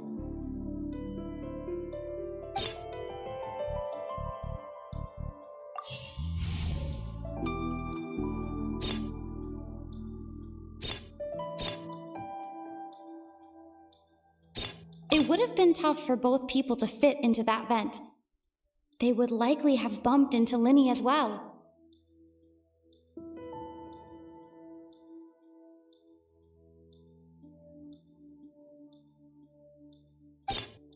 No one entered or left the opera house through its entrances. So, where would the criminal have wanted to take Halsey?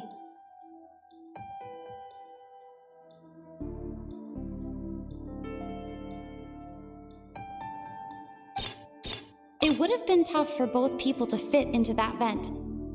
They would likely have bumped into Linny as well.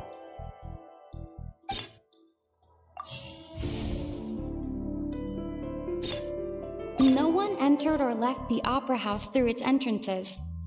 So, where would the criminal have wanted to take Halsey?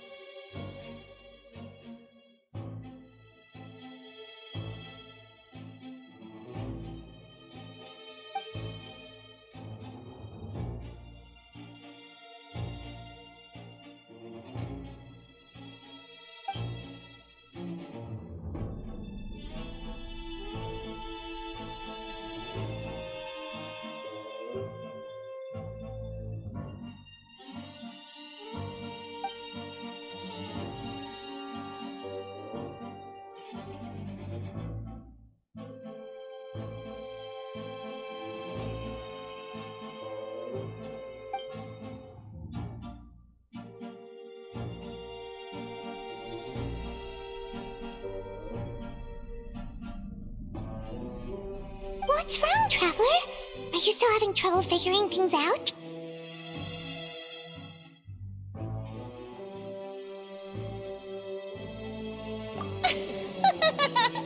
I see how it is.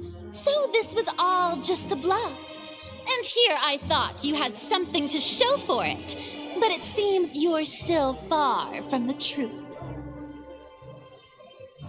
Look, since we're at a dead end, why not consider a different track?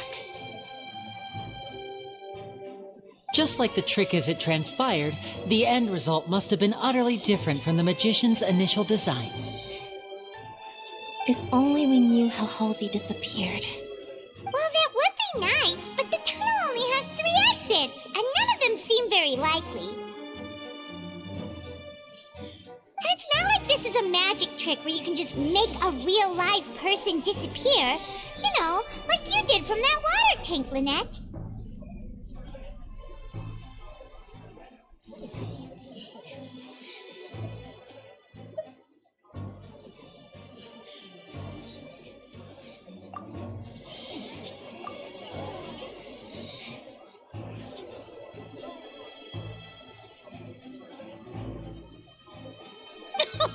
Excuse my interruption, dear opponents, but do you not see that the crowd is growing impatient?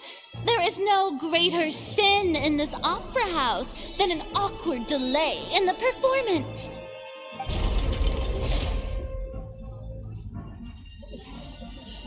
If the defense is unable to make further effective arguments, we will move on to the next stage of the trial.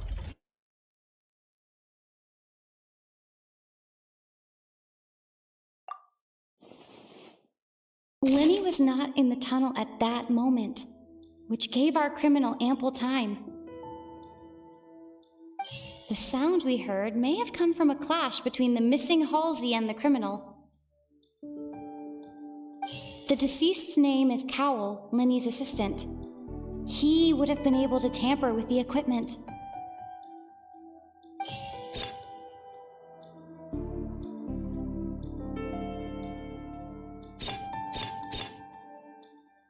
The vase was not broken by chance.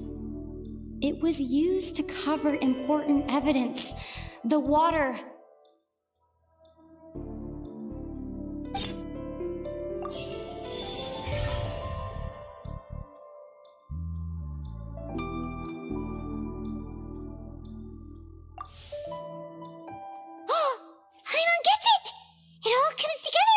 disappeared instead of being kidnapped. Lynette escaped from the water tank, vanishing gradually and leaving only clothes behind.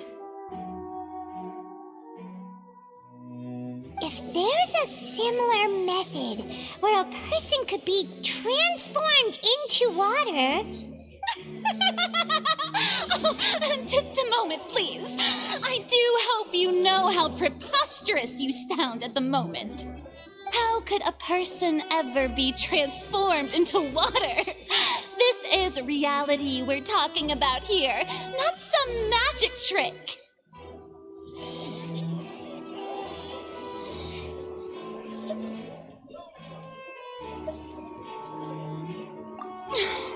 Must we really?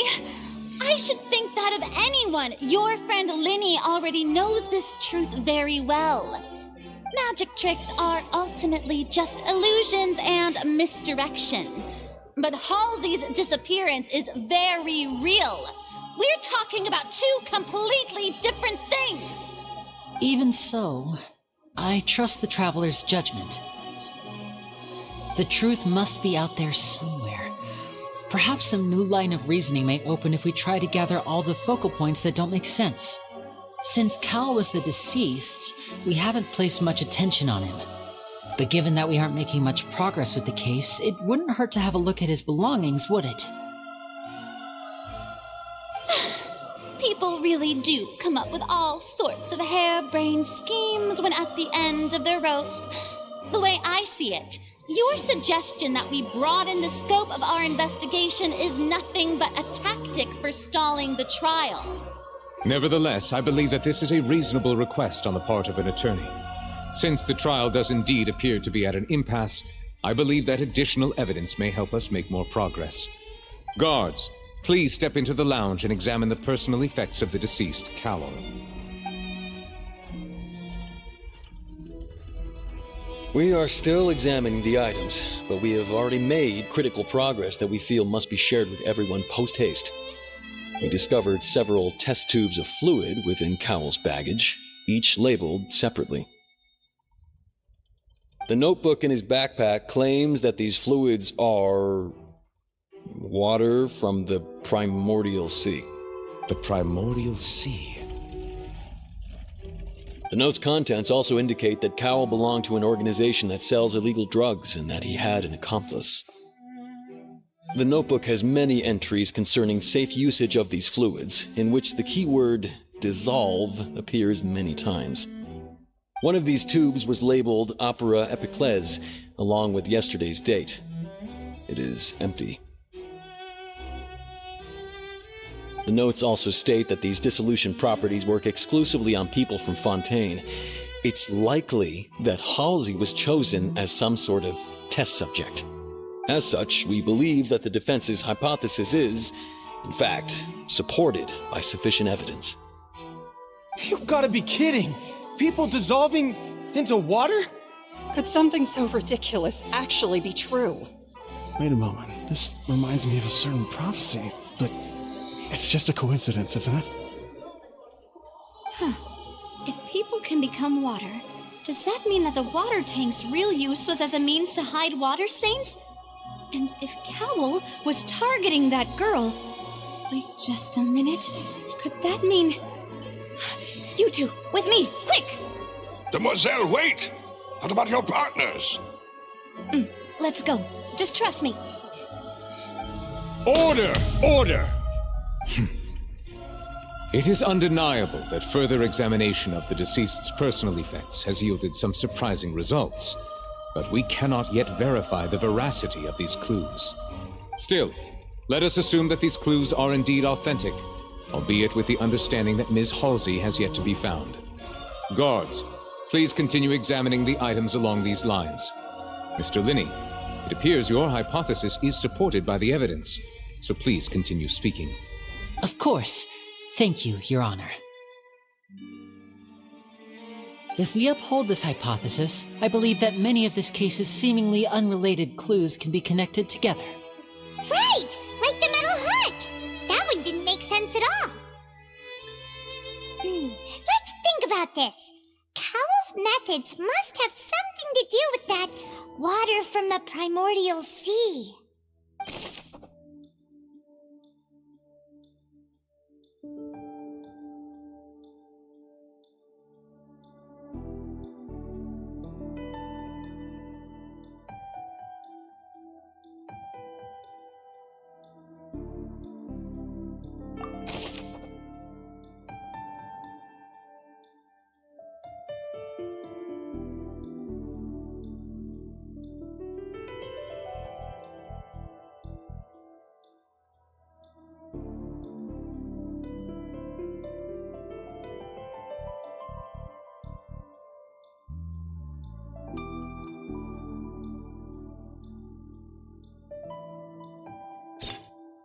The deceased's name is Cowell, Lenny's assistant.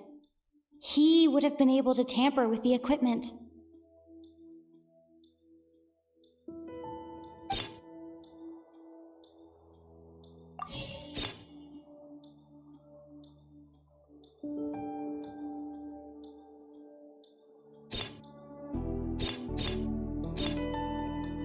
I remember there was something else within the inner layer of that box.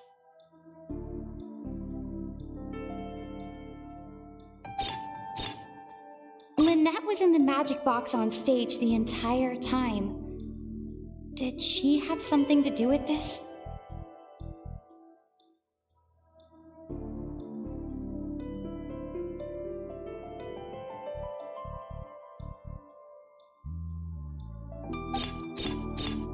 Now it seems like the hook rope was not meant for another magic trick, but was instead some form of triggering mechanism.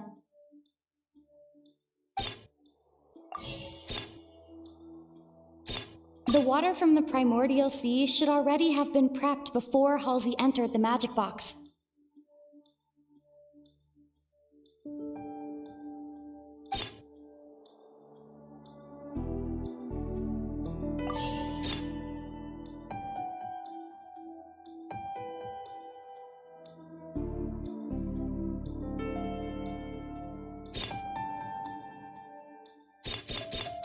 The rope that strung the water tank up was lit by the fireworks and cut. As such, the focus here is on the water and not the tank.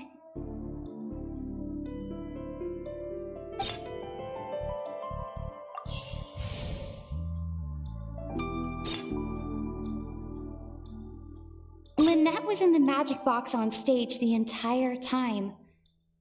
Did she have something to do with this?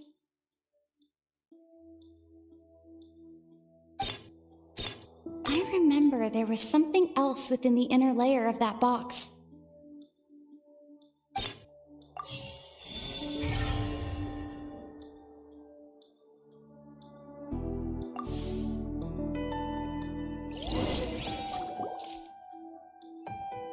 Ahem!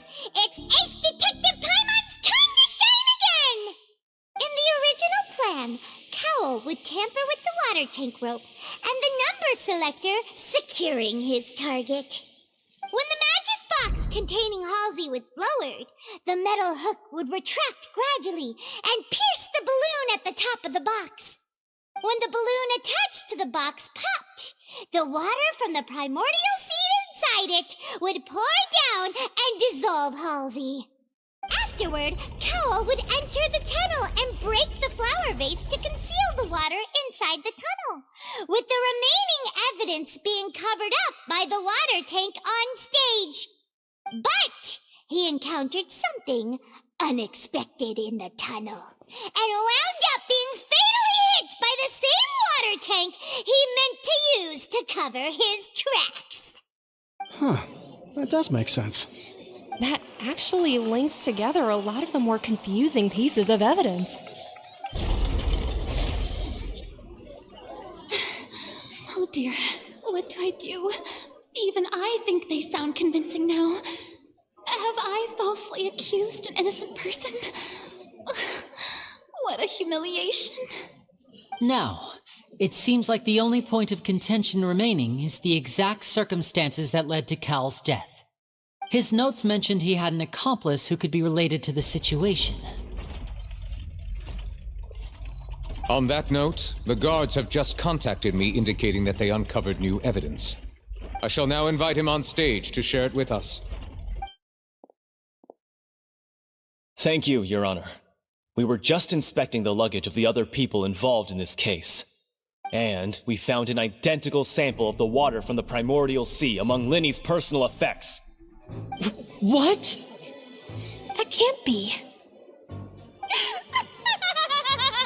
Oh, I see.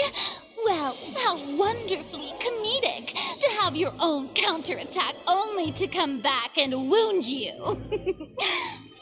Does this not clear all doubt? My dear citizens, my loyal audience, allow me to present my reasoning and bring this performance to a swift close.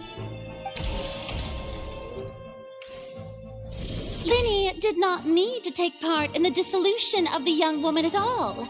Indeed, he did leave the scene via the vent.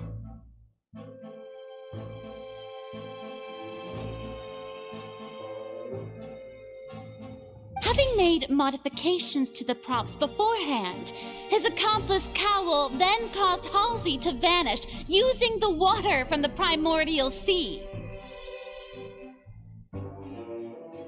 But upon his return, in cruel avarice, Linny desired sole credit and prepared to do away with his partner in crime.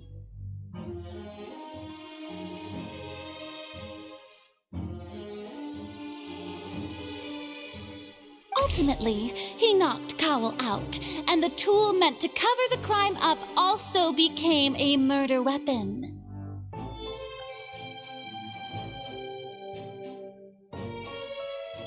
Now, as much as I regret having come to such a viciously straightforward conclusion, it does seem that the famed Fatui is quite the cold-blooded and ruthless organization.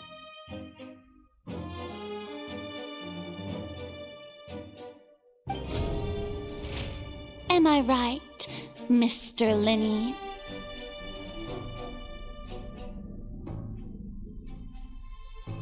We've used up all the evidence we collected.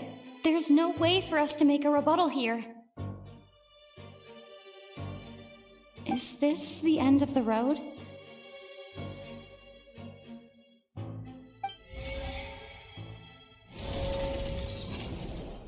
Oh no! Paimon can't think of anything either. It doesn't look like there's any way around this. Seems using the water as new evidence was too good a move. Why did this have to happen now?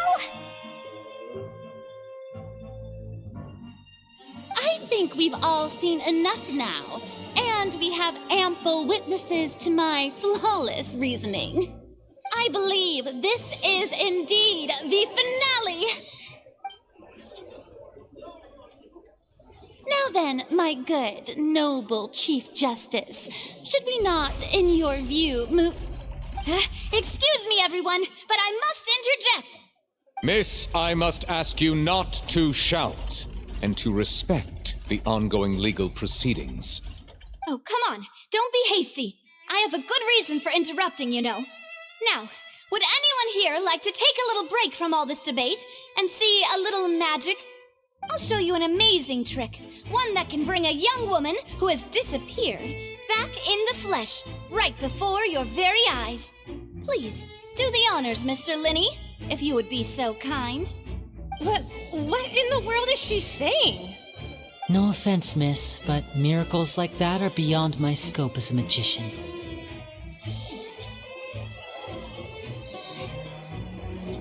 Come on now, don't be silly. Magic is all about misdirection, isn't it? It often conceals the truth while presenting a fascinating illusion. But once everyone believes the illusion, can't magic reveal the truth to them once again? And one wouldn't such a trick be the most marvelous finale to today's performance? Come on, Lenny and Lynette. Give it another go. Don't worry. Spina di Rasula has made the necessary arrangements on your behalf. But, as the magic makers and stars of the show, I think I should leave the final performance to you. I understand.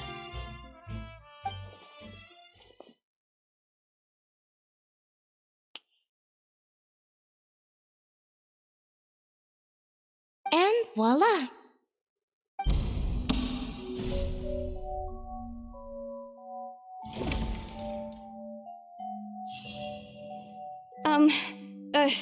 Sorry for the interruption. Wait, isn't that Halsey? So the whole thing about people dissolving wasn't true after all? To be clear, I'm only here because this person told me that if I testified, the merit of doing so would lessen my sentence. I was hiding outside this room listening to the proceedings because I was afraid that I would be the one put on trial. I was just feeling happy that no one had noticed me, and then before I knew it, she caught me. That'll teach you to underestimate us three. Where should I begin? I'm sorry. I'm the one who killed Cowell. I admit it.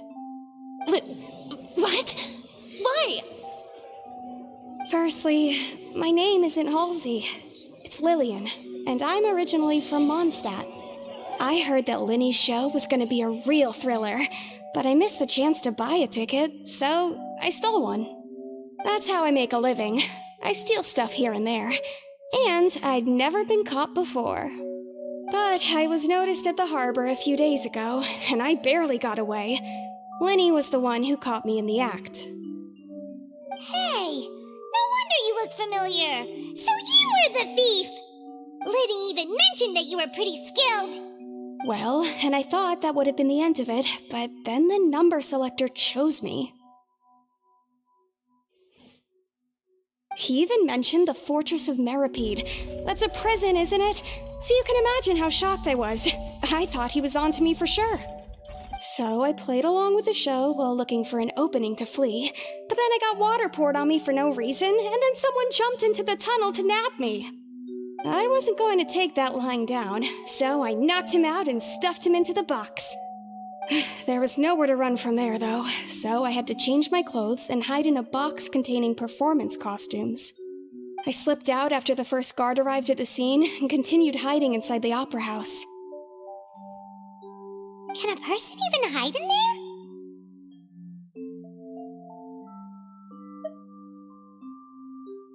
But I swear I didn't know that the water tank would fall down. Really, I swear it. Had I known that, I wouldn't have put him in the magic box. I may be a thief, but I'm no killer. Well, that makes everything pretty clear now, doesn't it? This time, we need to tell the entire story from Lillian's perspective.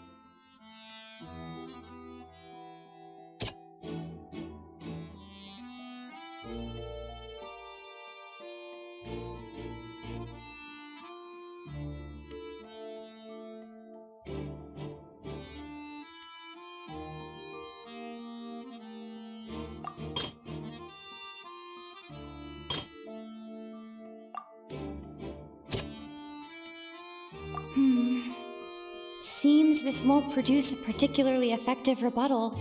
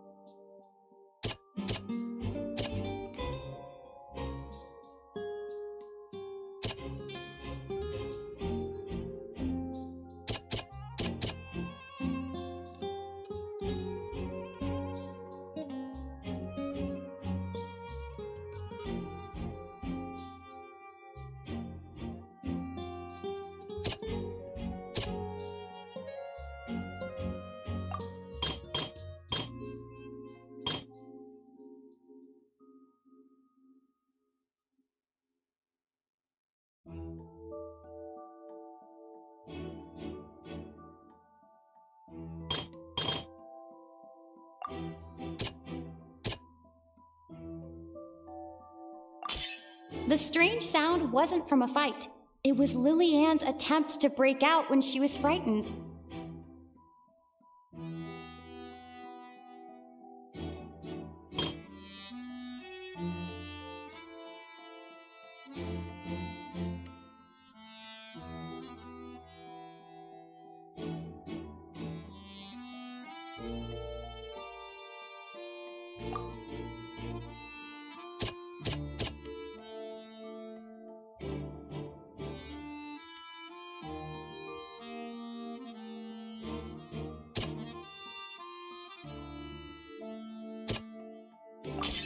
The flower vase was not broken to cover anything up, but was smashed during the struggle between Lily-Ann and Cowell.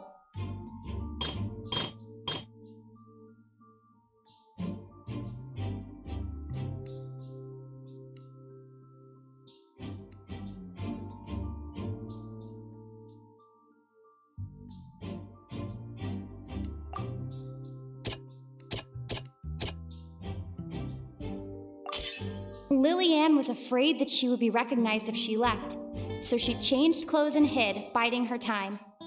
Just what one might expect of an experienced thief. And it's Ace Detective Paimon time!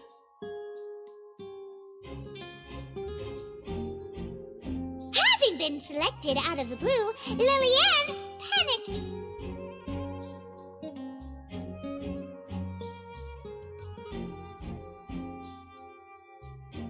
Her panic only intensified after she entered the tunnel and had water poured on her head. So she kicked the door open, producing the thud we all heard.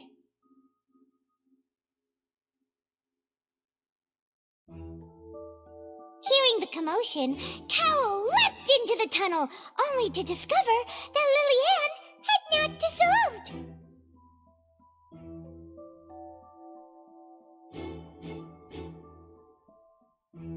He did not know that Lily-Ann was not from Fontaine, but was a thief who made her way in by stealing a ticket.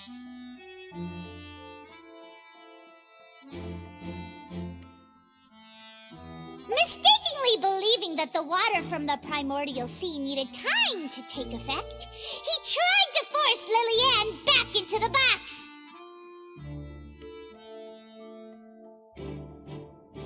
The two broke the flower vase during the struggle, but Lily-Ann came out on top, knocking Cowell out and putting him in the box.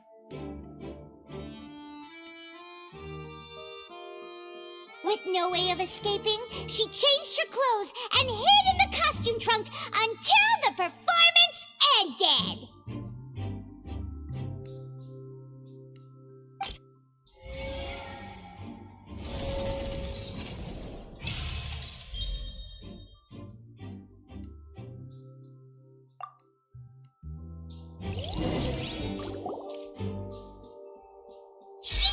That she would have to go through guard inspection if she tried to leave afterward. So, she has been trapped in the Opera House these last 2 days.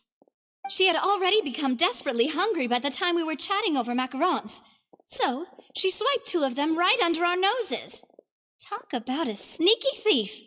At this point, all the events that happened in the tunnel have now come to light. Ah, so that's the whole story. Bravo! Bravo!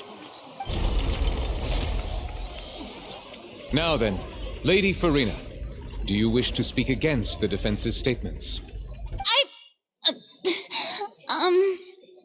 Please answer the question, Lady Farina. Also, if I may add, the trial has not yet ended. As such, I request that the prosecution not leave the room before the proceedings have concluded. What, are you reading my mind now? No, I have no further arguments. I admit defeat. But really, could you at least have left me with some dignity? Wow, look at that! She's like a deflated balloon now. If there are no objections, then as the Chief Justice of Fontaine, I shall once again repeat the full sequence of events. The actual perpetrator of the serial disappearances, Cowell, selected his next victim from the audience reservation list. With some modifications to the selector, he could ensure that the pre-selected young woman would be chosen. To cover up any evidence while committing the deed, Cowell thought of allowing the water tank to fall, which would conceal the water left behind after the young woman was dissolved. He also tampered with the rope suspending the water tank, using the fireworks at the end of the performance to cause the tank to drop and hide the watermarks. He poured the water from the primordial sea into a balloon during the preparation of the magic box and stuck it to the box's lid. Finally, he passed the prepared hook on a rope through the gap in the magic box's door when bringing the young woman to said box. When the magic trick officially began, the box containing the woman was lowered into the tunnel, tightening the hook rope and bursting the balloon containing the water. If all had gone to plan, the young woman would be dissolved at this time. However, Lillian was not from Fontaine and thus fled the box with a loud noise. Realizing that there was trouble, Cowell entered the tunnel and met Lillian. Thinking that the waters had not yet taken effect, he decided to proceed. However, his opponent was more capable than he thought, and he was overcome, knocked unconscious, and placed into the magic box, and thus became his own final victim. Lillian, according to her own statements, then changed clothes and hid until the performance ended, before hiding in other parts of the opera house. As for Linny, he was in the underground structures within the opera house, and was thus ignorant of these happenings. From this reconstruction of events, we can conclude that Linny, the accused, is in fact innocent.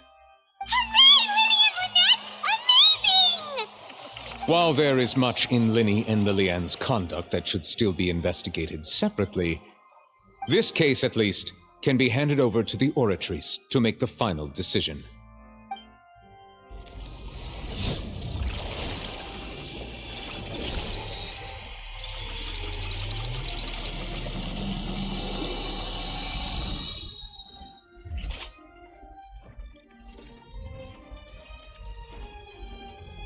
As such, Linny and Lynette are officially declared not guilty.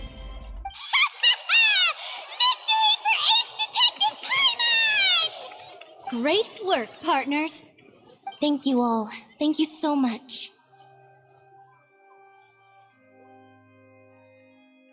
Next, I think we deserve an explanation, Guard Vaughn. How did you find the water from the primordial sea in Linny's baggage? Right! Your discovery caused me to make a serious mistake, you know. Or was that not a discovery, but false evidence that you dared to bring before this court? I suspect that the accomplice mentioned in Cowell's notes was not Linny, but you, yes?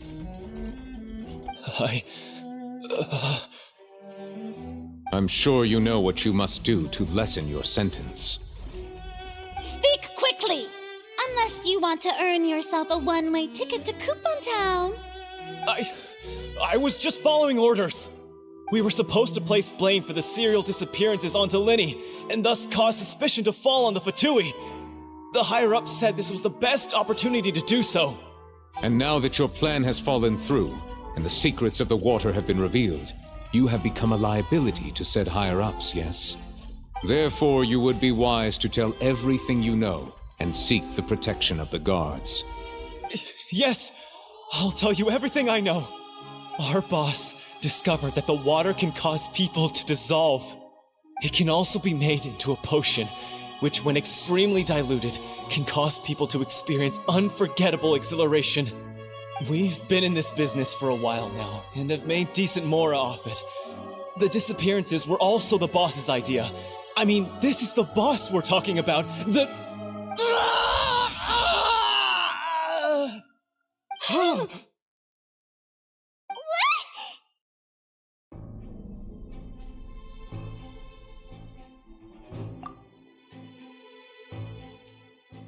And now he can no longer talk. Such ruthlessness. I shouldn't have expected any less of them. An outrageous act. All present, please submit to inspection immediately.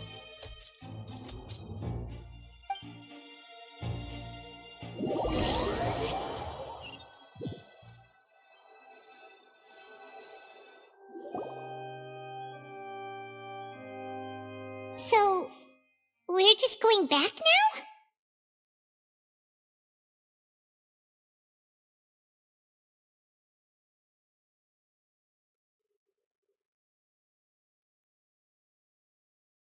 That's true, but... Traveler, Paimon! Please wait.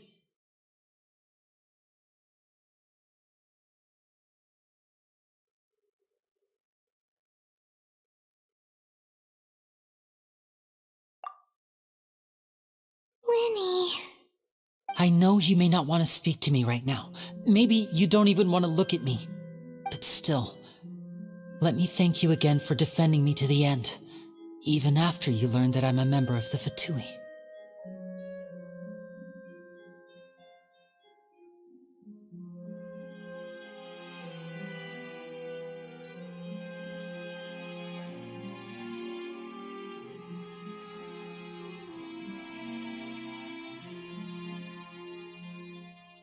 I guess.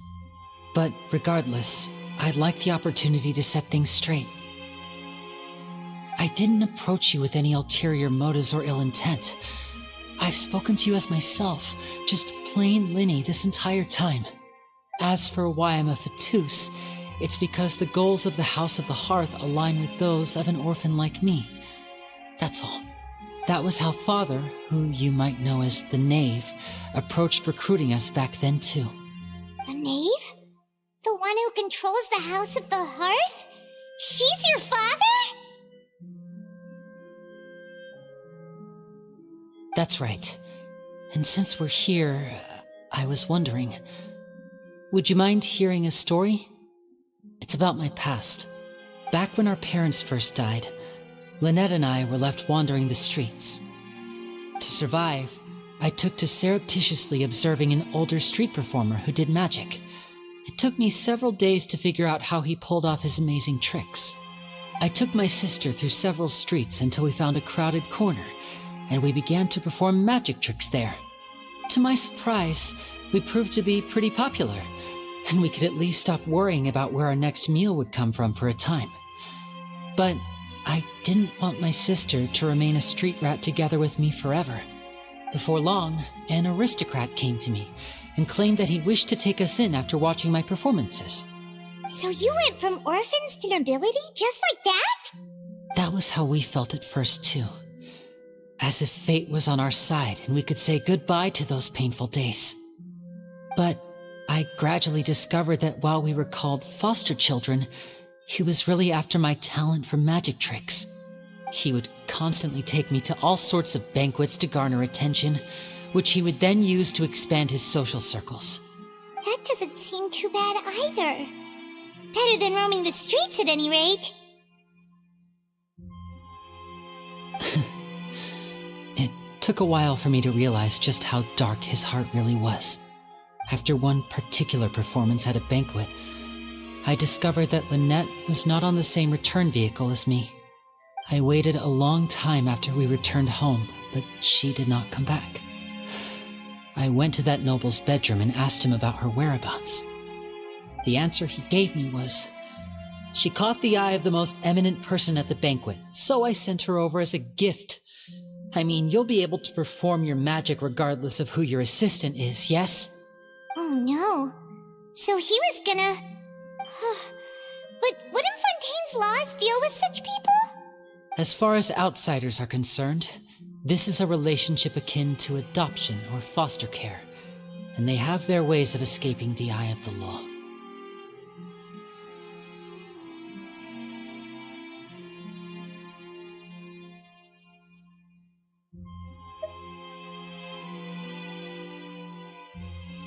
I managed to ferret out the location of the mansion of that so-called eminent person and hurried through the night. But by the time I leaped over the walls, avoided the guards, and made my way in, all I saw was the moonlit ground covered in blood, and the knave standing there in the darkness. So, she'd already taken care of that guy. That's right. She had rescued my sister before she could come to any harm, and had even discovered several girls hidden in a basement, all of them orphans. Father, I mean the knave, might have seen something in me, and so she made me an offer. The House of the Hearth welcomes you, for your interests align with ours. Here, none will ever betray you. Indeed, betrayal shall never be permitted here. I was hesitant to trust her. I mean, I had just been betrayed by nobles. But she was also quick to destroy the noble who had taken us in at first, giving us back our freedom. Oh, so that's how the two of you joined the House of the Hearth.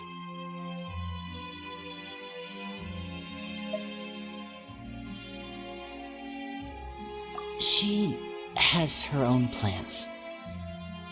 She has gained permission from the Sarita to first use the Gnosis' power when she obtains it. She plans to use it to find a way to break the prophecy and save Fontaine. So, she believes in that prophecy too? That's right. The whole House of the Hearth is currently working to combat that crisis.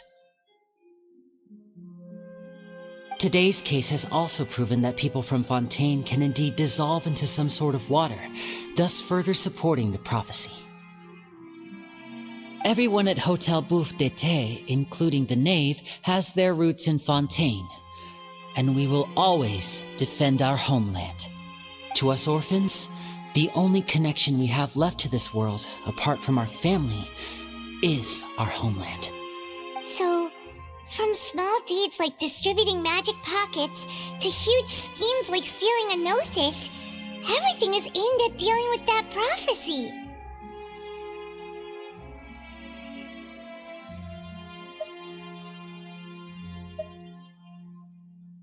It's all right. I understand.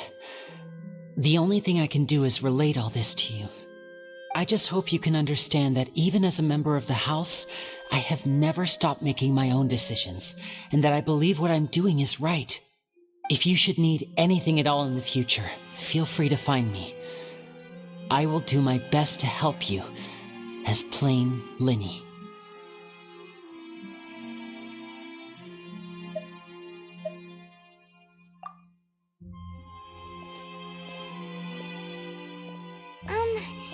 Bye, Linny!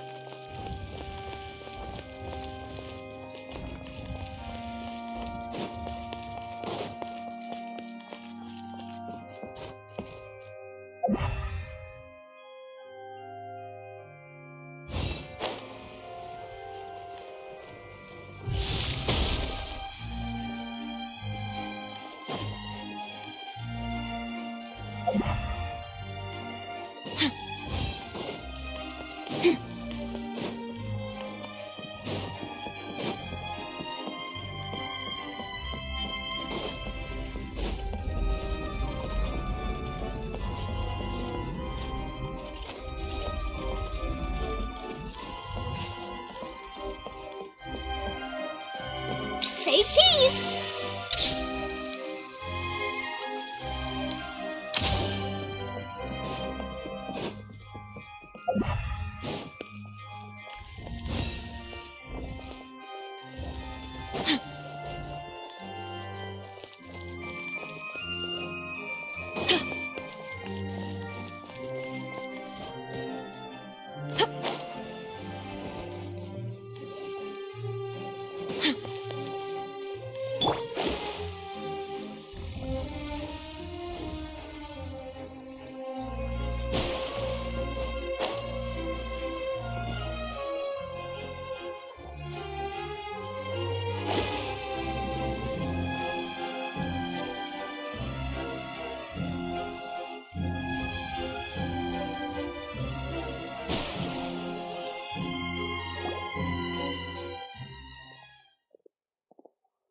Hey there! What was with the disappearing act you pulled right as the trial ended? Were you looking for us, Navia? Well, this whole thing isn't exactly over, is it? I do feel that we're getting closer to solving the serial disappearances case, though. Don't you think so, too?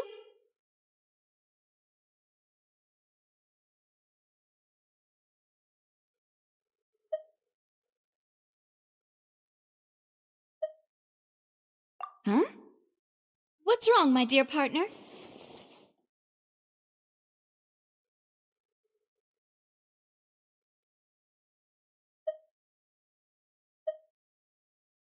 Besides, are you sure we're the ones who can crack a case that's been cold for decades now?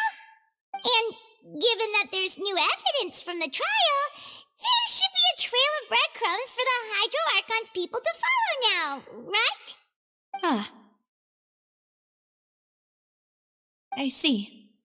Well, I won't lie. I'm a little shocked to hear that from you. But I suppose you are just travelers who have only arrived in Fontaine after all. Sorry. I might have been too presumptuous. Don't say that, Navia. Ah, and we were having so much fun investigating with you, too. It was like having new waters flowing into a stagnant mire, causing new hope to spring forth, and the reflection in the murk to become clearer. Well, sorry about that. I'm a bit prone to nostalgia. Don't mind me. Wait, shall we have a farewell meal? You know, to commemorate our time as partners? Huh? Do we really need to get that formal? Well, guess you really did treat us as partners, huh? Well, I'd just like to have a proper ending to every important memory. That way there are no regrets later. Anyway, it would just be a meal, so it shouldn't take up too much of your time.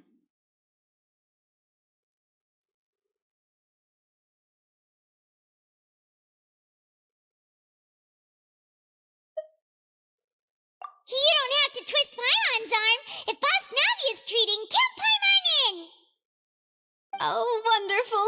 In that case, why don't we return to the court of Fontaine and head to the Hotel de Boer? I believe we'll make it just in time for dinner. All right then, let's have our farewell meal!